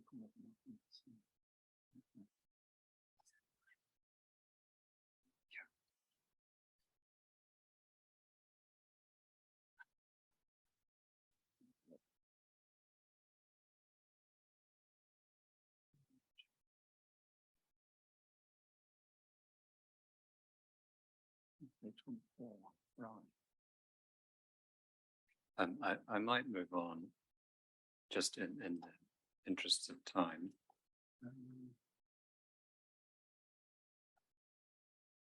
Just looking for the citation. Is it in table 2510? In that chapter? Table 25. This is the third chapter. Way down. Oh yeah, no.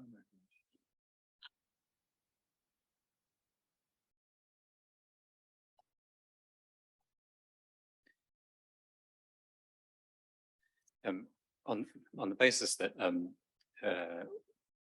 it doesn't appear that it's a document that you've relied on to any great extent and as forming the basis of your opinion, I might move on and just note that, sorry, I'm getting feedback now.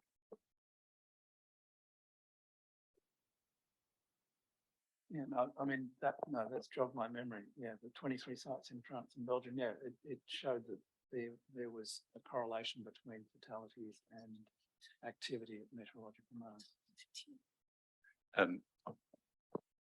Let's move on. DELP submission number 46 identifies numerous methodological limitations with the height surveys relied on for the EES. I didn't see in your evidence anywhere a response to those methodological limitations that were put to you, but I understand you don't deny that there are those limitations. Look, I don't think the extent to which wind would interfere with the capacity to detect southern bentwing bat hasn't been fully investigated. But as I said before, the length of time that we've had detectors at height at this site would have captured periods when there was very little wind. And at those times, clearly no bats were recorded. And windless nights happen all through the year. Yeah, that combined with results elsewhere, such as Kent Brook, such as Dundonnell, Hawkesdale, which we've worked on, show where we've done periods of recording of 6 to 8 weeks, where there would be windless nights, show that the activity of southern bentwing bat at ground level is much higher than it is at height. Sure.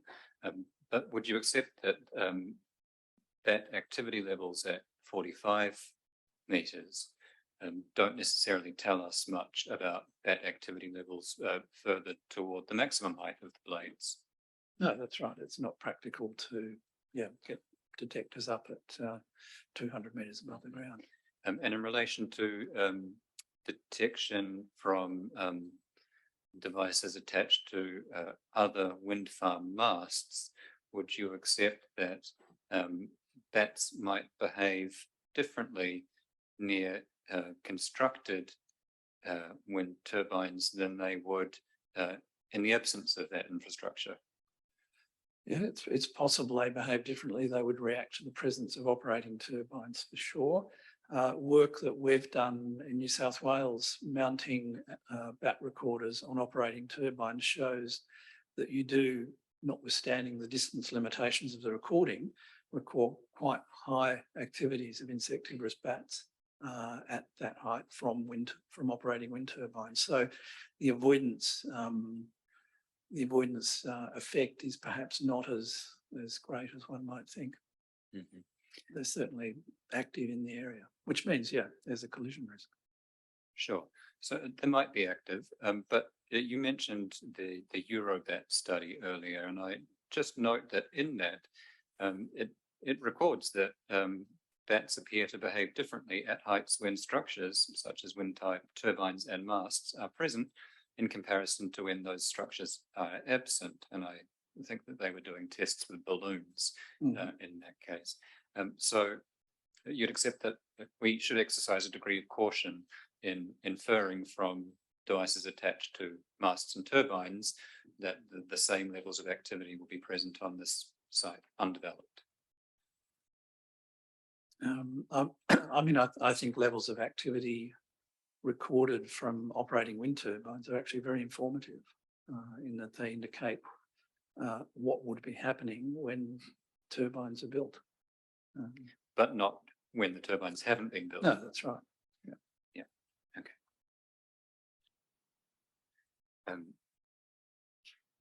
Another one of your conclusions is that most bat activity takes place below 40 metres. And if we assume for the purposes of this question that's correct, if the overall height of any turbine was proposed to be reduced, would you support a requirement that the minimum rotor swept height was to be maintained at no less than 40 metres? Yes.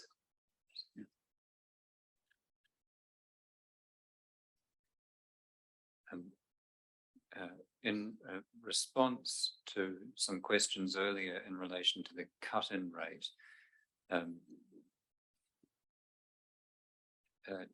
you've said in your evidence that this is the most effective way to minimise the risk of bat strike.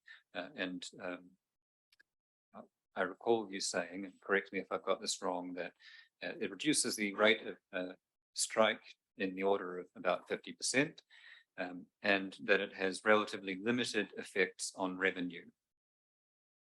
That's the information from proponents who've been engaged in those sorts of experiments, yes. Sure. But as I understand the proposition, this increased cut-in rate is proposed only for some turbines, being those where higher southern bent-wing bat activity was recorded. Is that correct? That's correct. And I should point out that the higher levels of activity recorded are still nonetheless taking the work that we've done on the species around southwest Victoria extremely low, but they're comparatively high within the context of this wind farm site. Sure. Just so that we understand what you're proposing, can you identify which areas or turbines in particular you're proposing to increase the cut-in speed for?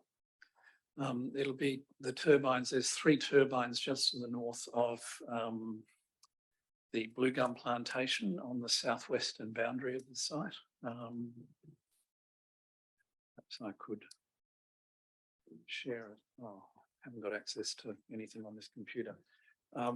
I could, let's see if I can't refer to a page number in a document.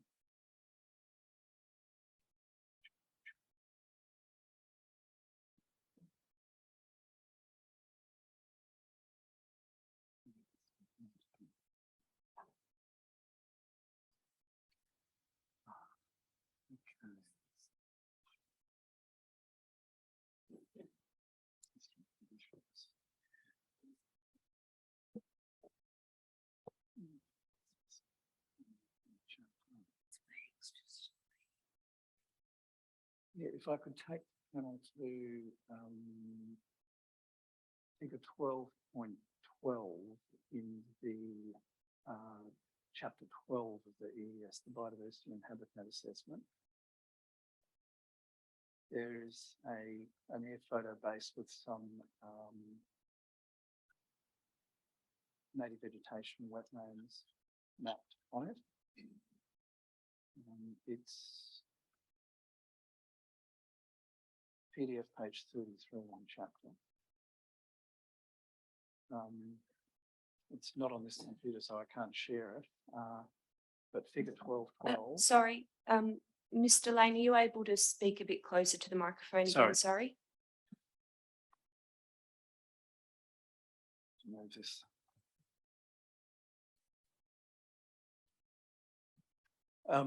If you have a look at figure 12.12, you'll see in this, you'll see the Shaw River running through the western part of the wind farm and then out the southwest corner of the wind farm.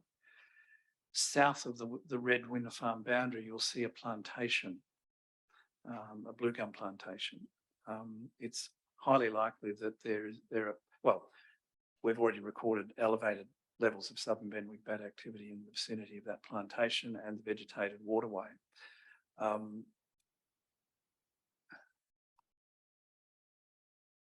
Have I just pressed something or is somebody else?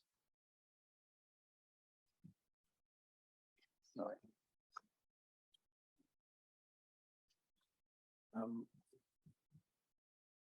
We can share the figure if that is helpful. Yeah, no, that would be helpful. Yes. Sorry. And I'm not sure what's happened. Yeah, I've got 2 mice running. Right. Is that it? Yep. So, if you see where the Shaw River in the eastern part of the site runs out of the southwest boundary of the site, there's to the east of there a large blue gum plantation immediately south of the east-west southern boundary east of the Shaw River. there's a couple of turbines just to the north of that red line, just to the north of the plantation. My understanding is that they will be moved to the 215 metre point, which is the 120 metre buffer plus the 95 metre blade length from that plantation. So that's an example of buffering. It's also possible to adopt, notwithstanding the buffer, a higher wind speed turbine cut-in for those turbines as well. So it just relates to those 3 turbines, did you say? I think I can only see 2 there that are close to that southern boundary of the site adjacent to the plantation. Okay. Well, my next question then is that given that this increased cut-in speed is so effective at reducing adverse effects and comes at a relatively modest cost, whether you mightn't take a precautionary approach and apply it more broadly than that. I think if you found that you had an ongoing problem with turbines or in different parts of the wind farm, then yeah, you would apply it in a more widespread way. You also say in your evidence, I think at page 22, that this would be a trial likely to last for 2 years. My question is, at the end of the 2 years, how would you know or measure whether the increased cut-in speed had reduced the incidence of bat strike?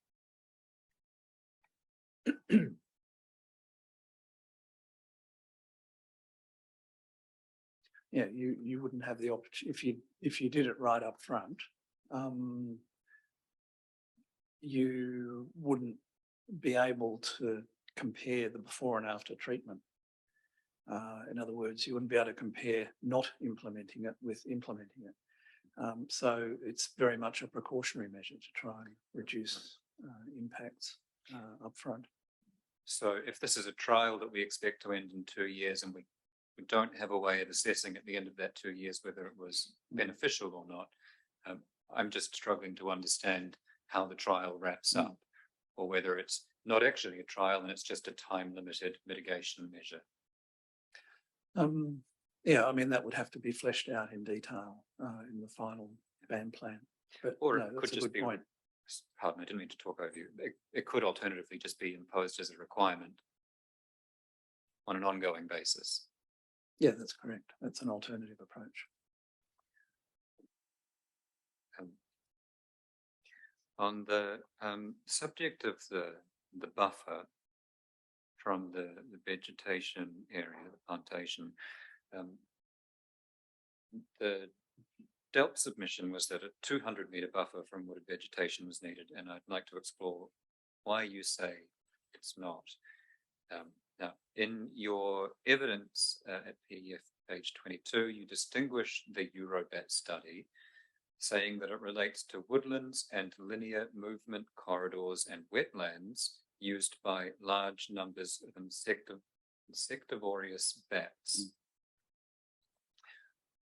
But I put it to you that the Eurobat study is, in fact, a Europe-wide guideline and is not specific to areas adjacent to intensively used corridors.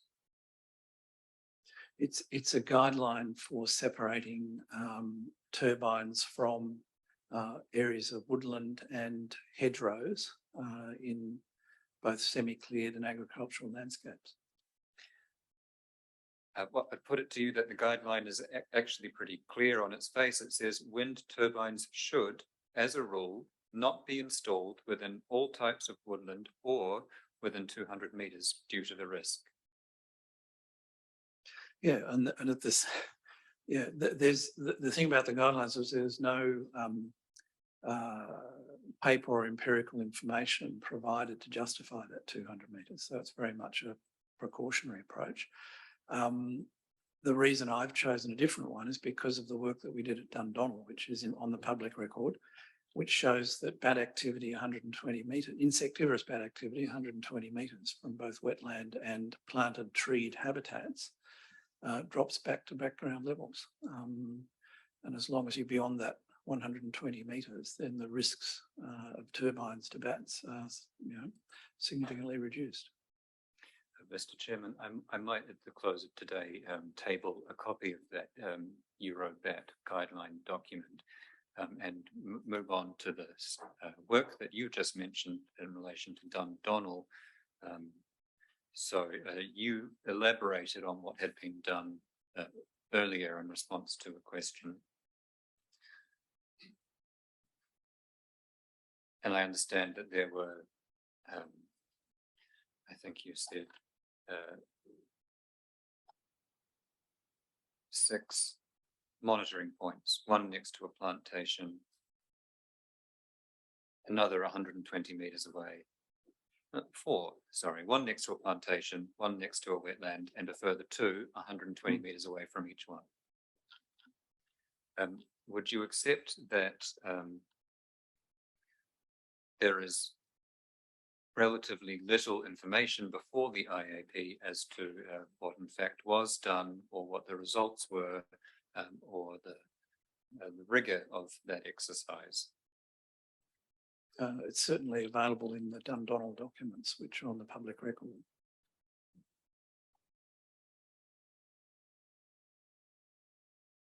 You also, in your evidence at PDF page 23, in distinguishing the Eurobat guidelines, say that the blue gum plantation trees are going to be harvested in 2026 and 2027.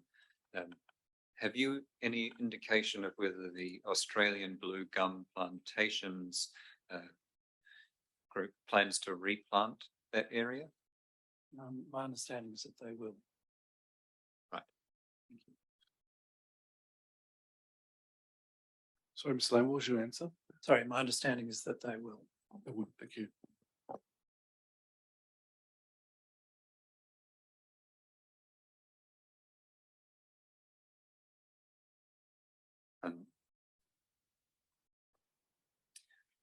Would you agree with the general proposition that the wind energy industry is expanding exponentially? I don't know precisely at what rate it's expanding. It's certainly expanding in response to a range of government policy initiatives, and obviously the underlying need to convert our power system to renewables away from carbon intensive generation. Sure. And if we look at just the surrounds of the subject land, in the immediate vicinity, we've got MacArthur, which is operational to the north, but then we also have each of Ryan Corner, Woolsthorpe and Hawkesdale all approved or under construction. So a lot more turbines coming to the area. That's correct. And you'd agree that we don't yet know what the effects of any of those projects will be once they operate? Having been involved in the investigations and assessments for those projects at the approval stage, the amount of work there's been significant work done on 2 out of 3 of them. Well, no, on all 3 of them for the purpose of development impact assessment, and for Woolsthorpe for some additional work on Woolsthorpe for a permit amendment, and the pre-operational baseline monitoring at Hawkesdale has been undertaken. And for Woolsthorpe and Ryan Corner, the southern bentwing bat activity, and we're going back 15 years or more now, 10 or 15 years, depending on the project. The southern bentwing bat activity was, even back then when the species was more abundant than it is now, was still very, very low on those sites. So the risks to the species from those projects are considered to be low. Hawkesdale, the baseline pre-construction monitoring in February, March one year actually detected significant numbers of southern bentwing bat moving through that site at ground level, but not so much at not up high, only at ground level. But at best, we have assessments of what the effects might be for these three, and we don't know what the effects will in fact be. That's correct, but based on the low levels of activity, I think it's reasonable to conclude that the risks are quite low, except perhaps Hawksdale, where there's obviously something going on. But the other thing about southern bentwing bat or eastern, and we've done some similar work on eastern bentwing bat during the migration season, is their migration routes seem to be quite narrow. And they may be migrating in flocks on particular nights rather than migrating en masse steadily. And we're picking up flocks moving over some bat recorders, but not others, within sites where we've looked for the species during the migration seasons. So the movements might be different from year to year in different places, rather than assuming that every year, every migration season, you're going to get a mass movement of bats across every wind turbine in the state. It's more of it seems to differ between, based on the recordings we've done of both eastern and southern bentwing bat, seems to differ between sites and between years. But would you accept that to the extent that there's uncertainty about what the effects of these surrounding wind farms will be, it makes undertaking a cumulative effects assessment in this panel more difficult? Yeah, at the moment, unlike the Brolga, we don't have a sort of state mandated policy framework or approach for assessing what the cumulative impacts are. Or would you agree that such a framework would be very useful? Absolutely. Provide a lot more certainty to everybody.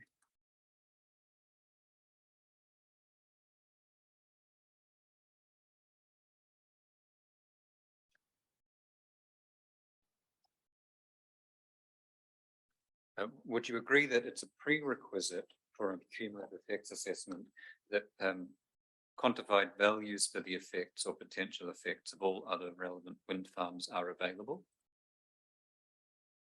Look, it's not possible to quantify the effect of a wind farm on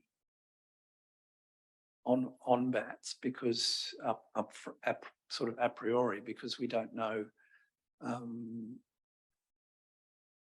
We don't know how the recording levels translate into collision risk. What we can do is look at existing wind farms, and one of the observations I made, or that I shared earlier, about the height of the turbines is highly relevant. At 40 metres, where at that height there's a very significant reduction in the collision rate compared to, say, at 20 or 25 or 28 metres. So the higher the turbines off the ground, the better it is in terms of reducing insectivorous bat impacts. And so what you're saying we would do is we look at other wind farms further afield and the effects there, and then we add basically that to the predicted effects of this wind farm. Because this wind farm's turbines are quite high compared to the earlier approved and built wind farms at which monitoring has been undertaken, the quantitative results of impact monitoring that have been done may not be representative of this project, because it's so much higher by at least 10 metres. It's difficult to predict exactly what will happen, but based on the information we've got from the projects we've worked on across Australia, by the time you're getting up to 40 metres, you're getting significant reductions in mortality. You're still getting mortality, it doesn't avoid it. The best height is actually 60 metres, where you get very little mortality of bats at that height.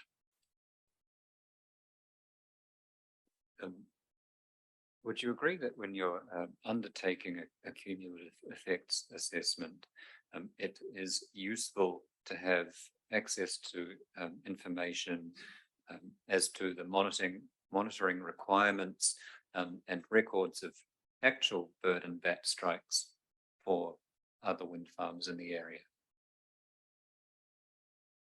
Yeah, and that's certainly available from, or at least information on the numbers of carcasses found is certainly available in for the MacArthur wind farm.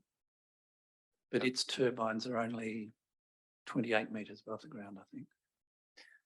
Sure, but So it's as a not directly general comparable. proposition, it's helpful to have that information regarding all relevant wind farms in the area. If it's available, yes.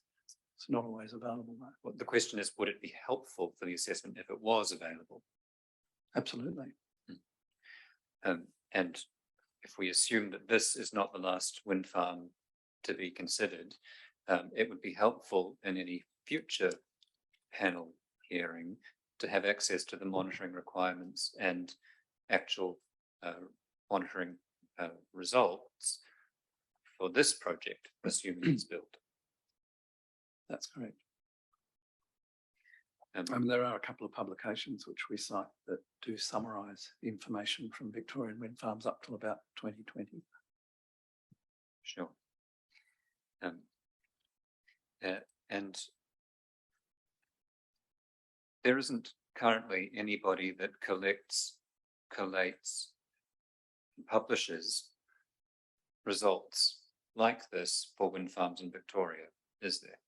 No, that's right. It's left the way it's run in Victoria. It's left to the proponent to prepare their annual reports on their carcass search programs and to publish those on their project websites. And so for someone attempting to undertake a cumulative effects assessment, would you agree that that's an unsatisfactory level of information?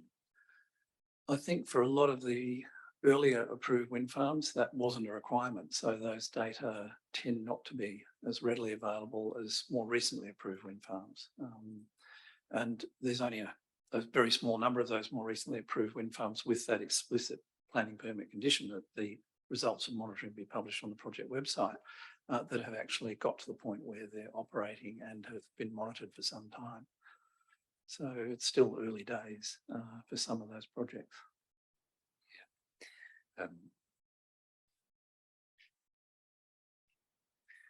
Would you agree that there's also a difficulty in relation to the data in that it's often not comparable across wind farms in terms of the frequency or nature of the monitoring undertaken or the way in which records are collected? Look, there's potential for that. I think because monitoring programs are designed as part of the preparation of bat and avifauna fauna management plans, and those have to be to the satisfaction of DELP.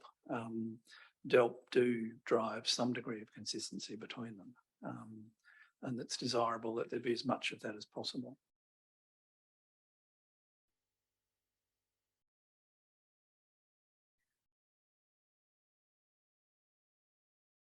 Would you agree that it would assist if there was an agreed set of uniform standards that was applied across wind farms? And by assist, I mean assist with the cumulative effects assessment.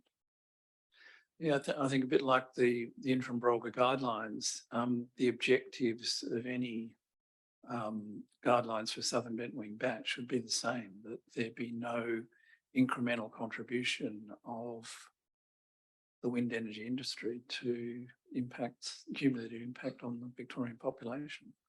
I think that's a laudable objective and a very appropriate one.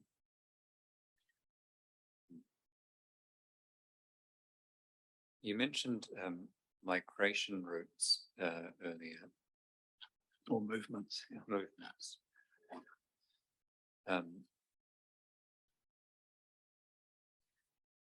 Has there been any assessment for this project on the cumulative effects of the wind farm, coupled with those that are still to be constructed, on migration movements or routes between the Roosting caves and the Warrnambool maternity cave?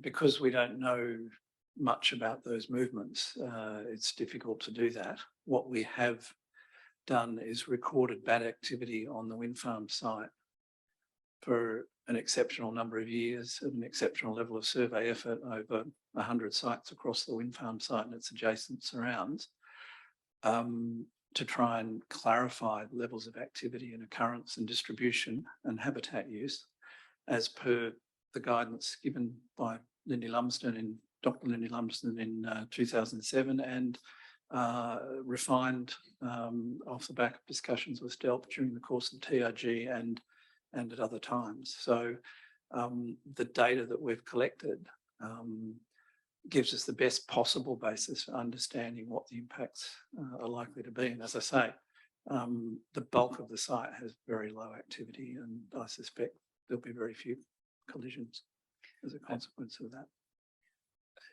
I don't want you to take my next question as a criticism of the proponent or a suggestion that it's within its gift to do this, but wouldn't it in fact be helpful if we had information about migration routes more broadly than just this site? I think it's fair to say an environmental impact assessment throughout Australia, if we had better knowledge of species and habitats around the country, as a basis for understanding individual project impacts, and we had standards to work to and kind of lines in the sand about the scale of the total impacts on species, then that would make impact assessment much easier. But we don't have that level of information. There's no coordinated policy around the country or in different jurisdictions to actually provide that framework. Would it be helpful in particular if we had that kind of information for the Southwest Renewable Energy Zone, which coincides, I suggest, with the Southern Bentwing bat habitat to a reasonable degree? Yes. Yeah. And in the absence of that information, I put the proposition to you that the assessment done of effects on migration routes, as an example, isn't really a cumulative assessment because you don't have the information that would enable you to do that. It's an assessment of movements of bats across this site only, and not how this proposal will interact with the others around it on migration movements. For the reasons we've just discussed, yes. Yeah. And similarly, I'll say for similar reasons, you haven't really been able to do a cumulative effects assessment on, say, the loss or on impacts on access to foraging areas, because you don't know how other wind farms will impact on access to foraging areas. When you say impacts on access to foraging areas, what do you mean by? Well, how might that happen? I just mean the extent to which the proposals taken together present obstacles to the bats in their movement from roosting or maternity caves to wherever it is that they are foraging. You haven't been able to do that assessment. Well, I don't think anybody knows how bats respond to turbines at that sort of level.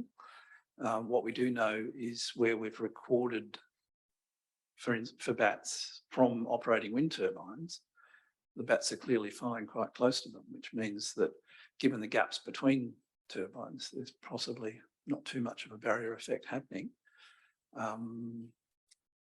But other than that, there's incomplete knowledge on the way in which wind turbines interact with bat movements at that scale. And I understand your opinion that the loss of any foraging areas within the subject site is not a significant effect. But have you been able to do a cumulative effects assessment of how that loss, whatever its scale, what that is cumulatively with the other wind farms in the area?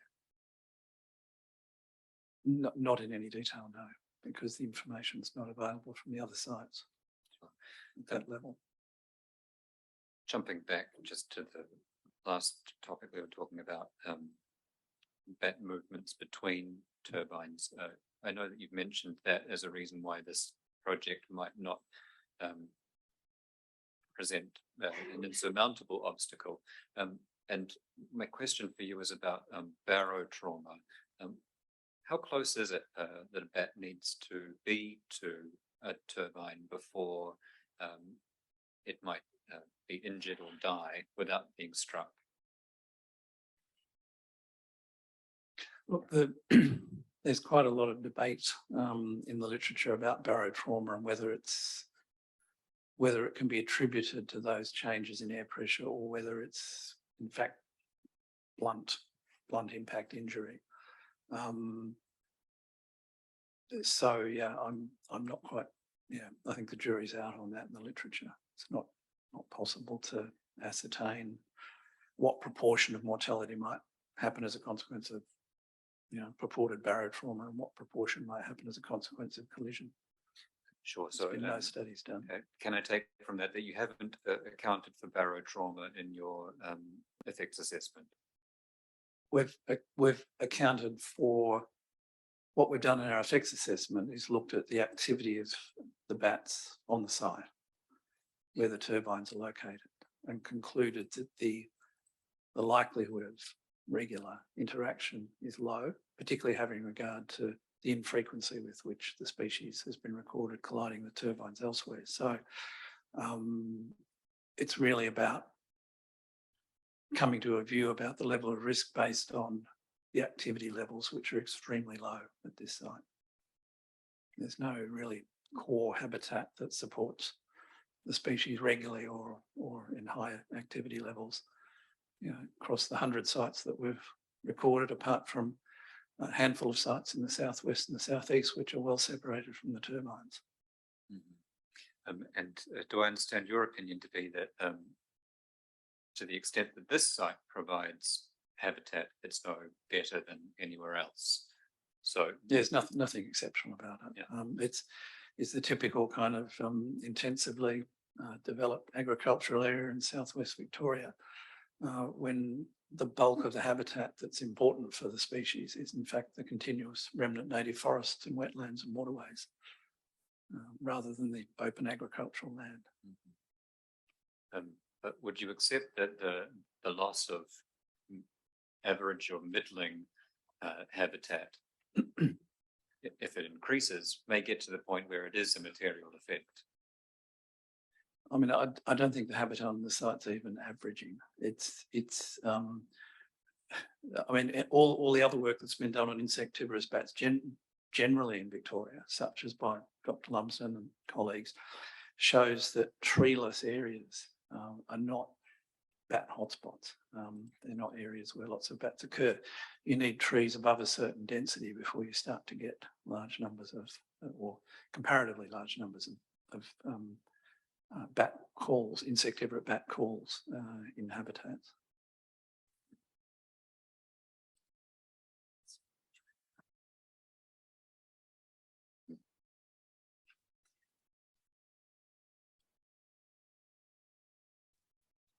Bear with me for a second. I don't want to ask anything unnecessary.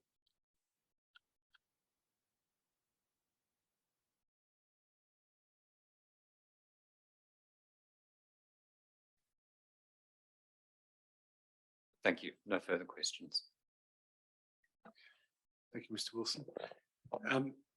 As I mentioned earlier, we don't want to continue on with questions today and then interrupt the flow. So we'll have, if nobody objects, Mr. Cumming first tomorrow morning. Then we'll have Ms. Dennis, then followed by the IAP through questions of Ms. Gorski.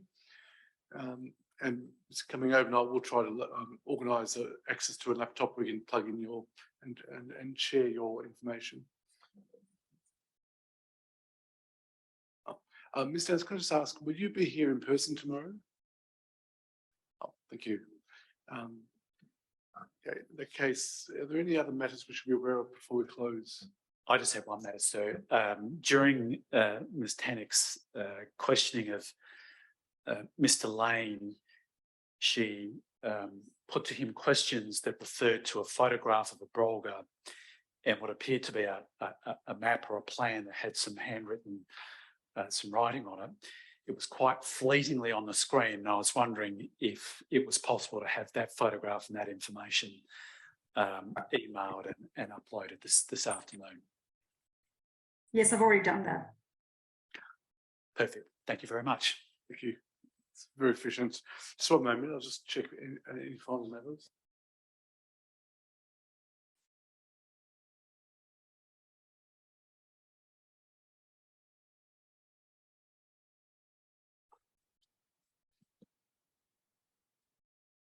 All right, no, that's all from the IMP. If there's no other matters, thank you for your indulgence today, and thank you, Mr. Lane, for returning tomorrow morning as well. We'll continue on at 10 a.m. in the morning. We'll close for now.